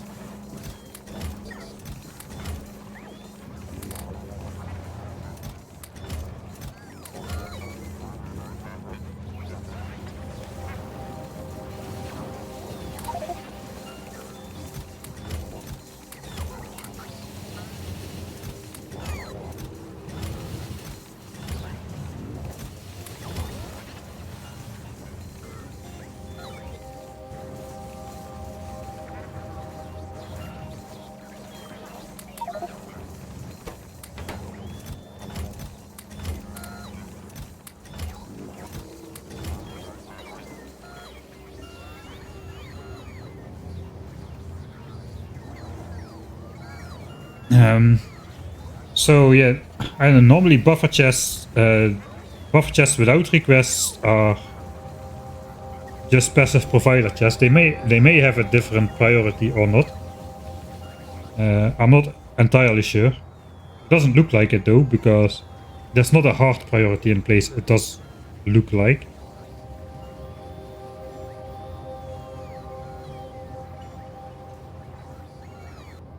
How is it looking at the science production stations? All the secondary chests are empty at least. These are fairly unbalanced, but that should even out.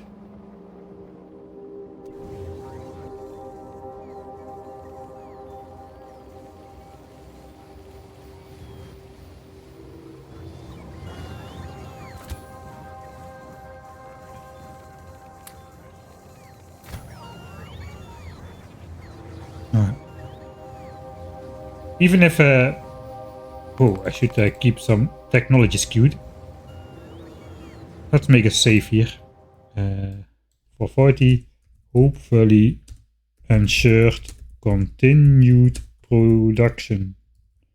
Would be the worst reason for the production graph to dip, not because of a shortage of resources, not because of a shortage of resources, but because we simply are unloading signs in the wrong order, so science backs up on a belt. Yeah, that would be that would be not very enjoyable.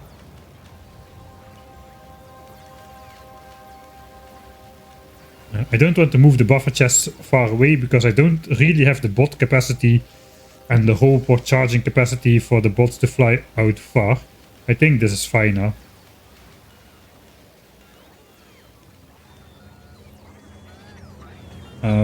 For me, the main purpose of buffer chests is to have stuff re-delivered back to the chest after you take from it.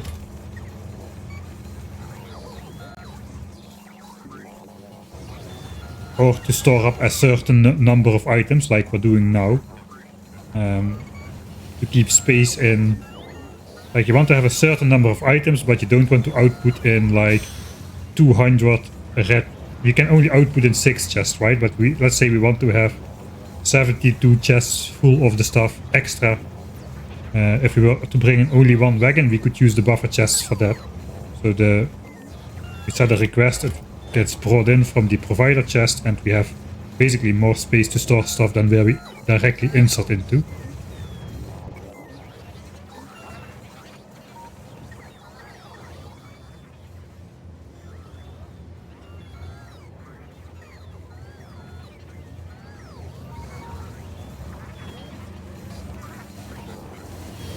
Alright, so we got 1.2 million of each type of science in stock here. It's not really a problem, but it does mean there is something off with production science though. What's going on here? Maybe we are just not unloading. Okay, I messed that up.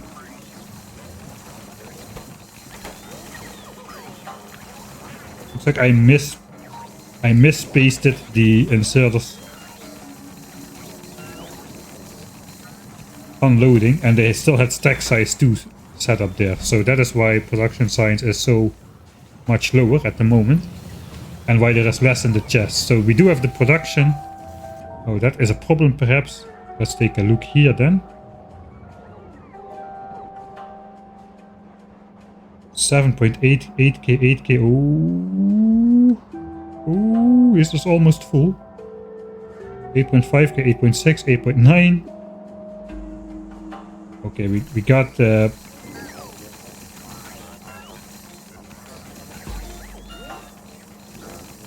that means no, it's fine, it's fine. These now will get emptied. These will get emptied.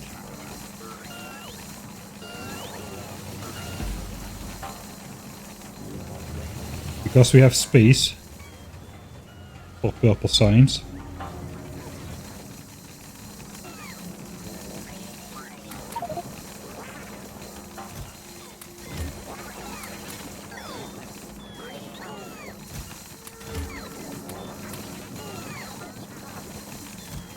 Oh, I have hardly any capacity for anything.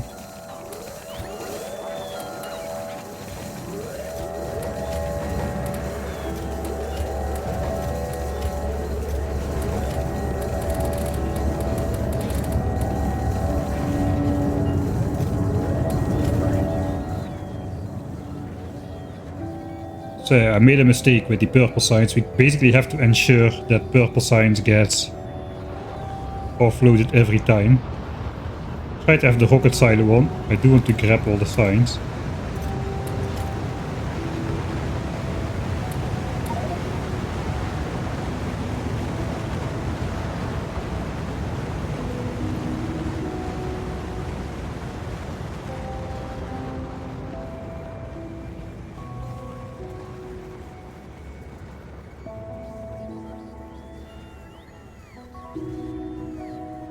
Oh.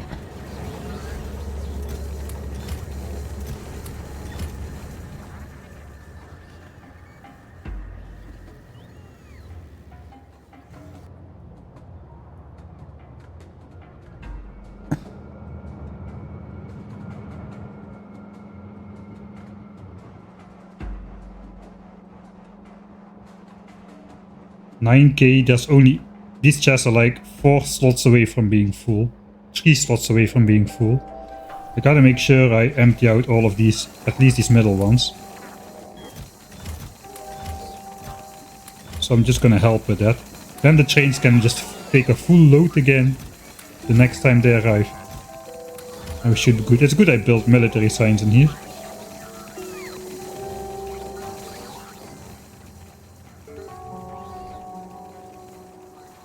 Alright. Because of that inserter limit that almost effed me over right there.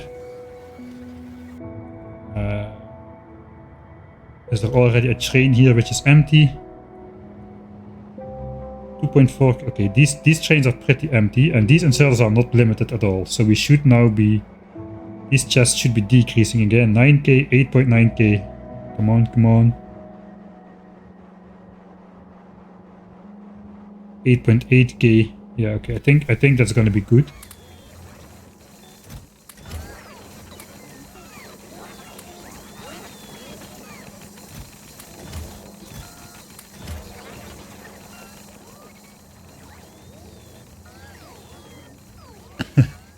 There is no end to the nomenclature.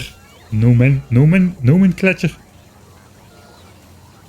After every 3 grander, grandest, you can just start over again. GrandestER, grandestest, grandestER, grandestest.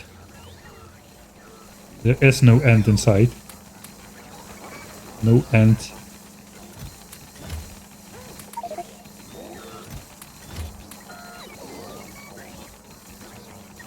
No light at the end of the tunnel. Okay, as soon as these purple science trains are no longer full, this one is still full. These trains are now bringing in full wagons, if they can. 1.1, 8k, 8k, 8k. So this is now back to live production, 1.4k, 1.7k per trip about. These wagons are still super full.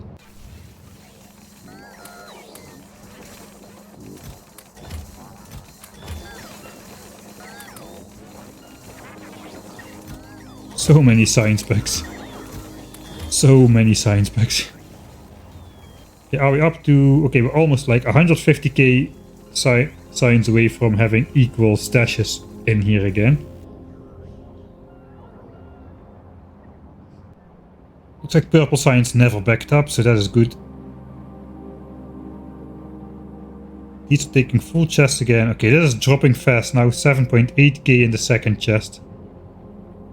That is good. Next.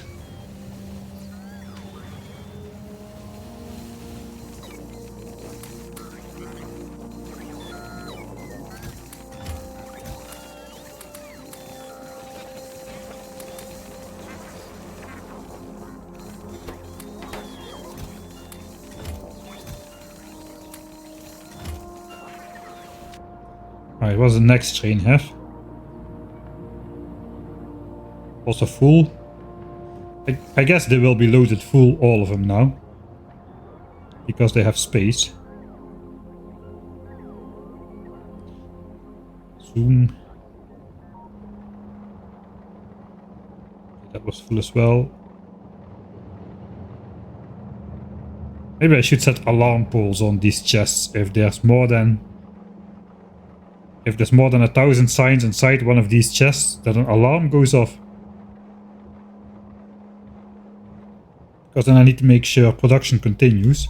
Let's see if production continued for all science packs. It does look like it. It does look like it. There is no gap in production. Also no gap in consumption.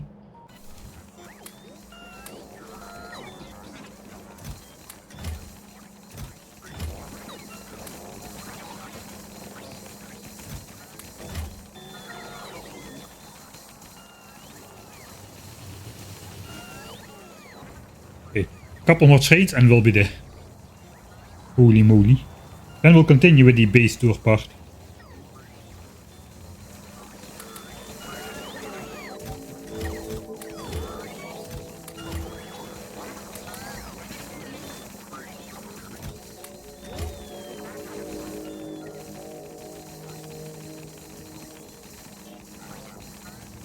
$32k signs per train.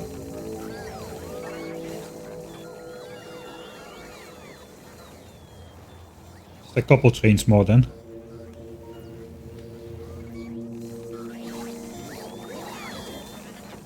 Suppose eventually we'll change these into passive providers so that these can get all fully loaded, because they are not at the moment.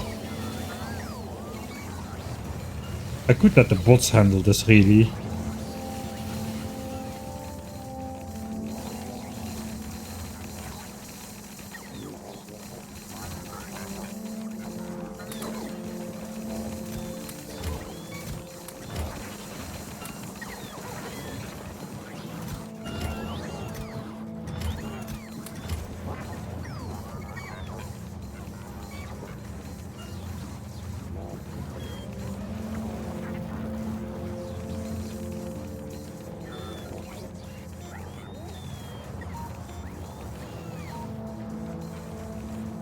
I probably should be just filling up the respective chests over here now.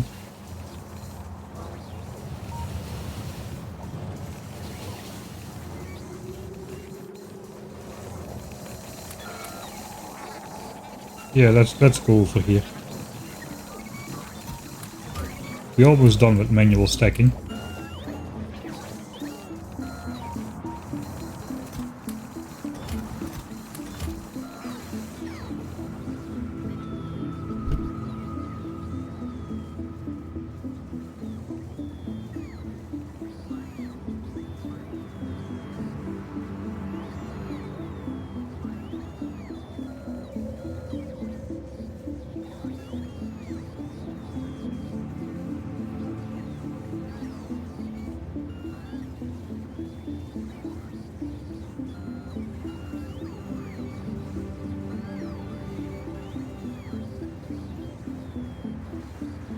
Right, 1 second, I'll be right back.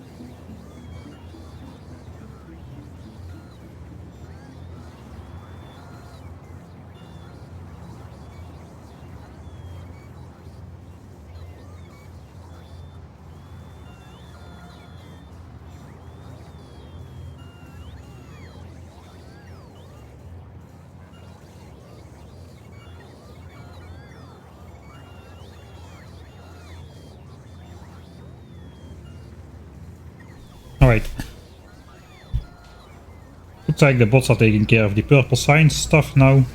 I suppose that's okay. And this cargo wagon is not emptied out completely. Will it be emptied out on the other side?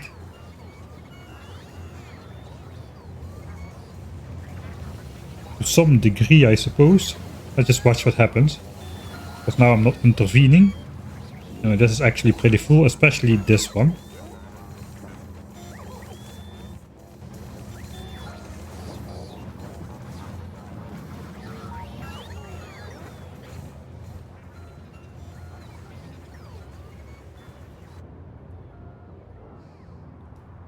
Okay, let's look over here.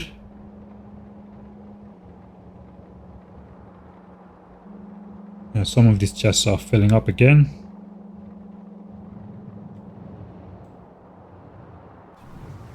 Yeah, I did not do it properly with the loading and unloading. I think that we have... Maybe I'll just provide a chest these as well. The problem is the bots are going to be flying across the base with science packs a lot. So that is not great.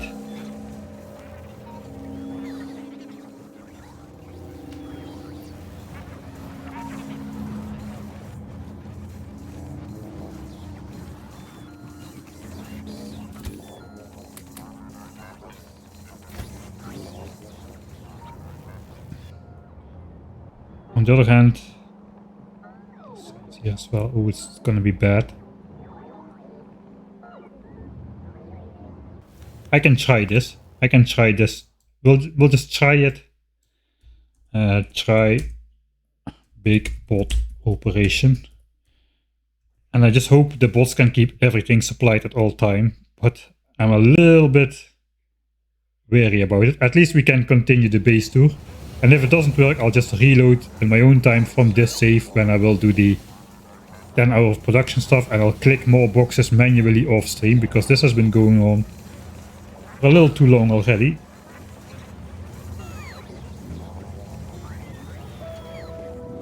Okay, I do have space for like 3 sets of buffer chests per science pack.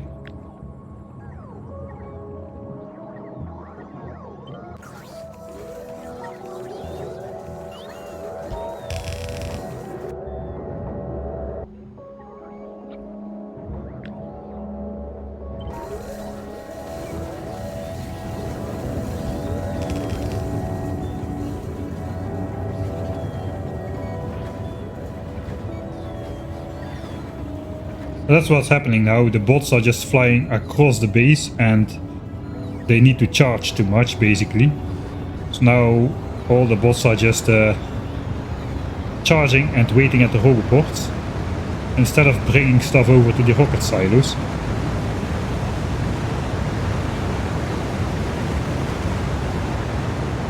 Which might lead to a gap in space science production eventually.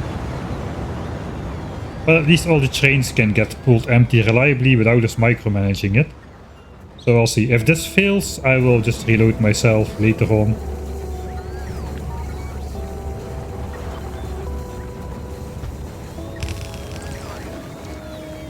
It will go even more extreme, and then we'll do the same on the other side.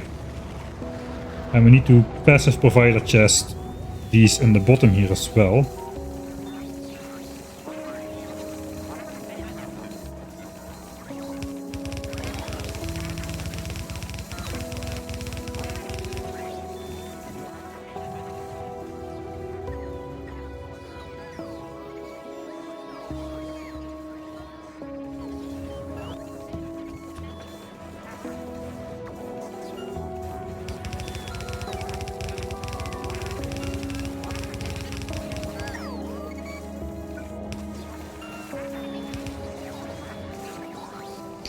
Alright, and then yellow and purple signs.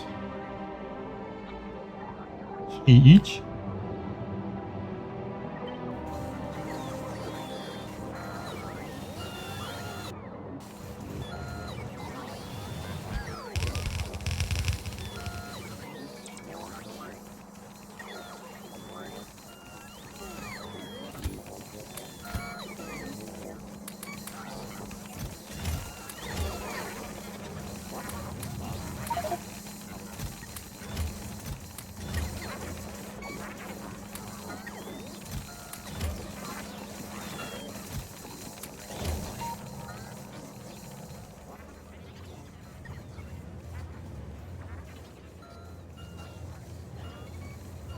Alright, let's take one more look. I'm not sure if these are building up again or if it's just my imagination. Eventually the bots should... I hope the bots have a higher priority for bringing stuff to requester chests than to buffer chests. If that's the case, then we are good. And all of this is just going to stay full. But I think these numbers were higher before, what was in here.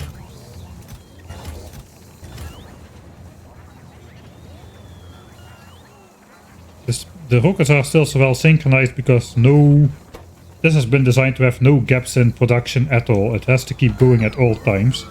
So that means after it looks kind of random, but only the first launch was random.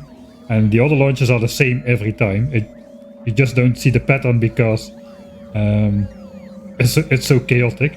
But this one rocket silo somewhere over here is always the last one to launch. And I could check if this is filling up or not. If this is filling up, this is not filling up. So at least we are still drawing empty everything. So my hope is indeed that requester chests have priority over provider chests. Requester chests have priority over buffer chests in terms of bot deliveries. And that means only when there's bots available, they're going to be flying signs from these passive providers over to the buffer chest. If that's the case, hopefully this should sort itself out eventually. As I really hope so. Do these have the requests set?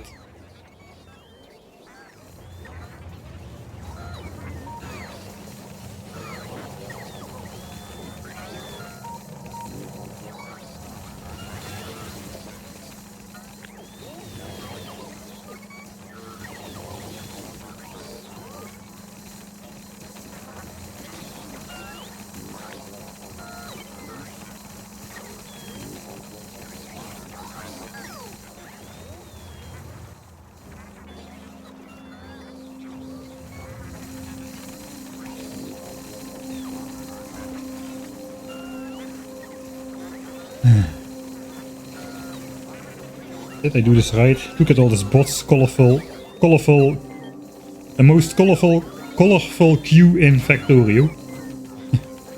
The bots waiting at the robot with all the science packs.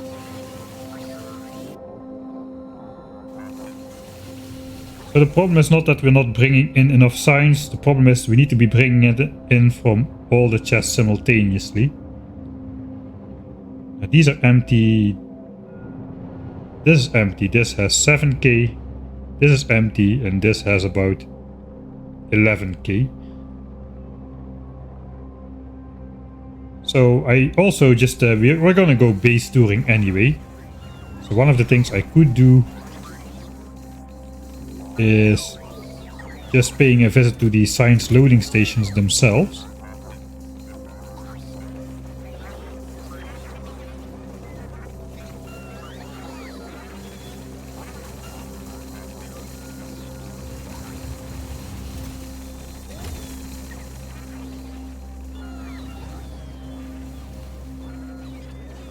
I'm going to do this. I'm going to do this once more because I think I messed it up. The requests on the chest here. Yeah, this side is not done.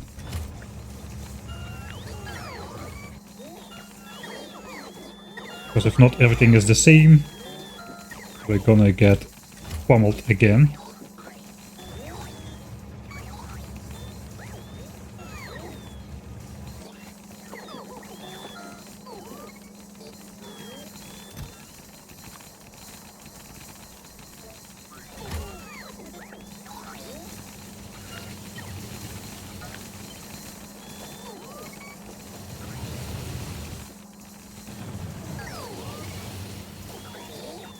Oh wait, no, this is military science.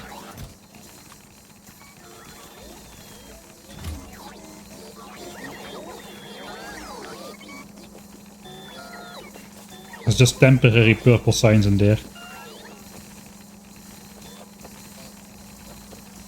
Alright, and here we got blue signs. There's no requests on here at all.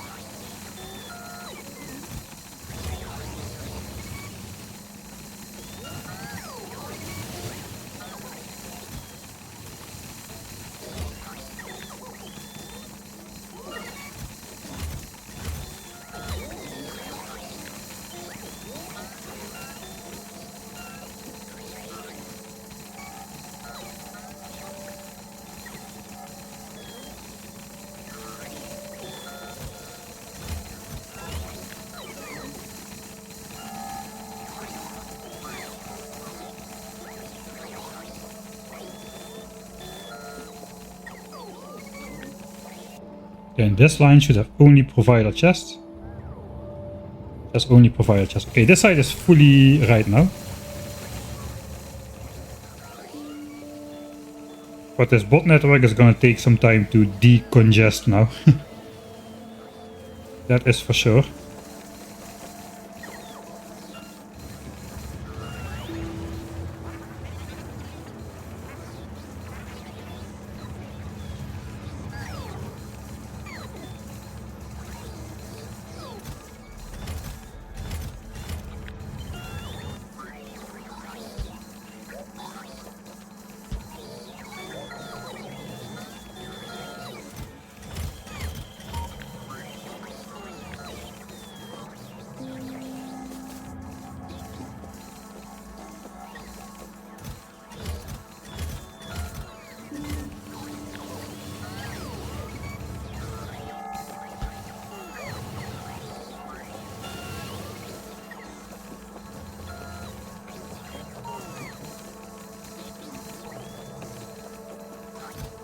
I guess I'll be completionist.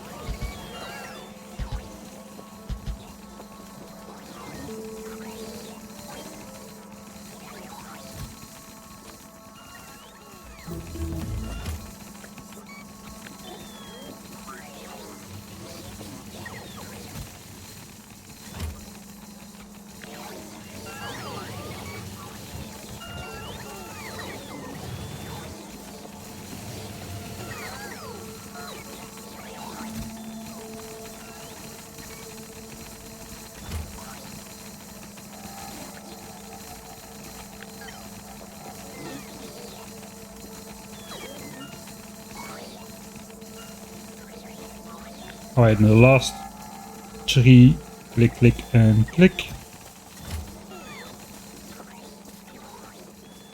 Alright, as soon as the bots have time, they should get all of that stuff done then.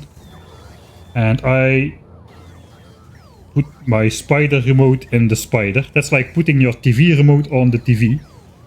And then you need to get up anyway to change the channel.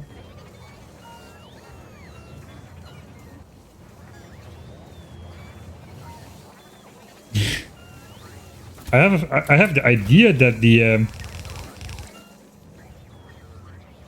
that stuff is changing, like the timings between trains. I think I'll save here then. Try big bot operation is done. The other one was before, so I can load back to previous save. Load back previous if fails. And then we can go ahead with the base tour, the last part of the base tour. Holy moly.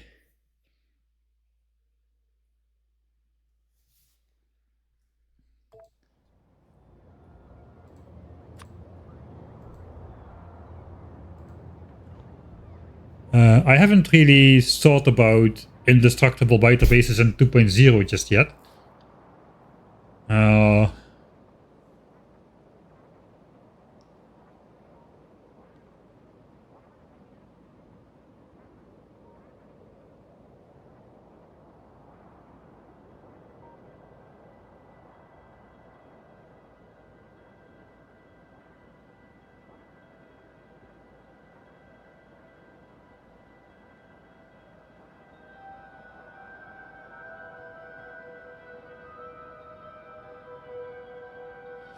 Thing about biter challenges in Space Age is some planets don't contain enemies, so kinda, I mean, the start is the start, of course, but it kinda trivializes the rest of the challenge, I suppose. Alright. So only here we're gonna do some more stuff. Basically we'll grab... These wagons are gonna be unloaded first, so we'll just fill up these chests over here.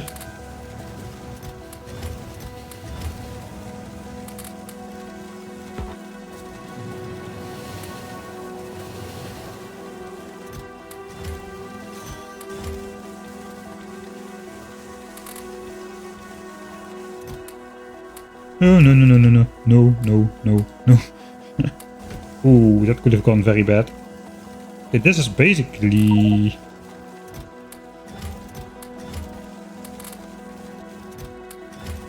already better balanced than red somehow.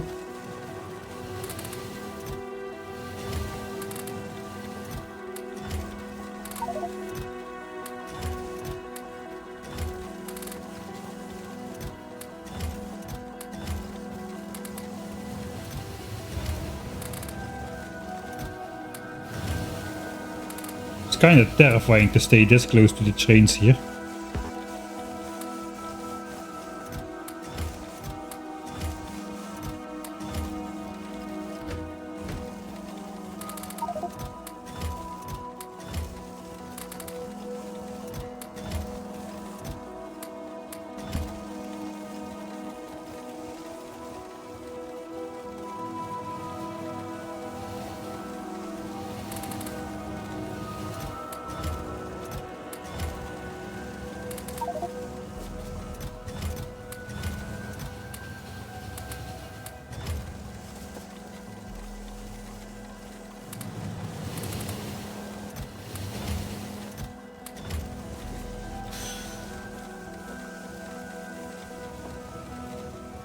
Alright, that should give us some leeway. Again, I put this spider remote in the spider.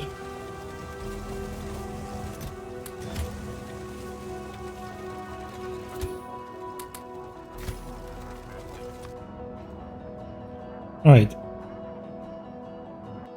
I suppose we'll first go over this weird contraption then and why it exists. It does not really seem to have a right to exist, but it exists anyway.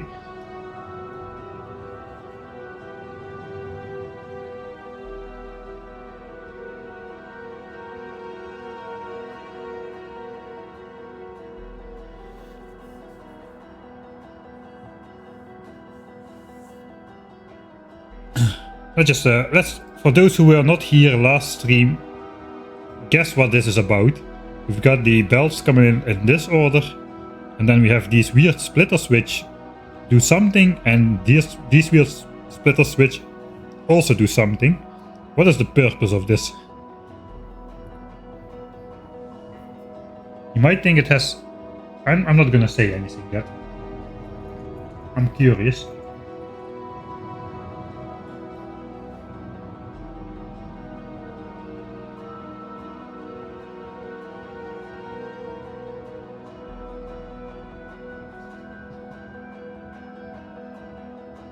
There's a very important step indeed. You gotta shake the signs up to be ready for research. Put more pizza slices in the factory, that is also correct.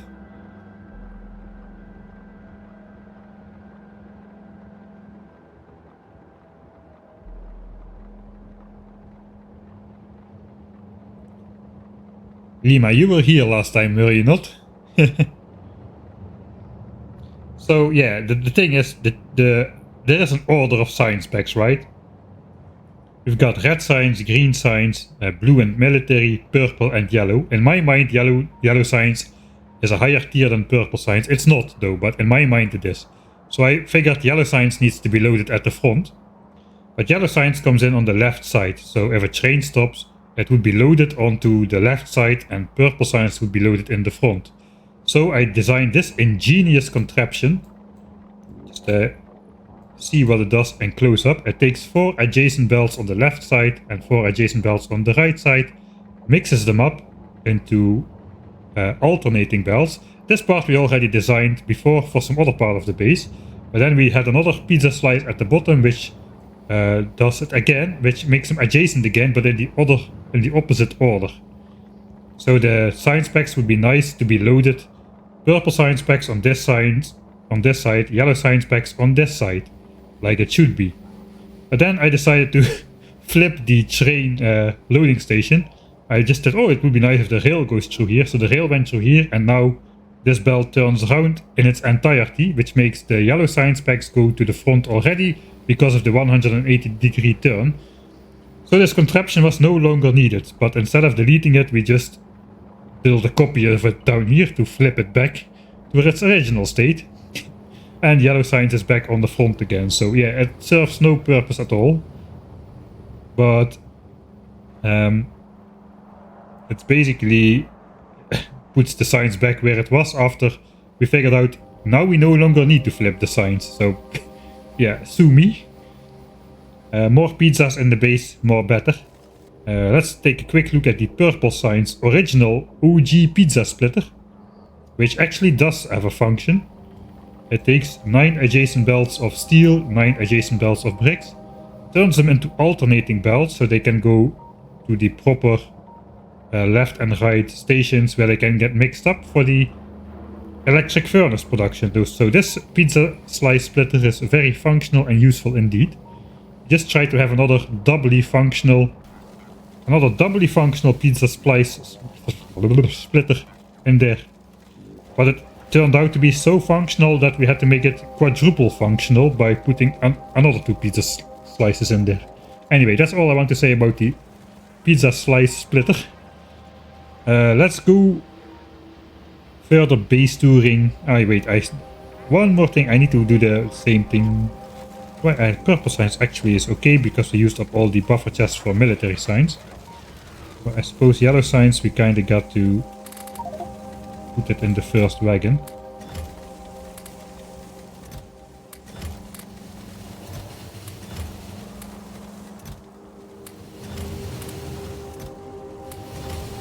That's good enough for that side.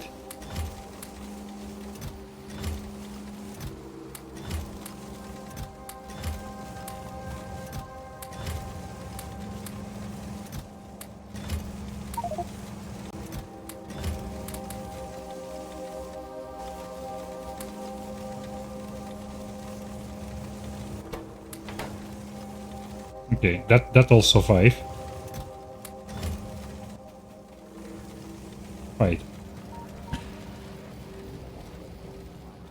I guess I'm gonna save here because now I did all the rebalancing. Hopefully this will give enough space for the signs to get consumed fast enough before something goes wrong. The bots probably are still incredibly busy. Yeah, they are.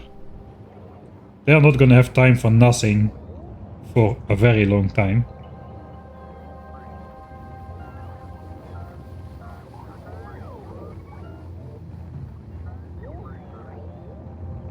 Oh, this is not great.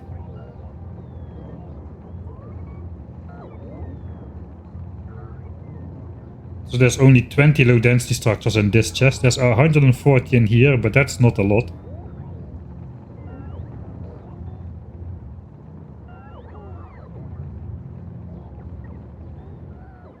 I guess we'll see in due time if the rocket launchers get more drawn out. That could be bad.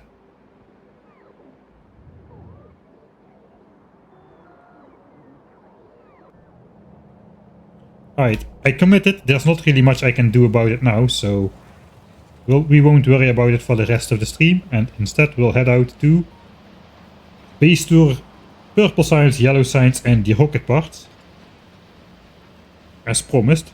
Purple signs is one of the most impressive sign specs to see in action in 10k SPM, and that's because of, well, the raw resource requirements. The amount of iron ore and copper you need to mine for it is roughly equivalent to yellow signs before you factor in productivity. The thing with yellow signs is it's way more refined, it has way more production step which can be productivity moduled, whereas purple signs basically requires more on raw resources like rails and raw, basically stone bricks, raw steel, raw stone, and just a couple of chips in there, red and green chips. But it's a lot more raw resources and in high quantities as well, especially the rail. Unique point about purple signs, it has 30 items from one type as an ingredient, rail. So you can imagine that leads to some big buses of things flown into the base, like stone. Just as a memory, purple signs in the 1k SPM base was the first one which actually had multiple output items going to signs. Here we have just got one belt or half a belt for everything. But purple signs already require 3 belts of rails, 2.8 to be exact. And that means if you scaled it up by a factor of 10, you know that purple signs requires 28 belts of rails, which looks approximately like this. And then it gets, we need to cross 14 belts of stone under 28 belts of rails. So that's a big bus of rails. Rails on a belt is better than belts on a rail, I say.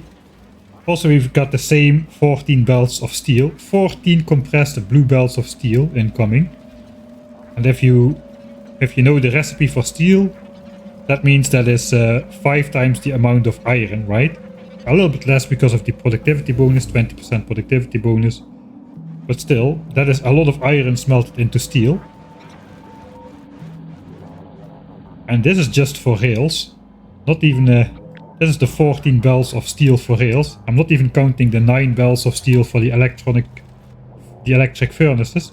And indeed, if you look at purple signs, this is why we designed those cool mining blueprints from earlier. We basically have this thing over here, which is like 16 belts of iron ore into steel. And this we copied, one more copy over here, one more copy over here.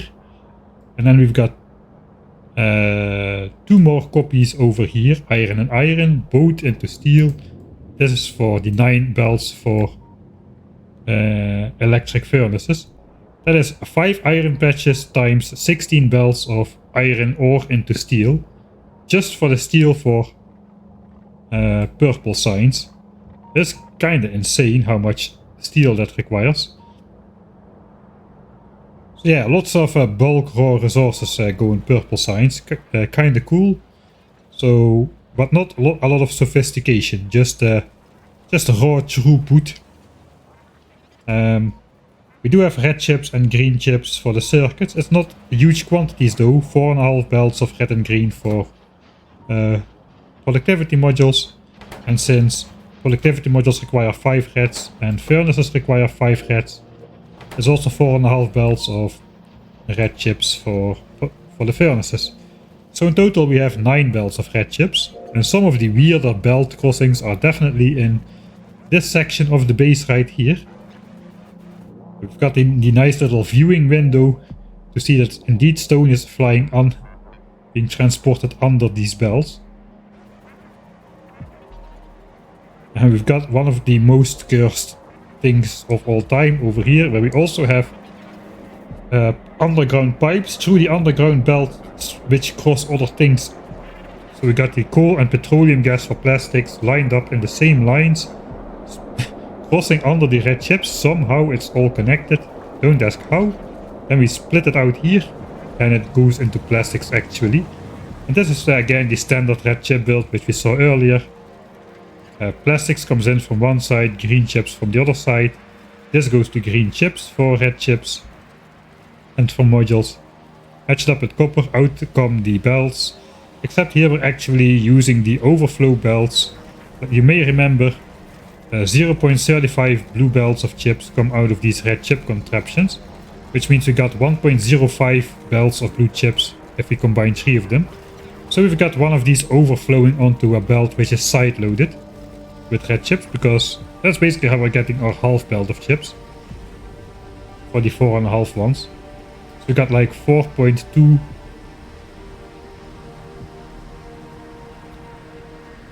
And we got this, I don't remember exactly. Yeah, I built 4.5 belts twice, so that is 4, 4, 4, 4. Here we got another single line which is 0.35.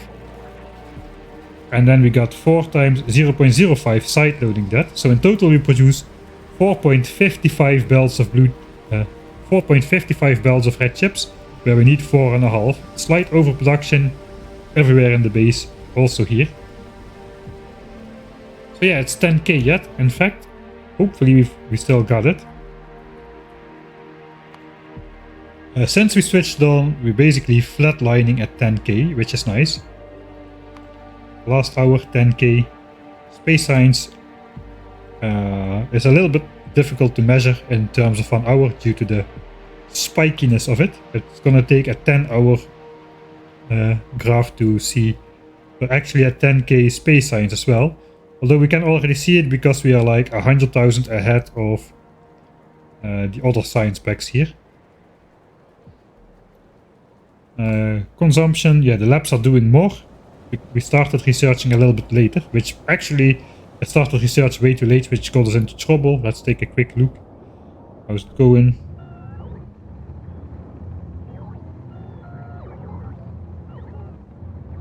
I do not see any empty requester chests just yet, so I hope the rocket silos are still producing full stop.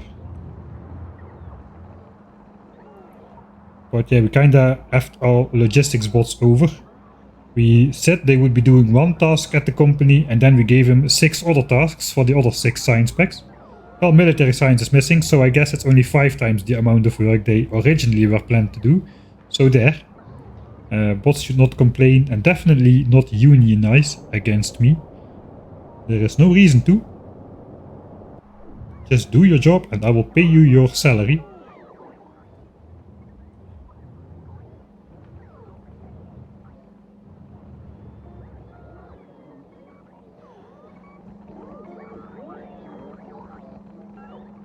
Alright, there does start to be space in most of these chests now though. So that's a good sign. But yeah, we still got 0 logistics spots available. All of them are basically charging. Most of them are charging, that's the problem.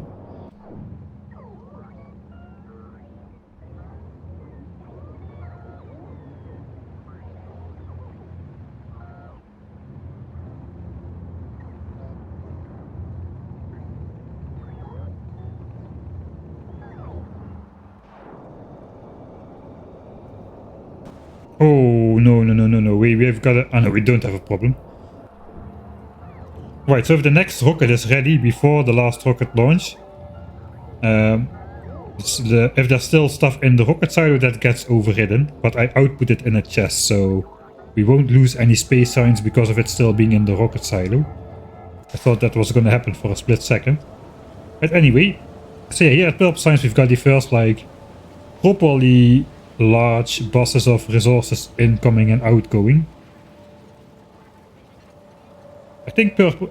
In the base game, Purple Science is my least favorite because of the amount of steel it requires, basically. It's always a problem in a starter base to get enough steel for Purple Science.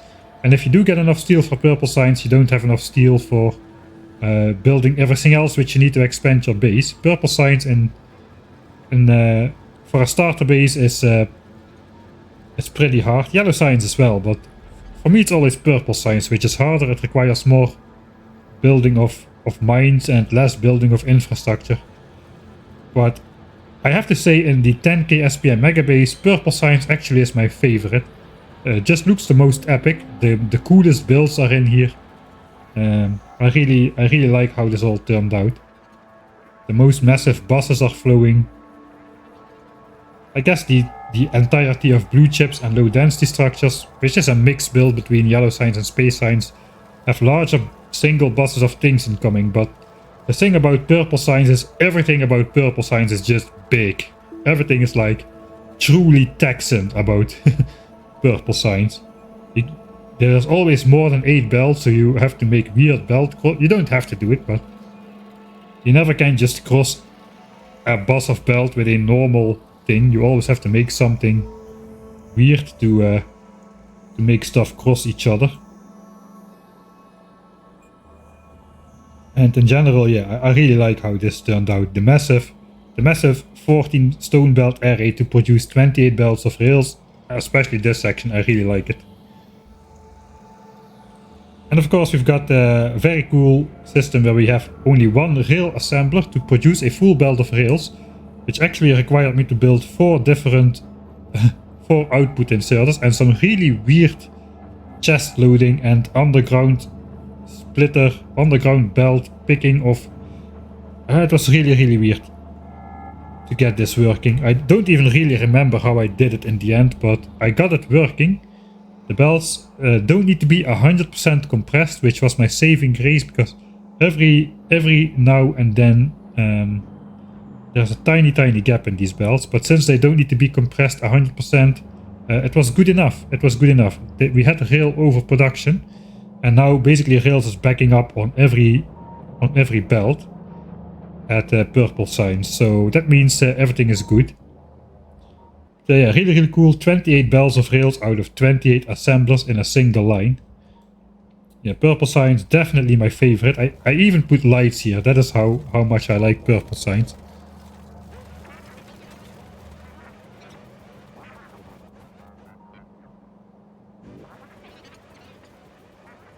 Military is the most annoying one. Military signs is annoying because it postpones blue signs mostly. Blue signs has all the nice goodies, but then you are in danger of getting overrun by biters, so you have to do military signs first, and that kind of sucks about military signs, I suppose. But yeah. Alright, so this is purely necessary for purple signs, whereas the other signs packs just have like single belts of items incoming. Not so much for purple signs. Here we've got 28 bells of rails incoming, so we had to do weird stuff.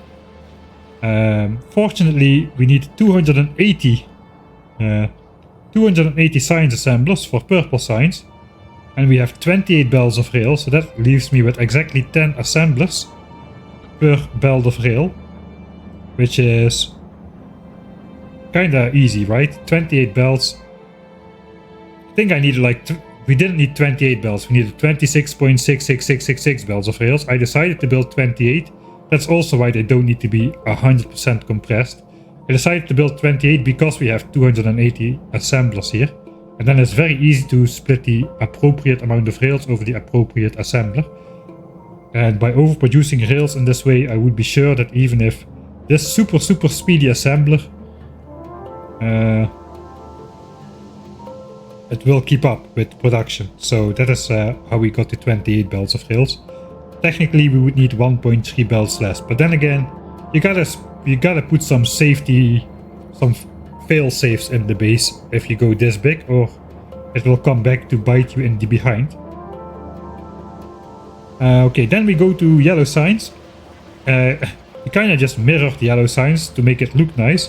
Of course, yellow signs does not have an ingredient which you require 30 of for a single science pack. It does have a 3 as the highest one. So you basically bring in the 4 belts of low density structures that we need, and or 3 I guess even. Yeah, 3 belts of low density structures come in, we split it out over 4 belts. And we basically just mirrored the purple signs build with a 1-to-7 splitter. And just divide that over the 10 belts as well. For the rest we've got the blue chips and robot frames incoming, like we've got productivity modules and furnaces for there. This is basically to make it look symmetric. So not really. This is not good for UPS, I suppose. But then again, 600,000 bells, 0.2 milliseconds update time. I don't know how they do it, but they do it. And we just can spam bells as much as we like. Probably bells are more efficient than trains at this point.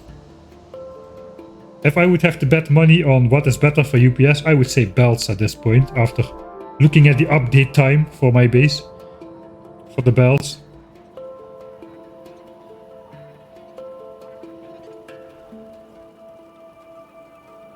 Alright, we've got about 50 UPS normally, if I'm standing in an area where I'm not looking at stuff too much.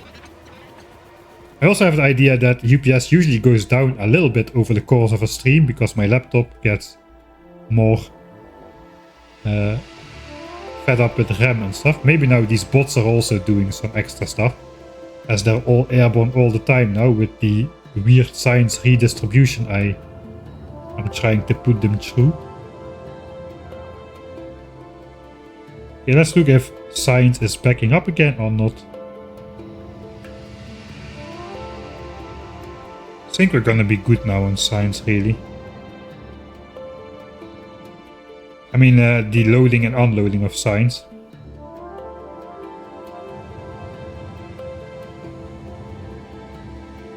This is basically my fault. I've done crappy redistribution here, but I think we should be good.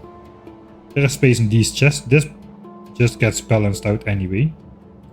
As long as this belt gets consumed somewhere in any of these chests, we should be good. So yeah, we're fine.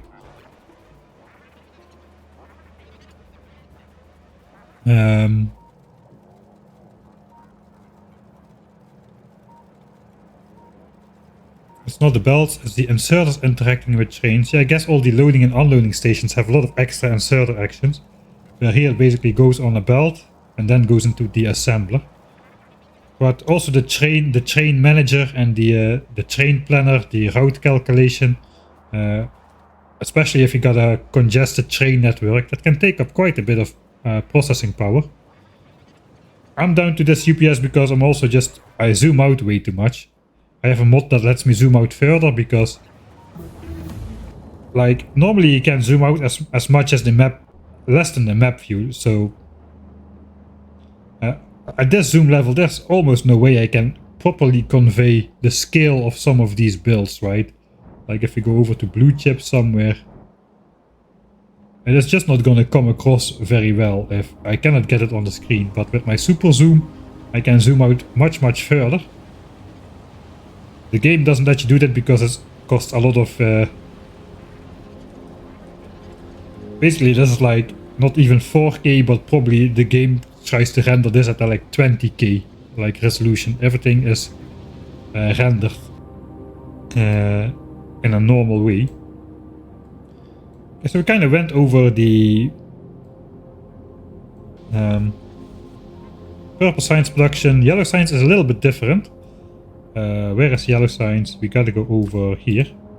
Okay, we're almost there. We are in the right location. So here we are at robot frames, which is the only yellow science ingredient that has a production dedicated to yellow science. The other ingredients for yellow science are blue chips and low density structures, and those are also shared between the satellites and the rocket parts and rocket control units. So for those we don't have dedicated production facilities for yellow science. We just produce all the blue chips and then redistribute them properly. But robot frames is dedicated, similar to 1K SPM robot frames over here, over here. We are using coal liquefaction to make the lubricant, because we would need to make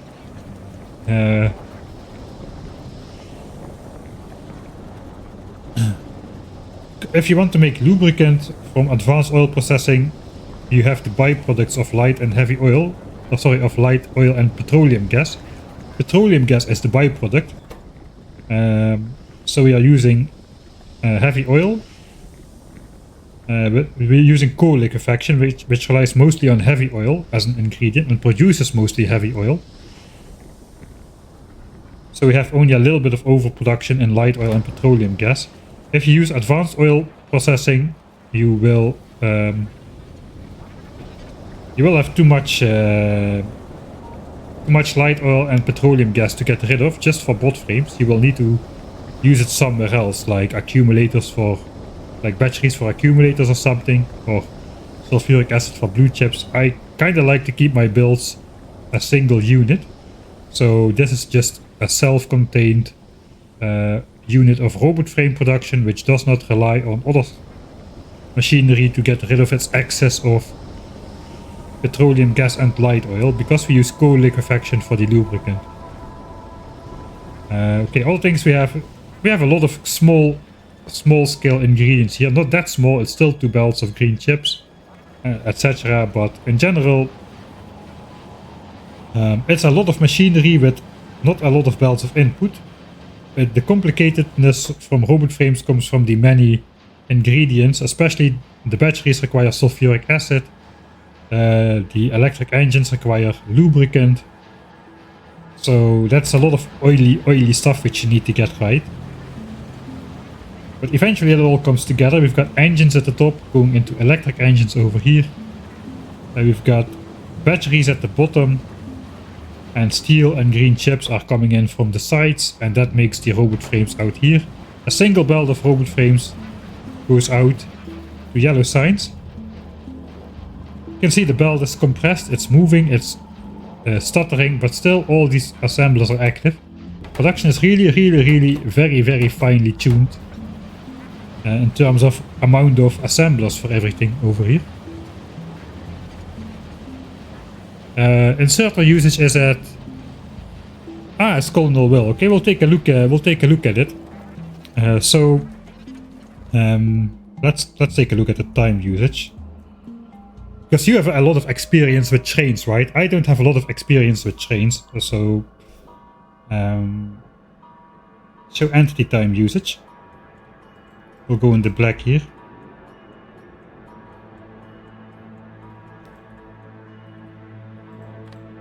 So I have roughly, I think 60,000 inserters or so in the base, 50 to 60,000 inserters. They're going at about 5 to, let me just slow this down a bit. Okay, look at the top left, right?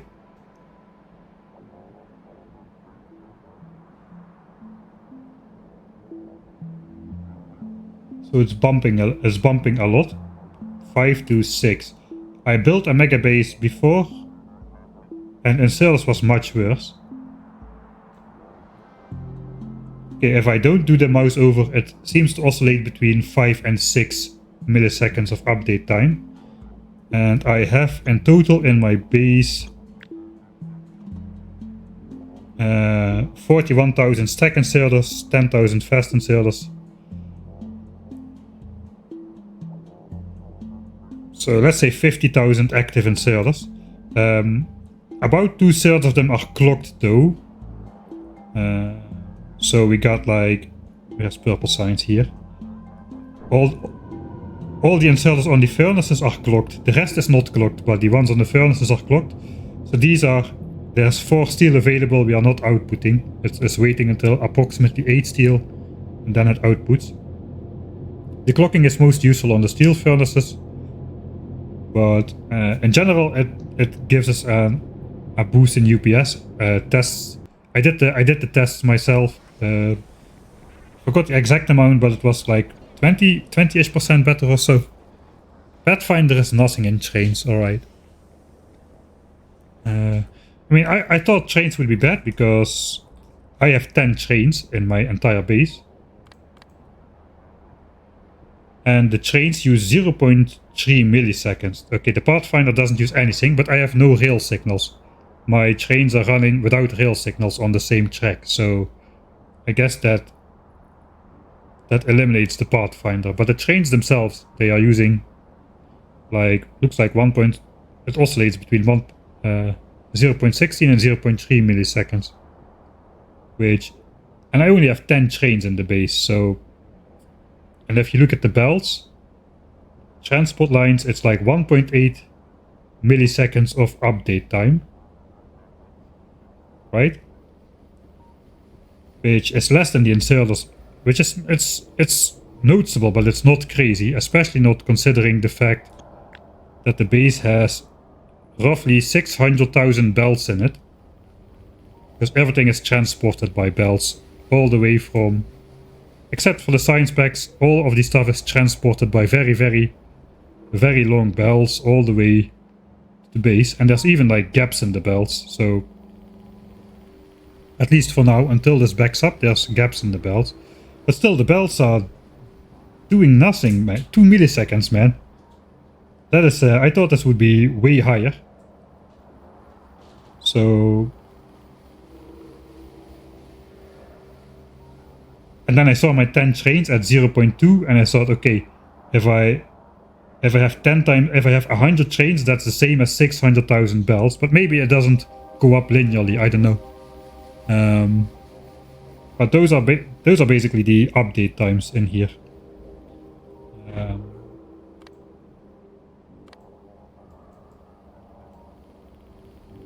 So yeah, the inserters are still the highest, but I built a mega base before with unclocked inserters everywhere, and inserters were doing, I remember, something like 11 or 12 milliseconds of update time. And now they're doing like, I know, it's hard to switch now between clocked and unclocked because I cannot mass delete the wires. But yeah, in general, not bad. Let's check what the biters are doing now.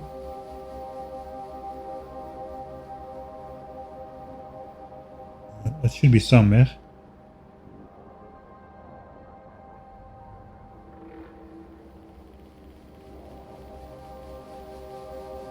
A class unit. Okay, I'm looking at the wrong one. Need class unit. Biters are still doing about 0.3, 0.4. That's because we got the biters on the islands. There's no biters on the edge of the map. There's no biters being polluted except the ones on the islands. Those sometimes just try to send attack groups and they keep spawning new biters and they keep consuming pollution.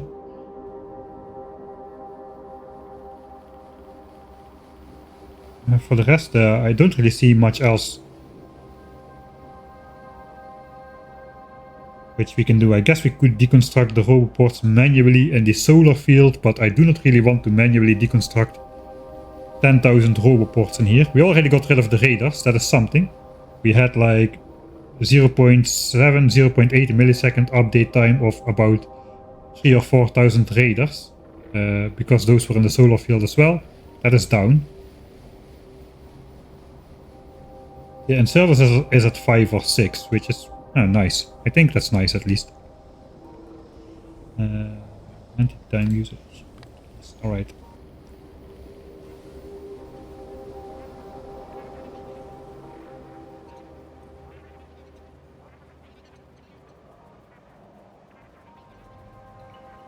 If I had to guess, it's having no track signals that is making his trains expensive. How is that so then? Because these trains basically just don't care about other trains. They are not looking if the track is clear. They just wait 25 seconds and then go, no matter what is going on. And there is no decisions, there is no intersections, there is just the next break in the rail, if you can call it that. There is no blocks, there is no... if I take a rail signal in my hand, can I do that? I don't know.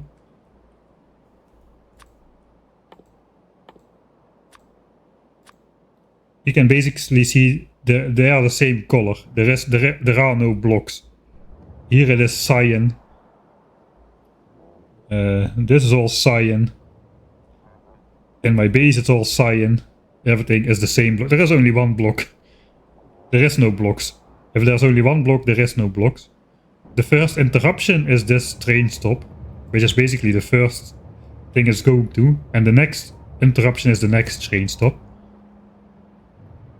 So, and the trains literally just crash if they don't look towards each other. They are just timed perfectly to not crash with each other. They just wait for 25 seconds and then go. And the next train just happens to come in right after that train has cleared the station ever so with a very, very, very, very, very small gap where they don't crash. And then this train just waits for 25 seconds, etc, etc.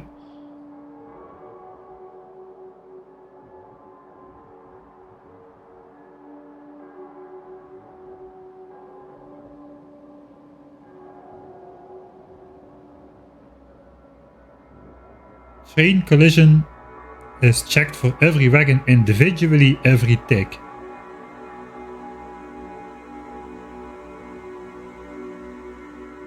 Ah, that might be the case then. My train is like Intel CPUs. It's fast but may unexpectedly crash. Yeah. That's like a high risk, low reward type of thing. Where we get the next train in the station slightly faster. So we are saving 0.2 seconds of idle time, which we don't actually need to save, but at the expense of the entire train network crashing to pieces and the entire rail line becoming unusable. Yeah, something like that. How is the wood stockpile holding up? We've got wood for 4.5 more hours. Theoretically. Let's check if it's actually the case. 177,000 wood left at the main base. We started out with 500,000. And we are still probably using up 42,000 wood per hour. Consumption 42,000 wood per hour. constant since we started the trains on wood. Don't ask why the trains are going on wood, it's your fault. If you were here at that time. So collision checks have to happen due to no segmentation. Alright, that actually kind of makes sense. So you're saying that because there are no blocks, the trains have to check for collisions every tick. Whereas if there are blocks, they don't need to check for collisions at all because they basically cannot collide. If you cannot have train crashes if there are blocks, right? Because then the okay, that might explain it. So if you use rail signals, the trains don't need to check for collisions because they cannot collide. They simply will stop if there is a train. That is not true though, because if this train enters this block and I manually put a locomotive in there, that train will just crash into that locomotive. It won't stop for it. So train collision checks still have to happen, right? Also, if you're manually driving a train after a train has entered the block and you manually drive into it, that can also collide with a train. So I don't know. The train collision checks should not be extra, right? Or maybe train collision checks don't happen unless you place a train into a block manually or you manually are riding a train. I don't know. I don't have enough experience with trains to know the inner mechanics that well.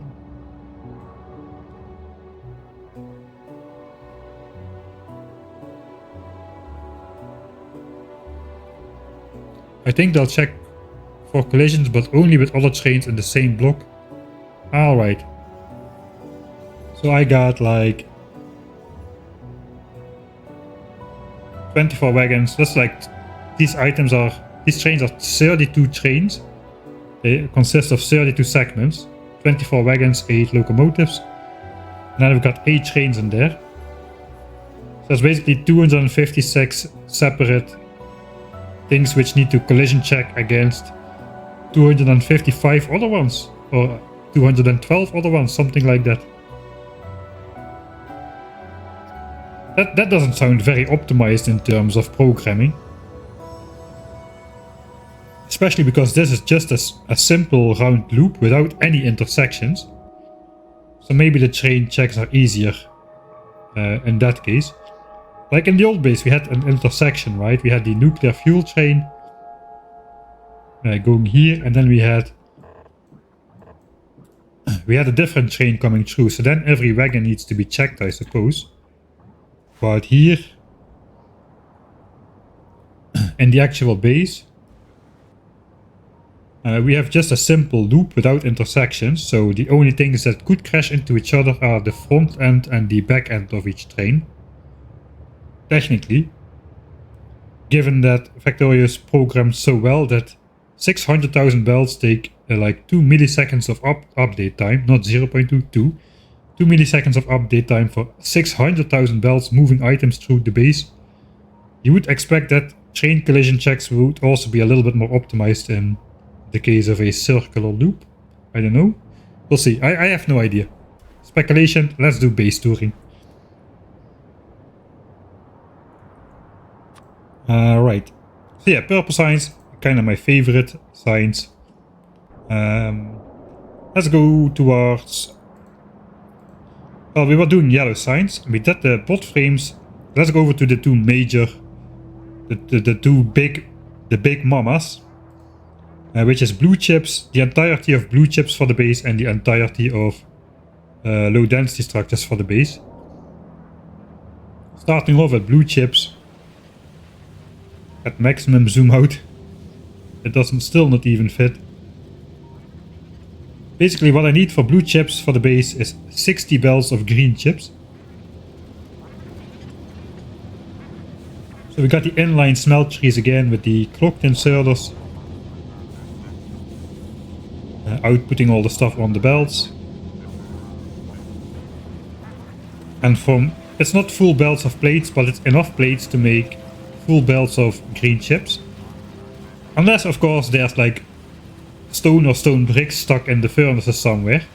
Because of the 1.1 all-time favorite stone poops everywhere.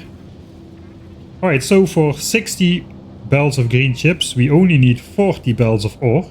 We've got 20 coming in from this side and 20 from the other side.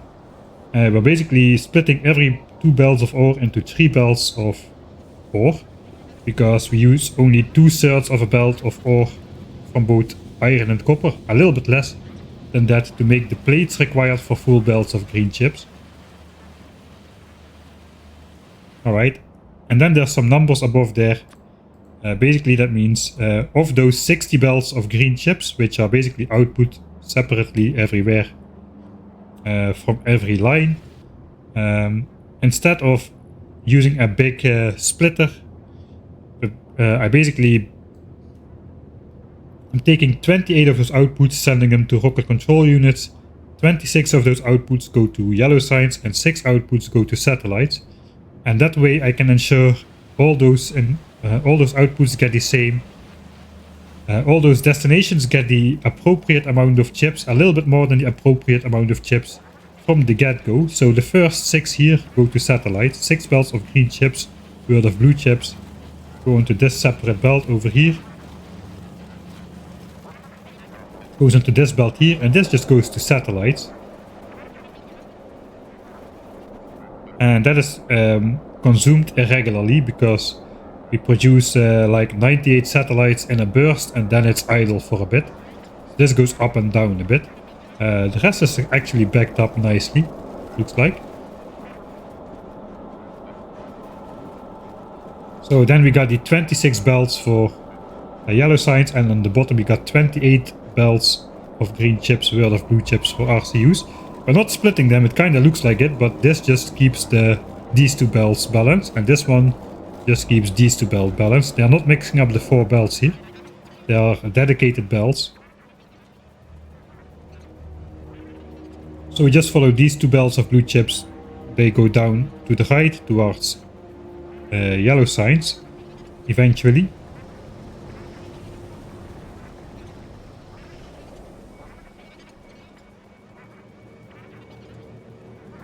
So here we split it off. This goes to yellow signs and this goes to rocket control units, where 2 belts of blue chips turn into roughly 2.8 belts of rocket control units. And those go all the way to the launch facility.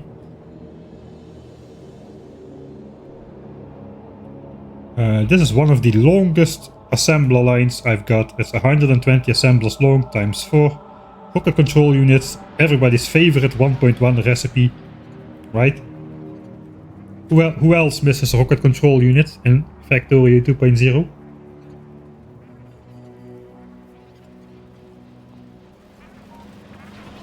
Yeah, but it has a crazy long crafting time of 30 seconds. And uses up only 1 processing unit and 1 speed module, so that's not a lot of ingredients required. Especially not for a 30-second recipe, which is how we ended up with 120 assemblers in a row.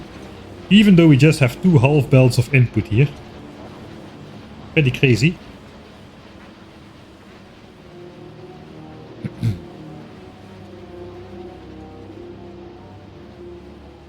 This is it at full zoom level. Alright, for that we've got 9.8 belts of green chips and red chips each incoming to make the speed modules. We went over red chips before, so we won't look at it again. It's basically the same setup every time. Outputting 1.05 belts per triple set. And using the 0.05 belts of extra production to sideload the last belt. The last belt should not be full. We have 9 full belts, and then we should have 0.8 belts for the last one. It is fuller than that, so that is good.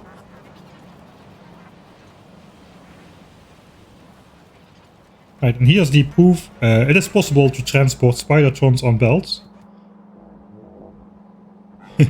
If you don't give them belt immunity equipment. Even if they stay half on top, they still get They still get dragged a little bit every now and then.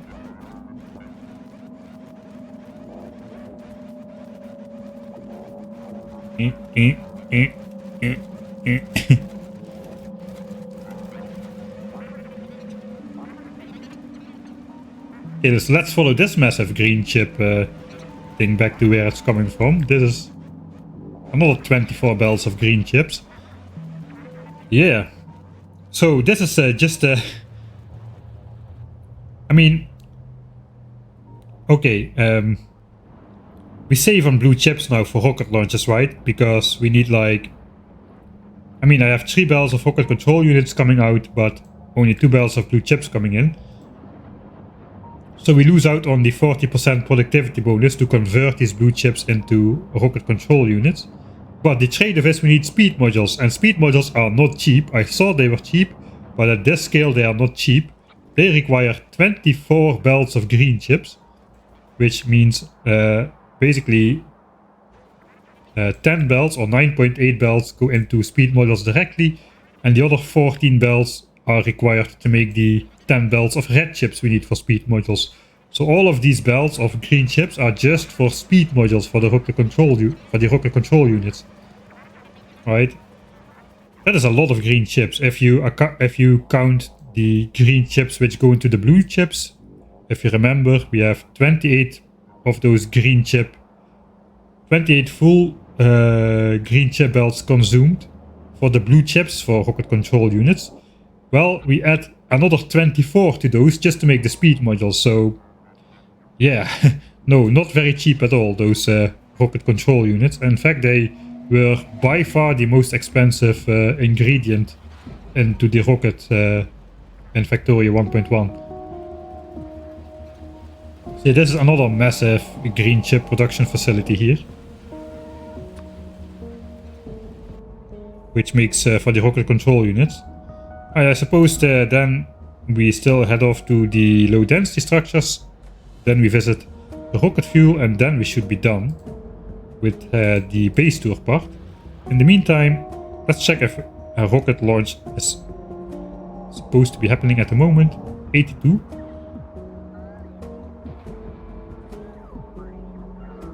It's looking less congested. It could be me. Still, we have no bots available. Okay, that's not looking less congested. It's looking exactly the same. Yeah, let me check the chests which are coming in with rocket parts. 74. Okay, so these are still all being distributed as they come in. We are not stashing them in here. We're not stashing them in here. Rocket fuel is being stashed because we are overproducing rocket fuel by a fair margin. The rest is not being stashed into chests, which means it is all getting redistributed to the rocket silos. So that means we should not be losing any rocket silo production rate. Let's see if we can see a visual gap, which becomes larger over time between launches. It doesn't seem so. Also, the base of the launches is not becoming wider, so that means the launching spree is happening over the same amount of time. This looks like regular dips. It kind of feels like we're good. It does look less congested somehow. Maybe... I think the bots are back to the space science packs mostly. I think they're done. Yeah, they're done. They're just waiting to charge up, really.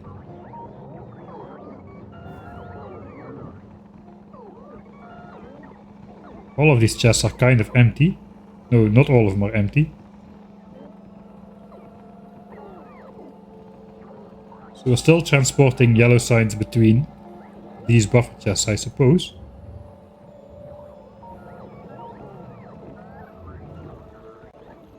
But not a lot of the bots are carrying other science packs than space science or rocket parts, which means most of the bots are doing what they are supposed to be doing.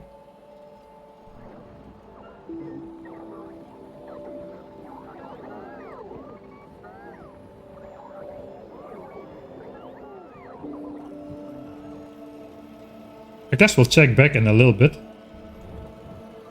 To see how it's going.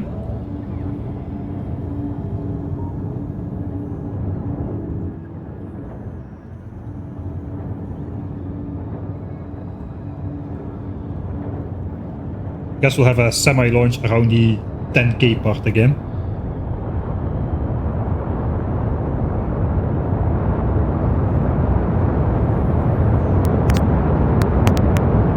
Whoa. Sorry about that, it's a little bit too loud in the headphones.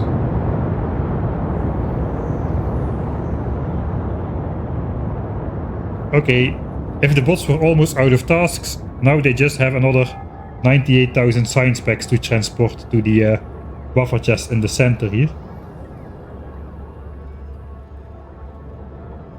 Alright, mining productivity 63 is coming in. Yeah, I still had one in the queue, but I gotta be more vigilant with keep adding technologies to this queue.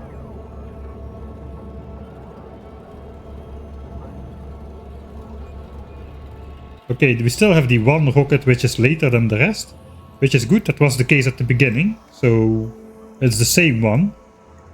And no other rockets seem to be delayed, so I think production has kept on going non-stop.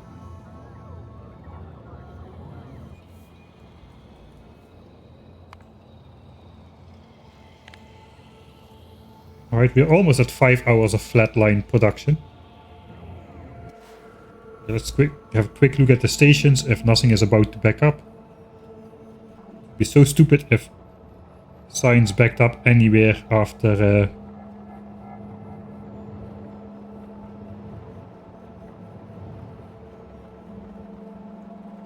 Yeah, I think we're good. I think everything is gonna self-balance out eventually with the provider chest, and then after it self-balances out, we can just put back the old system of chests at the rocket silos, I think. Maybe we'll just leave it as is to not run into problems. Alright, so yeah, this is just the middle ones, but it's only the front chest, not the back chest. So we are not in any danger of having any of these belts accidentally back up and stopping the nice flatlined graph of science production. That also, I mean, if this production stops, all of these belts will backfill again. That kinda nullifies the idea of having an actual 10,000 science per minute production, right? If it temporarily stops and then fires up again, it's not really 10,000 science per minute anymore, at least in my mind. So we gotta have the nice flat line for at least 10 hours, preferably 50 hours. Okay, we have arrived at low density structures, and this build is even bigger than the rail one or the blue chip one. This is coal into plastics for low density structures. There's 11 belts of coal into 21 belts of plastics. Technically 10.5 belts of coal, I suppose. And we've got the steel smelteries here. Again, we've got 2 steel smelteries. 2 iron patches dedicated to smelting steel. Bring in 9 belts of steel again. To combine with the 21 belts of plastic. And if we've got 21 belts of plastic, then you will probably know how many belts of... Why is there gaps in here though? Let's have a quick look here.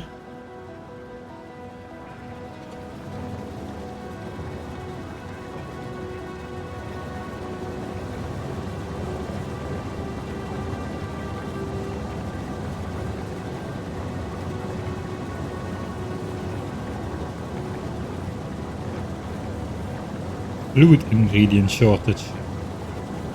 Only this one though. This pipe is full, this pipe is not full.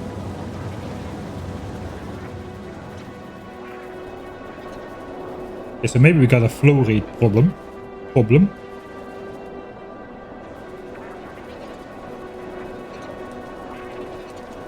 But why would this pipe specifically be too long? That doesn't make sense. I think it was more the oil supply problem then. And indeed, this one is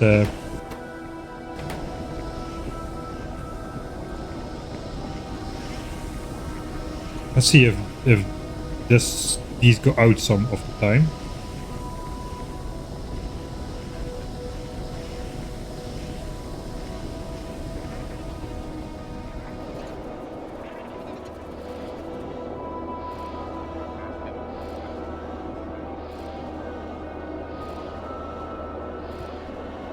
Okay, these are pumping at 1180-ish.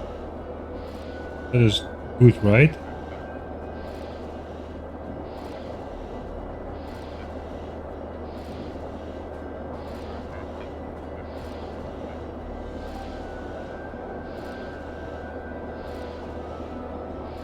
But one of them is pumping at 11. This one is the half belt of plastic. This one, so this one is lower by design. But this one looks like it has a problem. Maybe it has too many pipes. I'm gonna get out of the spider because the thing wobbles in my face. I think that is why there was a small gap on the plastic belt. That's the other reason I have overproduction, in case there is a tiny discrepancy between my design intention and the actual situation, like here, 1120 oil a second instead of 1180. The overproduction will make sure that not the entire system falls apart immediately. Okay, so we're gonna follow the third line. Third line. 1120, 1, 2, 3, 4, 5, 6, 7, 8, 9, 10, 11 belts to here, so I don't see why. Did I forget to put speed modules in a pump jack here or what? Which pump jack is this guy connected? This guy is waiting for space in destination all the time.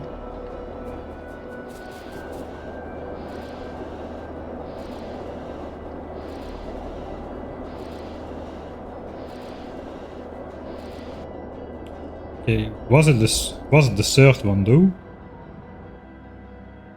Okay, we see gaps. Gap. Okay, good luck seeing the white lines on a belt of plastic. That's a little bit hard. It's easier to see without the gaps. It is this belt.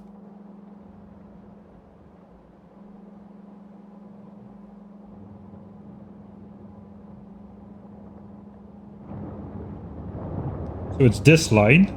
It's indeed the one which has the flickering petroleum gas on there. I just, for the life of me, don't understand why. Because this only transports like 700 petroleum gas, and that should be possible in a very long pipe. Right?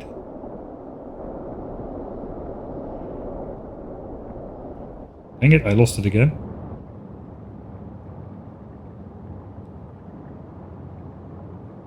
Okay, this pipe is flickering, it's the only one. Okay, this one. Not moving the mouse cursor. So it's this one. Now we go up. It's this one. So it's this one. So it's this one.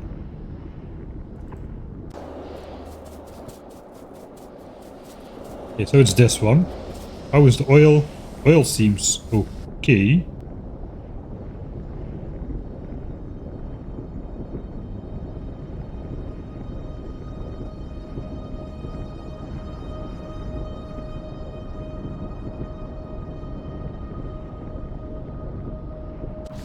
It is working all the time.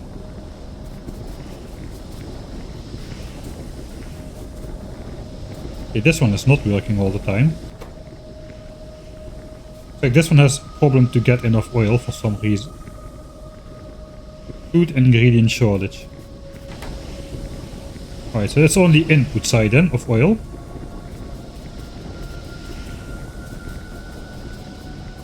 And it's on this line. Maybe this has too many pipes. We can count them. 1, This should be 17 or less because we happen, not because of a random reason, but we happen to need 1200 oil for this, I think. 7 refineries. Let me check in my blueprint book.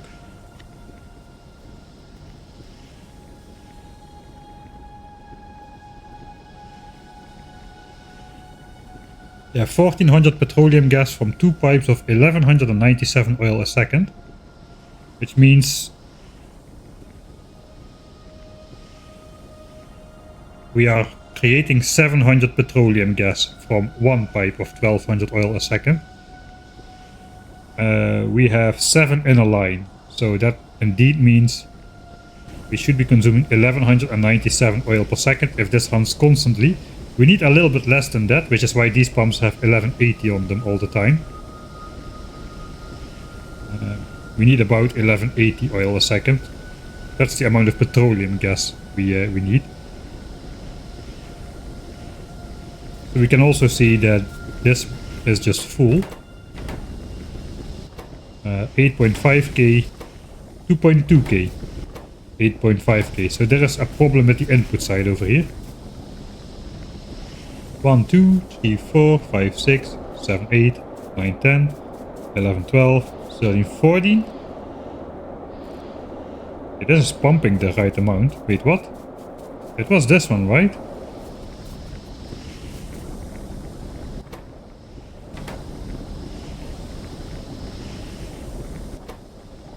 Okay, this might be one of the quirks of the old fluid system.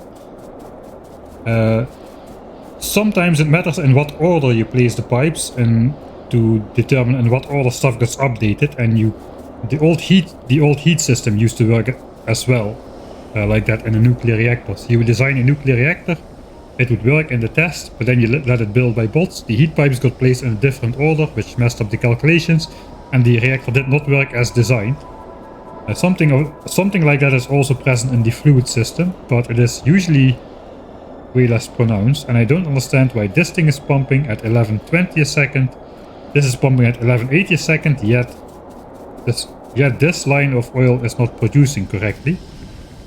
Which is the 1120 then? This is the third line. Which is this one.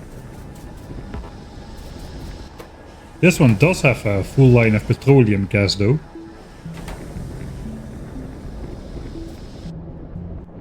Am I doing weird stuff at the output? I don't think so. This is just all its own individual pipe, and it all just goes to its own individual line of plastics. Alright. So I'm just gonna let me just try to rebuild this this pipeline.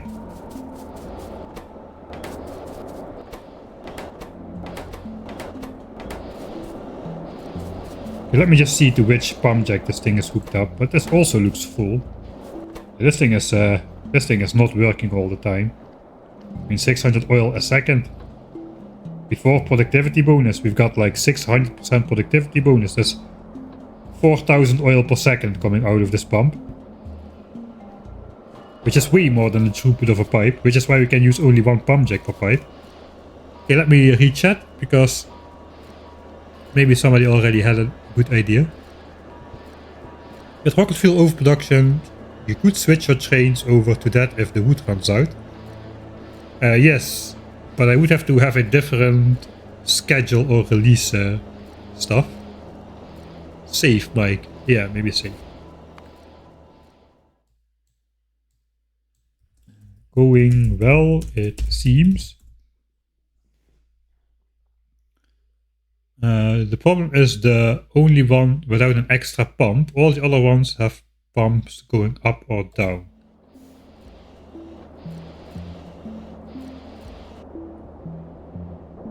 Yeah, this one doesn't have a pump because it directly connects to here. So basically 1, 2, 3, 4, and the fifth one already connects, and after this we need only 1000 oil a second throughput. Whereas these all have way further to go, like this one. After it turns, this is 1, 2, 3, 4, and it touches already. And these have to go much further.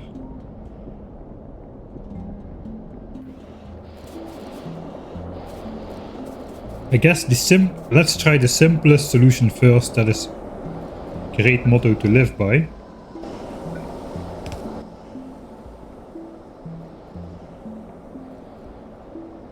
I should have pumps on me. There they are. I can never find them in my inventory.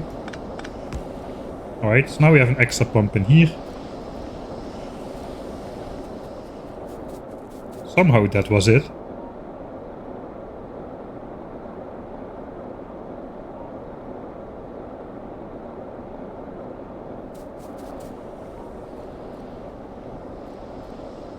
Why though? I don't understand.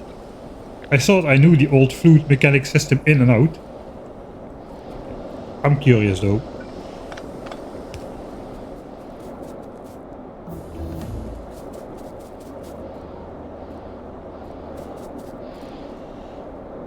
I mean, I still don't understand. It was pumping fluids at the same speed as the other ones. This thing is only pumping 1120 for some reason, but this one is fine.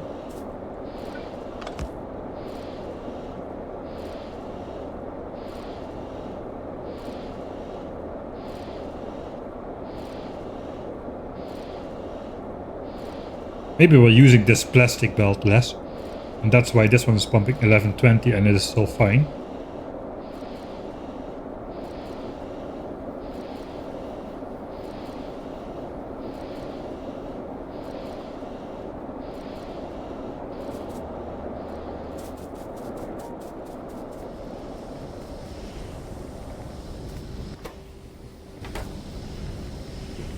Alright.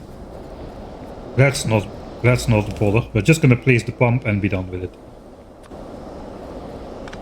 There is no reason to learn the ins and outs of the old fluid mechanic system if after this we're gonna be playing Space Age anyway.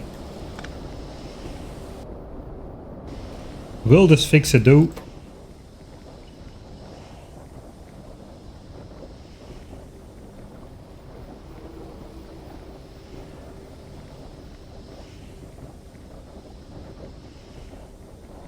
I don't see this going up yet.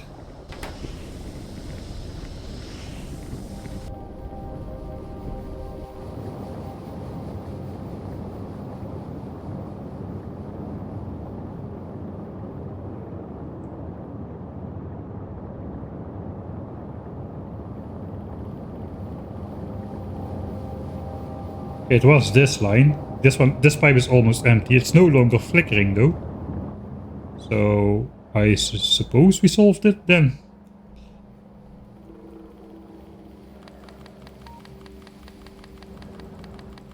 Let's try to see it by flickering. I don't see any more gaps in the line. Alright. I suppose that did it. Can we see something in the low density structure production line? Probably not. This is the satellite dip.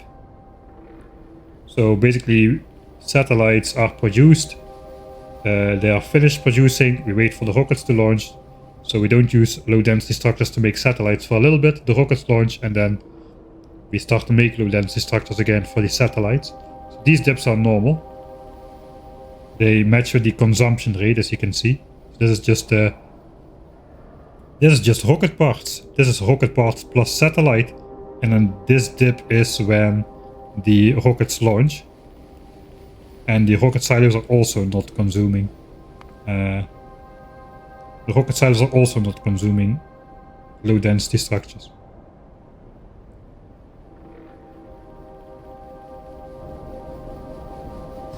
Anyway, let's keep it like this then.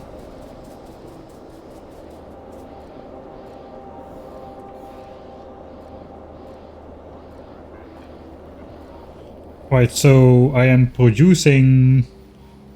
It's still weird. I'm producing 21 belts of plastics.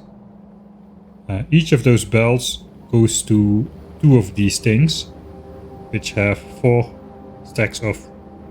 belts of copper. And they are not being... I don't have a giant belt balancer or anything. Just one belt goes half into here, half into there. And that's all, and that's true for all of them, except for the very last one, which one of those belts, this one, just feeds one line, because I have 21 belts and I need only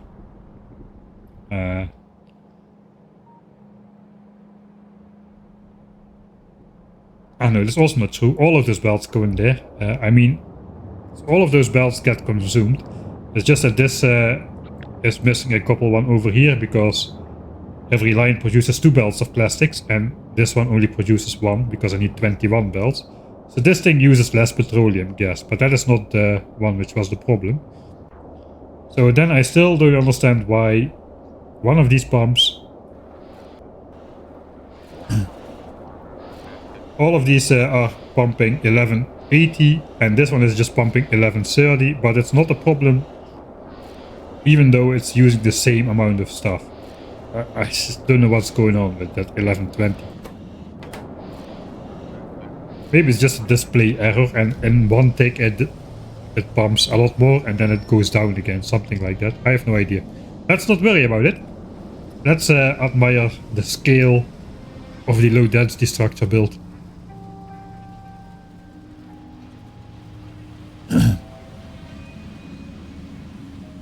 Alright. So this one even does not fit in the screen if I zoom out with my super extra zoom out mod.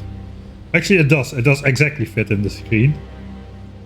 That is 84 belts of copper being consumed into low density structures. These are all 2 belts, not 1. This is 2 adjacent belts of copper ore per vertical line here.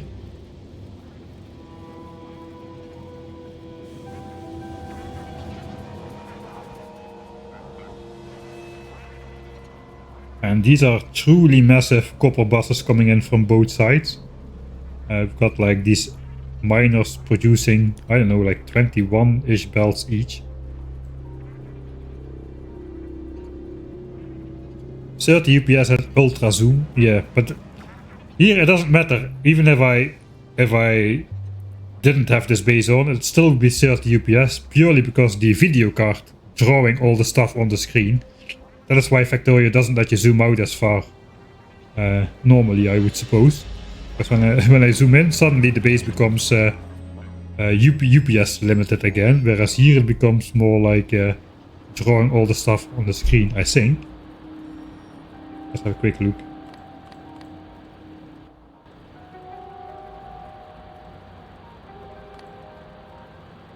So frame cycle 30, the update cycle is just 22 milliseconds. The frame cycle now is 30 because there is a lot of rendering going on. Or why? Okay, I don't fully understand what's going on, but if I zoom in, frame cycle goes down to match the update cycle.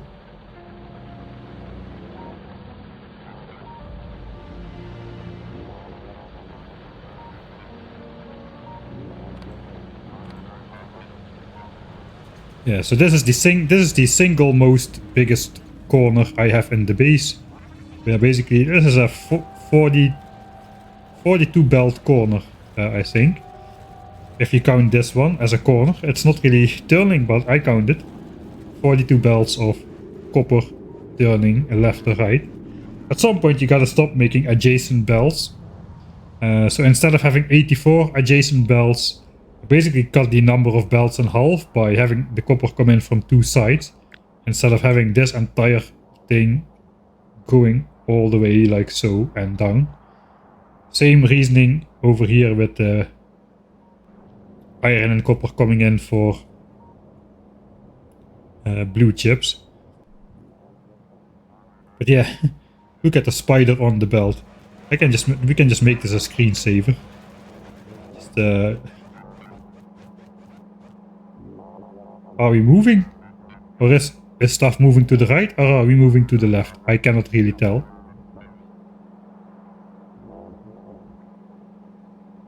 It looks like we are just stationary and stuff is moving to the right, but it could be me. Oh no, we are moving to the left. Now it becomes visible again.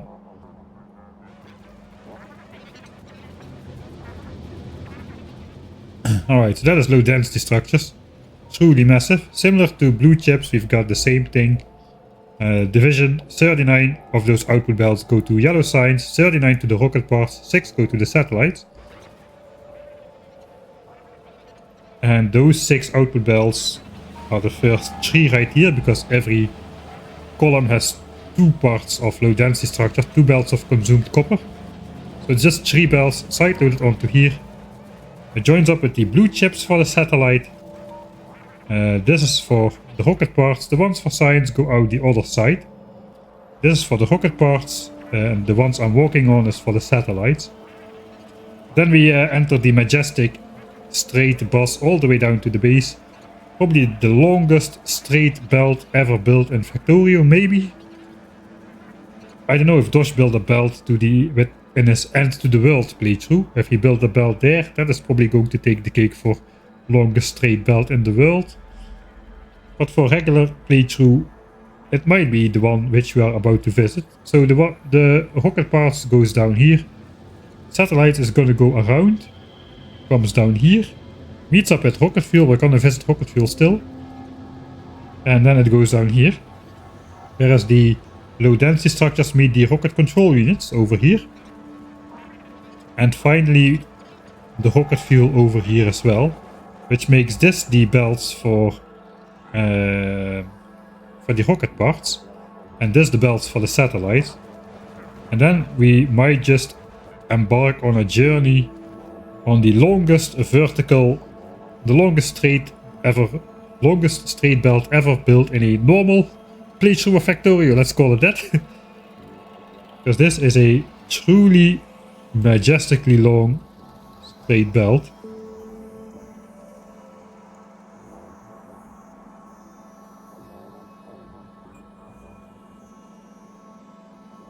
I can put it all the way on the screen if I put it not on my hotbar, I suppose. And we are moving with a blue belt speed. The rate at which my name is moving down is the speed of a blue belt. The fastest belt in Vanilla Factorio 1.1 at least. Yeah, Dosh built a belt in his tunnel to the end of the world carrying artillery shells. Oh, that's cool.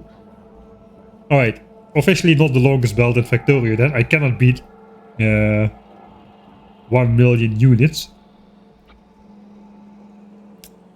But I've got a bus. This is the longest straight bus. So 9 belts. How long is this belt? How long is the straight line?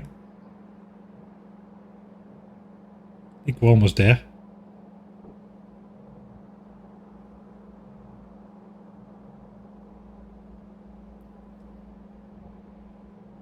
No, not yet. Okay, okay, we're there. No, we're not there. Okay, we're interrupted. We have to let the railway pass through. I think this is the nuclear fuel train. So if I really wanted, I could get rid of that. But it's not much longer than this. A single belt then is about slightly over 4,000 tiles long.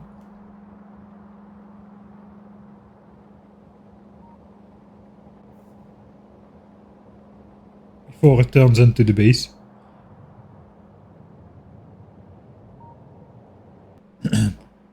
A chunk is 32. So that brings us at roughly 125 chunks of straight belt. I suppose this one is maybe slightly longer before it turns. I can zoom out a bit more.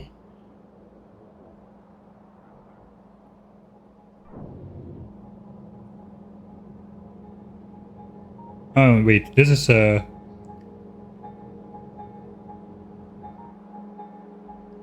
it's not straight, this one. I'm cheating. This one is not straight. It does something over here. Yeah, we're moving it. We're moving it over. So that does not count. That's not a straight belt anymore. Low density is straight though. Low density structures are straight. Right. No, never mind. 4,000 tiles.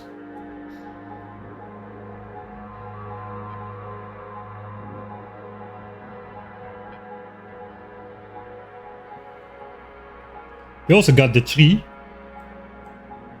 Somehow this tree grows on top of the rocket fuel belt. There is no underground belt here. This is just a normal belt. But the rocket fuel can pass through just fine. It's even growing onto the blue chip belt here. A little bit. But Yeah, it's weirdly in the way, but not in the way. So that is one tree. The other special tree we've got in the base is this tricolor single tree, which is actually 3 trees. And it has kept its color despite the immense pollution which is around here, which is kind of unique. Normally trees either go very gray or they lose their leaves. And there is a small chance that a tree gets locked into a state before decaying too many times. It's really a small chance to happen. And it happened to all 3 trees. They got locked into a state where they still have a lot of leaves and a reasonable amount of color, it appears. And it happened to 3 trees grown on top of each other in my actual starting area next to my starter lake. So that is kind of nice. We can actually check the decay status in the tooltips. See if I'm actually right, or maybe this tree has just a type that even when decayed still looks like it has a lot of leaves. Okay, so trees have two this is like some very weirdly specific factorial knowledge which you will never need, but okay, I once did some investigation to this. Trees have two variables.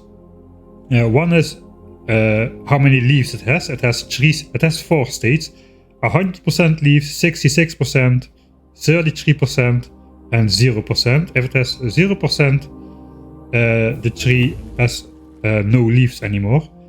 And that happens when the number for progress is 3. So progress is basically decay of the tree, where it loses its leaves. If it's 0, it's full leaves. 1, it's 66%. Here it looks like it's 2. So this tree has lost 66% of its leaves, but it still looks like it had a lot of leaves to start with. The animation is still pretty good. This one is at progress 1. So this has still 66% of its leaves. This was also at progress 2. Okay, so it's more of a visual thing then, instead of a unique game situation, unfortunately. You can see though, the other stat is gray progress. Gray progress can go very far. This is locked at gray progress 3. This is locked at gray progress 4. And this one has gone all the way to gray progress 15. I forgot exactly how many times a tree can decay, but basically, if there's more than 60 pollution in a tile, which is definitely the case here, trees have a chance to take damage. And each time they take damage, either progress goes up by 1 or gray progress. And gray progress has a higher chance to go up. Every time the tree takes damage, it absorbs 10 pollution from a chunk. The gray progress does not have an effect on the pollution absorption capacity of a tree, but progress does. So the decay of leaves does. It starts out at 0.0001, something like that, and it loses a third with every decay of leaves. But as you see, there's only so many times a tree can take damage.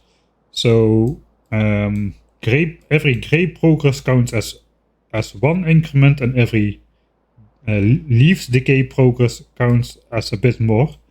Once this gets to progress 3, there is no sense anymore in gray progress advancing, and we get locked into progress 3 without leaves. We can probably find a forest somewhere. If pollution is off, perhaps. Where the trees are all looking very sad. So this tree has progress 3, it has no more leaves. And it has a gray progress 7, but as it has progress 3, it stops basically. But not all of these trees are locked. So basically, if there's like 16, if gray progress is 15 and progress is 1, it also gets locked. This is the maximum amount of times a tree can take damage. So it took damage 16 times, absorbed 160 pollution in total by taking damage. The trade-off is though, this tree absorbs no pollution anymore, but trees which get locked into a state with leaves, like this one, it only lost leaves 1 time. This one still absorbs 2/3 of the pollution it started out with, so that makes chunks with trees valuable even later in the game. in terms of absorbing pollution, because a lot of the trees get locked into a state where they haven't lost all their leaves. And the more gray they get, the less progress they have. So the trees that end up with leaves, they are normally very gray, but there is a small chance, like there's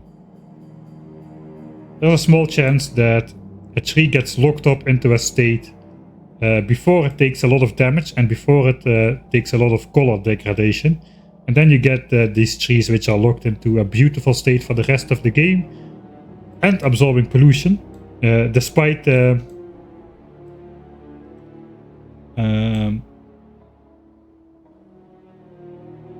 really find an example right now. Despite having absorbed a lot of despite having being in a chunk with a lot of pollution, it no longer further decays and it stays looking good for the rest of the game. And usually one of those trees gets rebranded as the tree in my playthroughs. It still looks good despite the pollution. Yeah, okay. Anyway, that was probably way more weirdly specific Factorio knowledge than you ever wanted or needed to know. Let's get... yeah. Let's get back to some other questions, like how the heck did I get so many lakes in my starter lake? Yeah, you get a random roll at the beginning of the game, and there is no limit to how many can spawn in your lake. So I just got a little bit lucky, like approximately 6 sextillion times more lucky than Dream did in his Minecraft speedruns. If you get that times much more lucky, you can end up with this amount of fish in your lake. So there's definitely no altering of game files going on here. But also you can pick up fish from other lakes, and you can deposit them somewhere else by holding the Z key above the water, which also might be a small part of the reason why this fish has exactly 100,000. Why this lake has exactly 100,000 fish in it. A weirdly specific random amount to spawn with, I suppose. But I don't know if that happened or if we just got lucky. I cannot recall, it's been too long. Oh, we have been standing on this belt for forever and we still haven't arrived at the base. Right.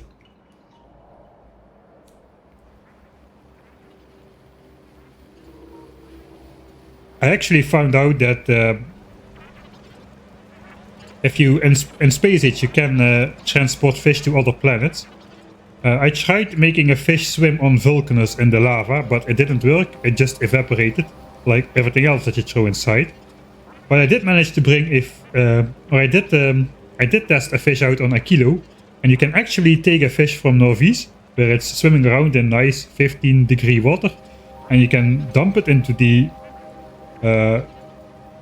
I don't know, like minus 100 something degree centigrade ammoniacal solution, and it will swim just fine over there. Fish can swim on Aquilo, no problemo, no problem whatsoever. I mean, the true strongest entities in Factorio are fish and offshore pumps. They are the true strongest entities in Factorio. Fish can survive the frozen ammoniacal solution on Aquilo, and the offshore pumps in Space Age, well, they have no problem. They can suck up 1200 units of water a second, but of course they can also suck up 1200 units of lava per second and not melt in the process. Or they can also suck up 1200 units of frozen Aquilo ocean per second without any issue. And they can suck up you can drive a car on Fulgora, on the heavy oil oceans. It's literally so dense you can drive a car on top of it. But the offshore pumps also have no problem sucking up 1200 heavy oil a second out of that mostly solid heavy oil ocean, I would assume. Nothing is stronger in Factorio than fish and offshore pumps. The things you wouldn't expect them to be, both available from the start of the game, no research required. And those are really the strongest things you can possibly own. in Factorio. Yeah, I tried. They survive on a kilo. At least they tried in the patch where they did so. Oxygen boils at 180 degrees.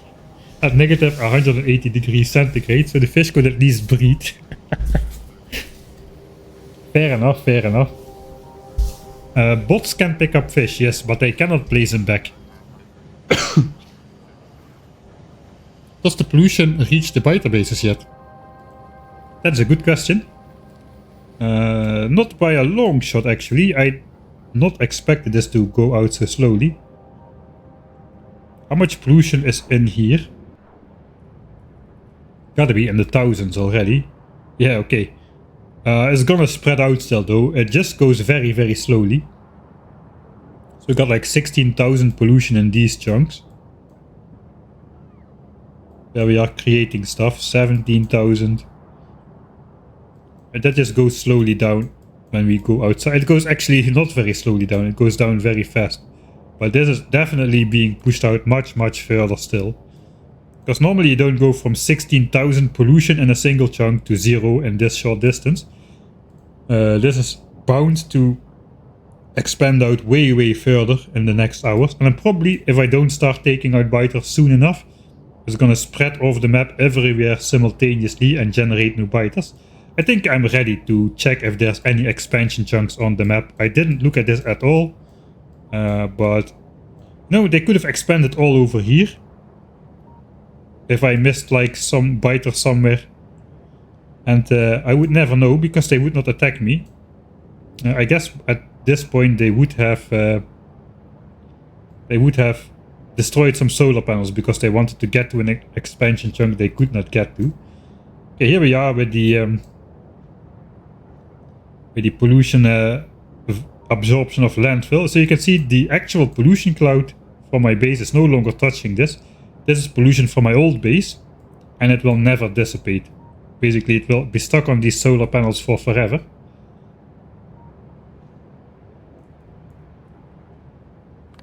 At exactly 15 units, and it will never go down because landfill does not absorb any pollution, and this chunk is entirely filled up with landfill to make space for the solar farm. So now we have this weird little bit of pollution on the cleanest part of the base, which is solar energy production, which will never go away. It will stay there for until the end of time, basically. It will never go away. And it's Factorio 1.1, so we cannot deconstruct landfill to make the pollution disappear again. This is why in my new tileable reactor, I left water gaps, so at least the pollution would dissipate off of that, you know. If there would ever be a situation where this is outside of the pollution cloud again, which does not seem very likely, to be honest. But yeah, at least it won't look like this after everything is done. But I can be rest assured that the pollution from the 10,000 science per minute base will slowly engulf this entire area, probably. So I won't have to look at this weird pollution state forever. It's also only true in the chunks that were completely landfilled. So if you can see, this chunk was mostly water but not completely, and is actually very slowly absorbing pollution still. This one is even worse at 0.01 a minute. It's mostly landfill, but as I suppose a small corner over here, like this little tidbit over here, was not landfilled. So yeah, not great. In my opinion, every tile should have at least some pollution absorption, even concrete and landfill, just to get rid of eternal pollution like this. Especially on a solar field, man. That doesn't seem right to have that on a solar field. Alright, I was ready to check for expansion chunks, so I didn't do this. I just did this locally sometimes to make a point, but I never looked at the entire map. Let's see if there's any biters on the map remaining still. I'm gonna switch on the green circles.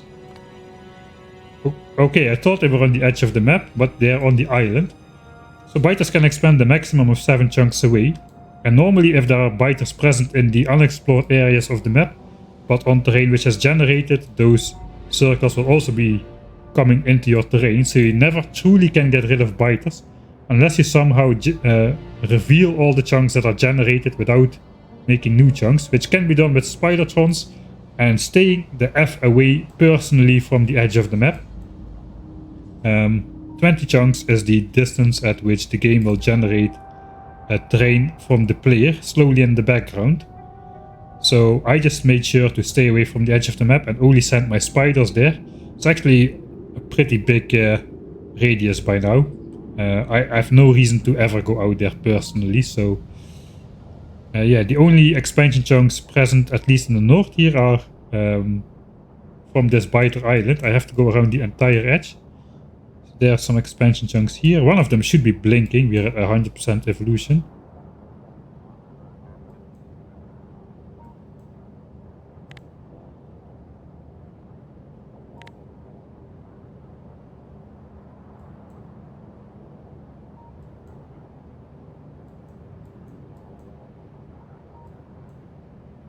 Okay, let's first check all around the map. Okay, there's another one on the edge, but also on a lake. Looks like this is only worms on a lake, because if it was biter bases, there would be expansion chunks.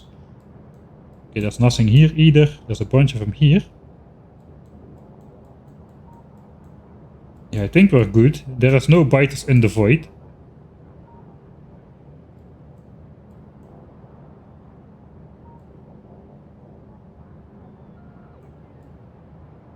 Okay, here is the expansion chunk. So this thing is blinking. That means the biters are trying to expand to there. An expansion party will have formed here, but they can just never get to their destination. Okay, it already stopped. Now a new chunk has been selected. We're at 100% evolution basically. It happens every 4 minutes and 1 second at this point, I suppose. Roughly every 4 minutes at the end of the game. Exactly every 4 minutes in my playthrough where I started at 100% evolution through my own mod. Let's find the next blinking circle. It should keep blinking for 4 minutes.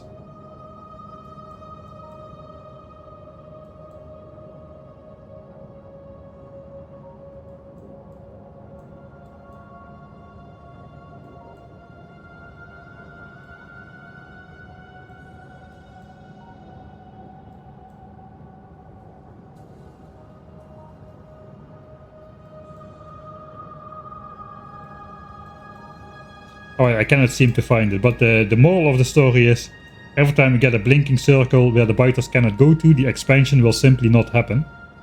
So you can see there are some expansion on this island. There was one normal nest and then a couple small expansions here and there. But once the nest gets fully occupied,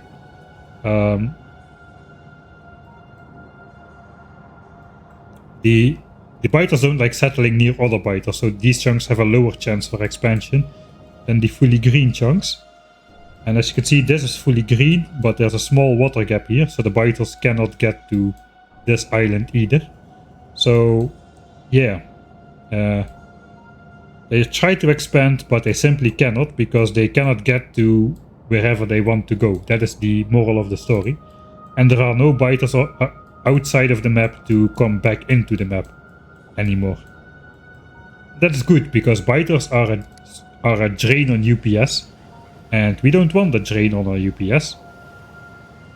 Okay, how is it going with the bots? It still looks pretty much the same as it was. We have 0 bots available. Did we happen to just launch a rocket? No, not really. We are still having science trains depart with science on board. Okay, let's keep researching. This guy is barely unloading. It is unloading a little bit. Yeah, because the bots are too busy at the moment.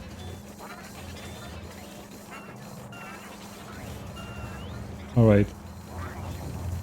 Let's just do a visual check if I see any empty chests in the rocket silo area.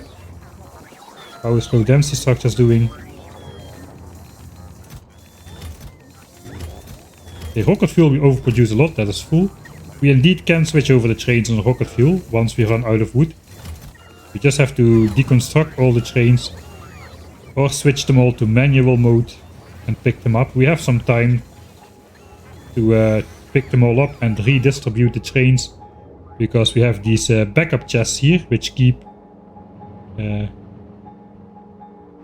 which keep grabbing the signs. And eventually also these should become empty, I hope. Despite my flawed unloading system. The only part in the base which I did not test, huh? There's also a debug setting for that. For what, Matcha? I missed the moment when you said that. There's also a debug setting for that.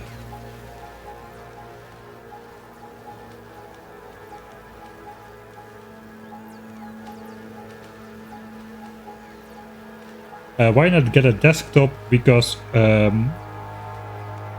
move around a lot due to my personal situation, so I kind of have to go with my laptop because I cannot carry my desktop around all the time. So yeah, I bought a gaming laptop.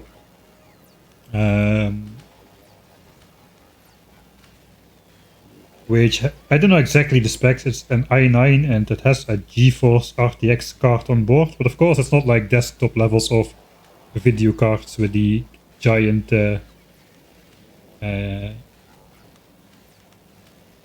fans and whatnot. Looks like the osmosis is almost complete. The density of fish inside the square is hardly higher than the density of fish outside the square. 19k fish inside still. I think I measured the water tiles once. It's roughly 10% of the water areas in the square, so there are still twice as many fish in here as there should be. We put all of the 100,000 fish in here at the start of the game, so eventually there should be about 10,000 fish in here.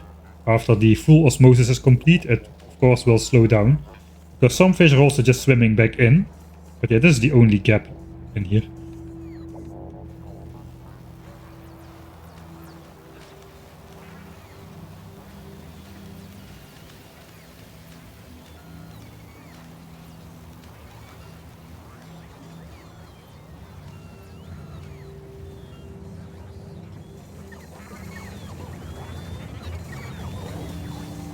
Okay, let's go check out the satellite production. That's the only part of the base tour which we haven't visited yet, I suppose. So in general, the input belts here, 3 each for the rocket parts, and we've got the dedicated belts for satellites, which have... Oh, actually I did not visit solar panel production and stuff. And we can quickly visit that through the map view. And rocket fuel I did not visit either. So here we've got more gelocked installers doing the smelting. Those are all the resources which are going into batteries for accumulators, with the oil processing being done right here. Of course, basic oil processing again, right next to the water, which is nice.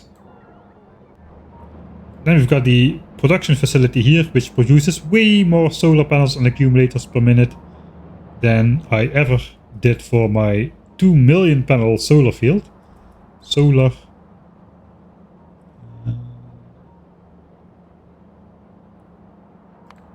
now we are producing like, let's say 1,000 solar panels per minute. Let's say 1,200 per minute, just to round easily. That is like 20 a second, right? So let's say we produce about 18 solar panels per second. That is like... Yes, it is over 4 times... Or at least it's 4 times the production rate I had to build this thing, which has... Radars have been switched off there. Which has 1.7 million solar panels inside. So this thing was entirely built from a production facility that was 4 times as small as the... as what I'm producing right here to sustain 10,000 signs per minute in satellites. 100 solar panels and 100 accumulators per satellite. And for radars we need like... not a lot. Again, we're artificially limiting the production rate by having only enough assemblers to produce exactly a little bit more than the radars that we need, instead of just producing radars unlimited speed for a long time and then just having it back up. It's backed up by now though. Yeah, that is all of the stuff coming in. So there are separate belts for rocket fuel, low density structures for the rocket parts, as rocket fuel and low density structures for the satellite. As mentioned, we balanced that out earlier with the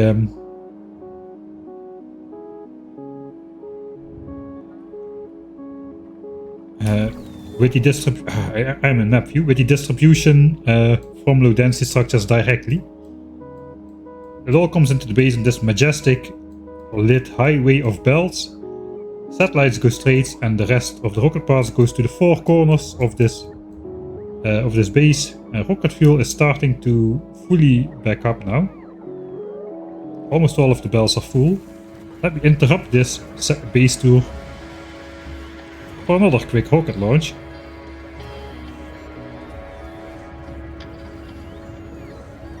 While my trains keep crashing into each other almost, but not entirely.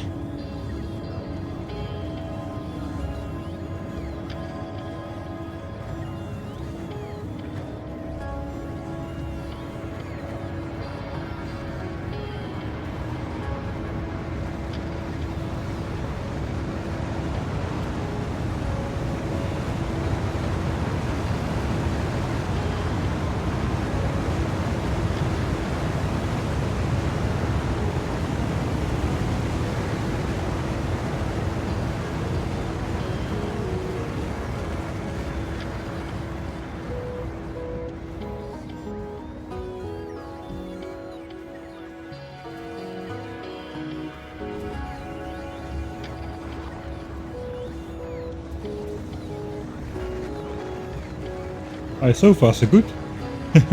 We still have the one late one at the same timing as it was before, it appears. I probably should just watch back this mass launch and the first one of the stream. And they should be in the same, it should be exactly the same pattern, even though it looks very chaotic. If it's the same pattern, everything has been producing constantly, despite the bots being occupied all the time, now with the signs moving as well.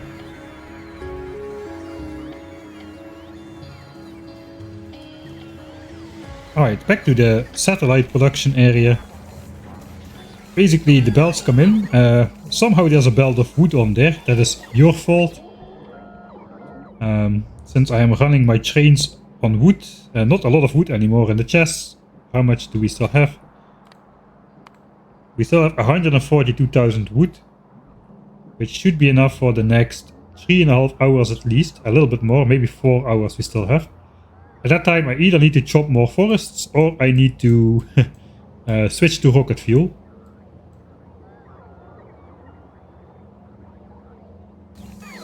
So yeah, that is why this was originally a full belt of rocket fuel, but now it's half a belt of wood, because somehow I need to get wood in here for the trains. So basically we belt the wood out from this massive buffer chest area. Goes through my quote-unquote base. This is my base now. And it meets up with the rocket fuel belt here, which we just sideload together with wood. The thing is, for the satellite recipe, luckily we need only 50 rocket fuel per satellite, where we need 100 blue chips, low density structures, solar panels and accumulators. So we had the space to put the wood on the rocket fuel belt. And we basically, instead of having 2 chests of rocket fuel here, we have only one, and the other one is now dedicated to distributing wood to the trains. And funnily enough, the trains spent more time refueling than they spent loading and unloading cargo. You can see these things are just swinging non-stop. 93, 94, 95, 7, 8, 9, 10. And like 3 or 4 seconds after that, the train departs again. So we have barely enough fuel, barely enough time to refuel the locomotives. They use like 53 wood per locomotive per trip. So 48, we were at 48 there. And then it takes the whole almost the whole 25 seconds to bring that up to 100 again. Of course, I did override the stack size to 1, so it does not really count.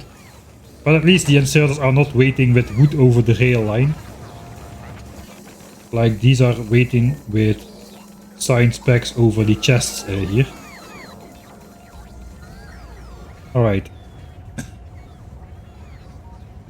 How is it going? I think it's going fairly well with the research here. Have you tested UPS and FPF between solar and nuclear? Actually, no, I have not done that quite yet. I don't think I'm going to do that in this stream. It's going to take way too long to build this entire thing. There will be one more stream from the series eventually. And that will be after I did almost 50 hours of production. I'm just going to let this run a couple overnights and eventually I'll have another stream in this series. And hopefully I'll come back to you with a science graph that looks like this. But then not over 5 hours, but over like almost the full 50 hours, or maybe even the full 50 hours. The GrandestER finale, yes, you get it. The GrandestER finale of all of them. And we should be very, very deep into the mining productivity levels by that point. Not space age levels deep, but Factorio 1.1 levels deep. We should be eventually, before the oil runs out to its minimum value, we should be up to mining productivity 180 or so. And at that point, even the depleted oil fields with speed modules will be able to supply the 1200 oil a second needed to run the refineries of one pump jack per location. So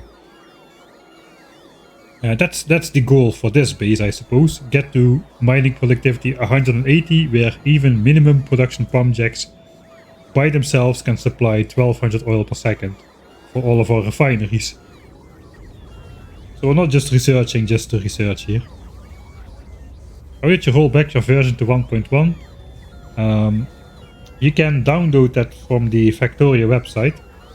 They got in the download section, you can there's a link to download earlier versions, and you can download whatever version you want, all the way back to 0.6, I think. 0.6 all the way up to 0.18 or 0.19, wherever they were before they went to version 1.0.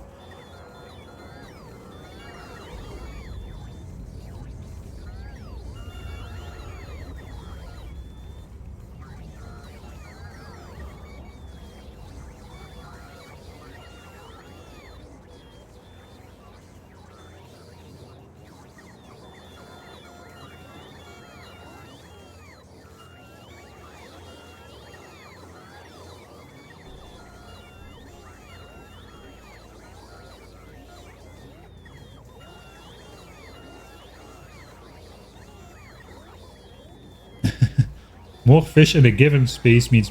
the fish thing is kind of funny. There's actually a mod called fish mode, which replaces one ingredient in every recipe in the game for fish.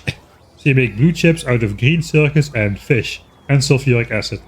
Because fish and sulfuric acid is a great combination.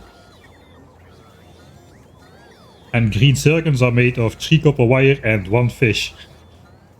You want to make a machine gun? Sure, that's a couple iron plates, some gears and a fish. Every recipe in the game has a fish in it. That means every recipe had to be modified, except for the Spidertron, which already had a fish in its recipe in the base game. So, yeah. I don't know if it's updated for Factorio 2.0, but it exists for Factorio 1.1.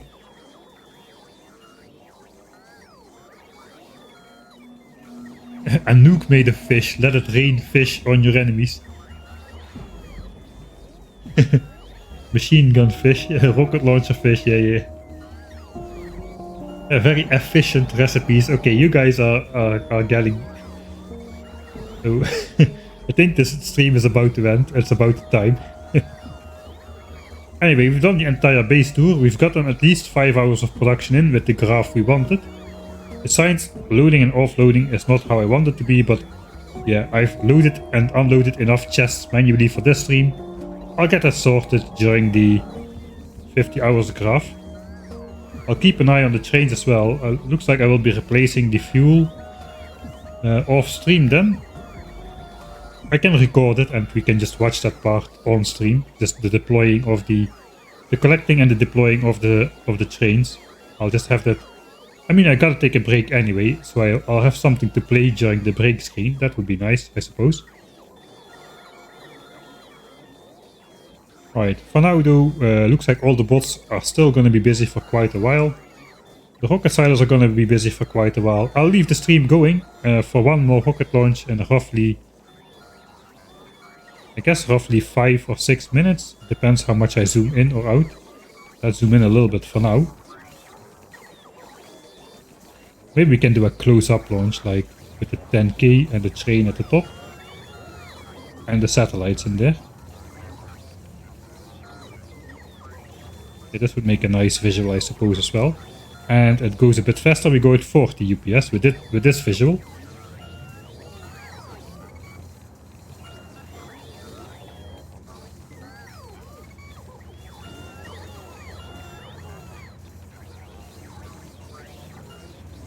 Alright.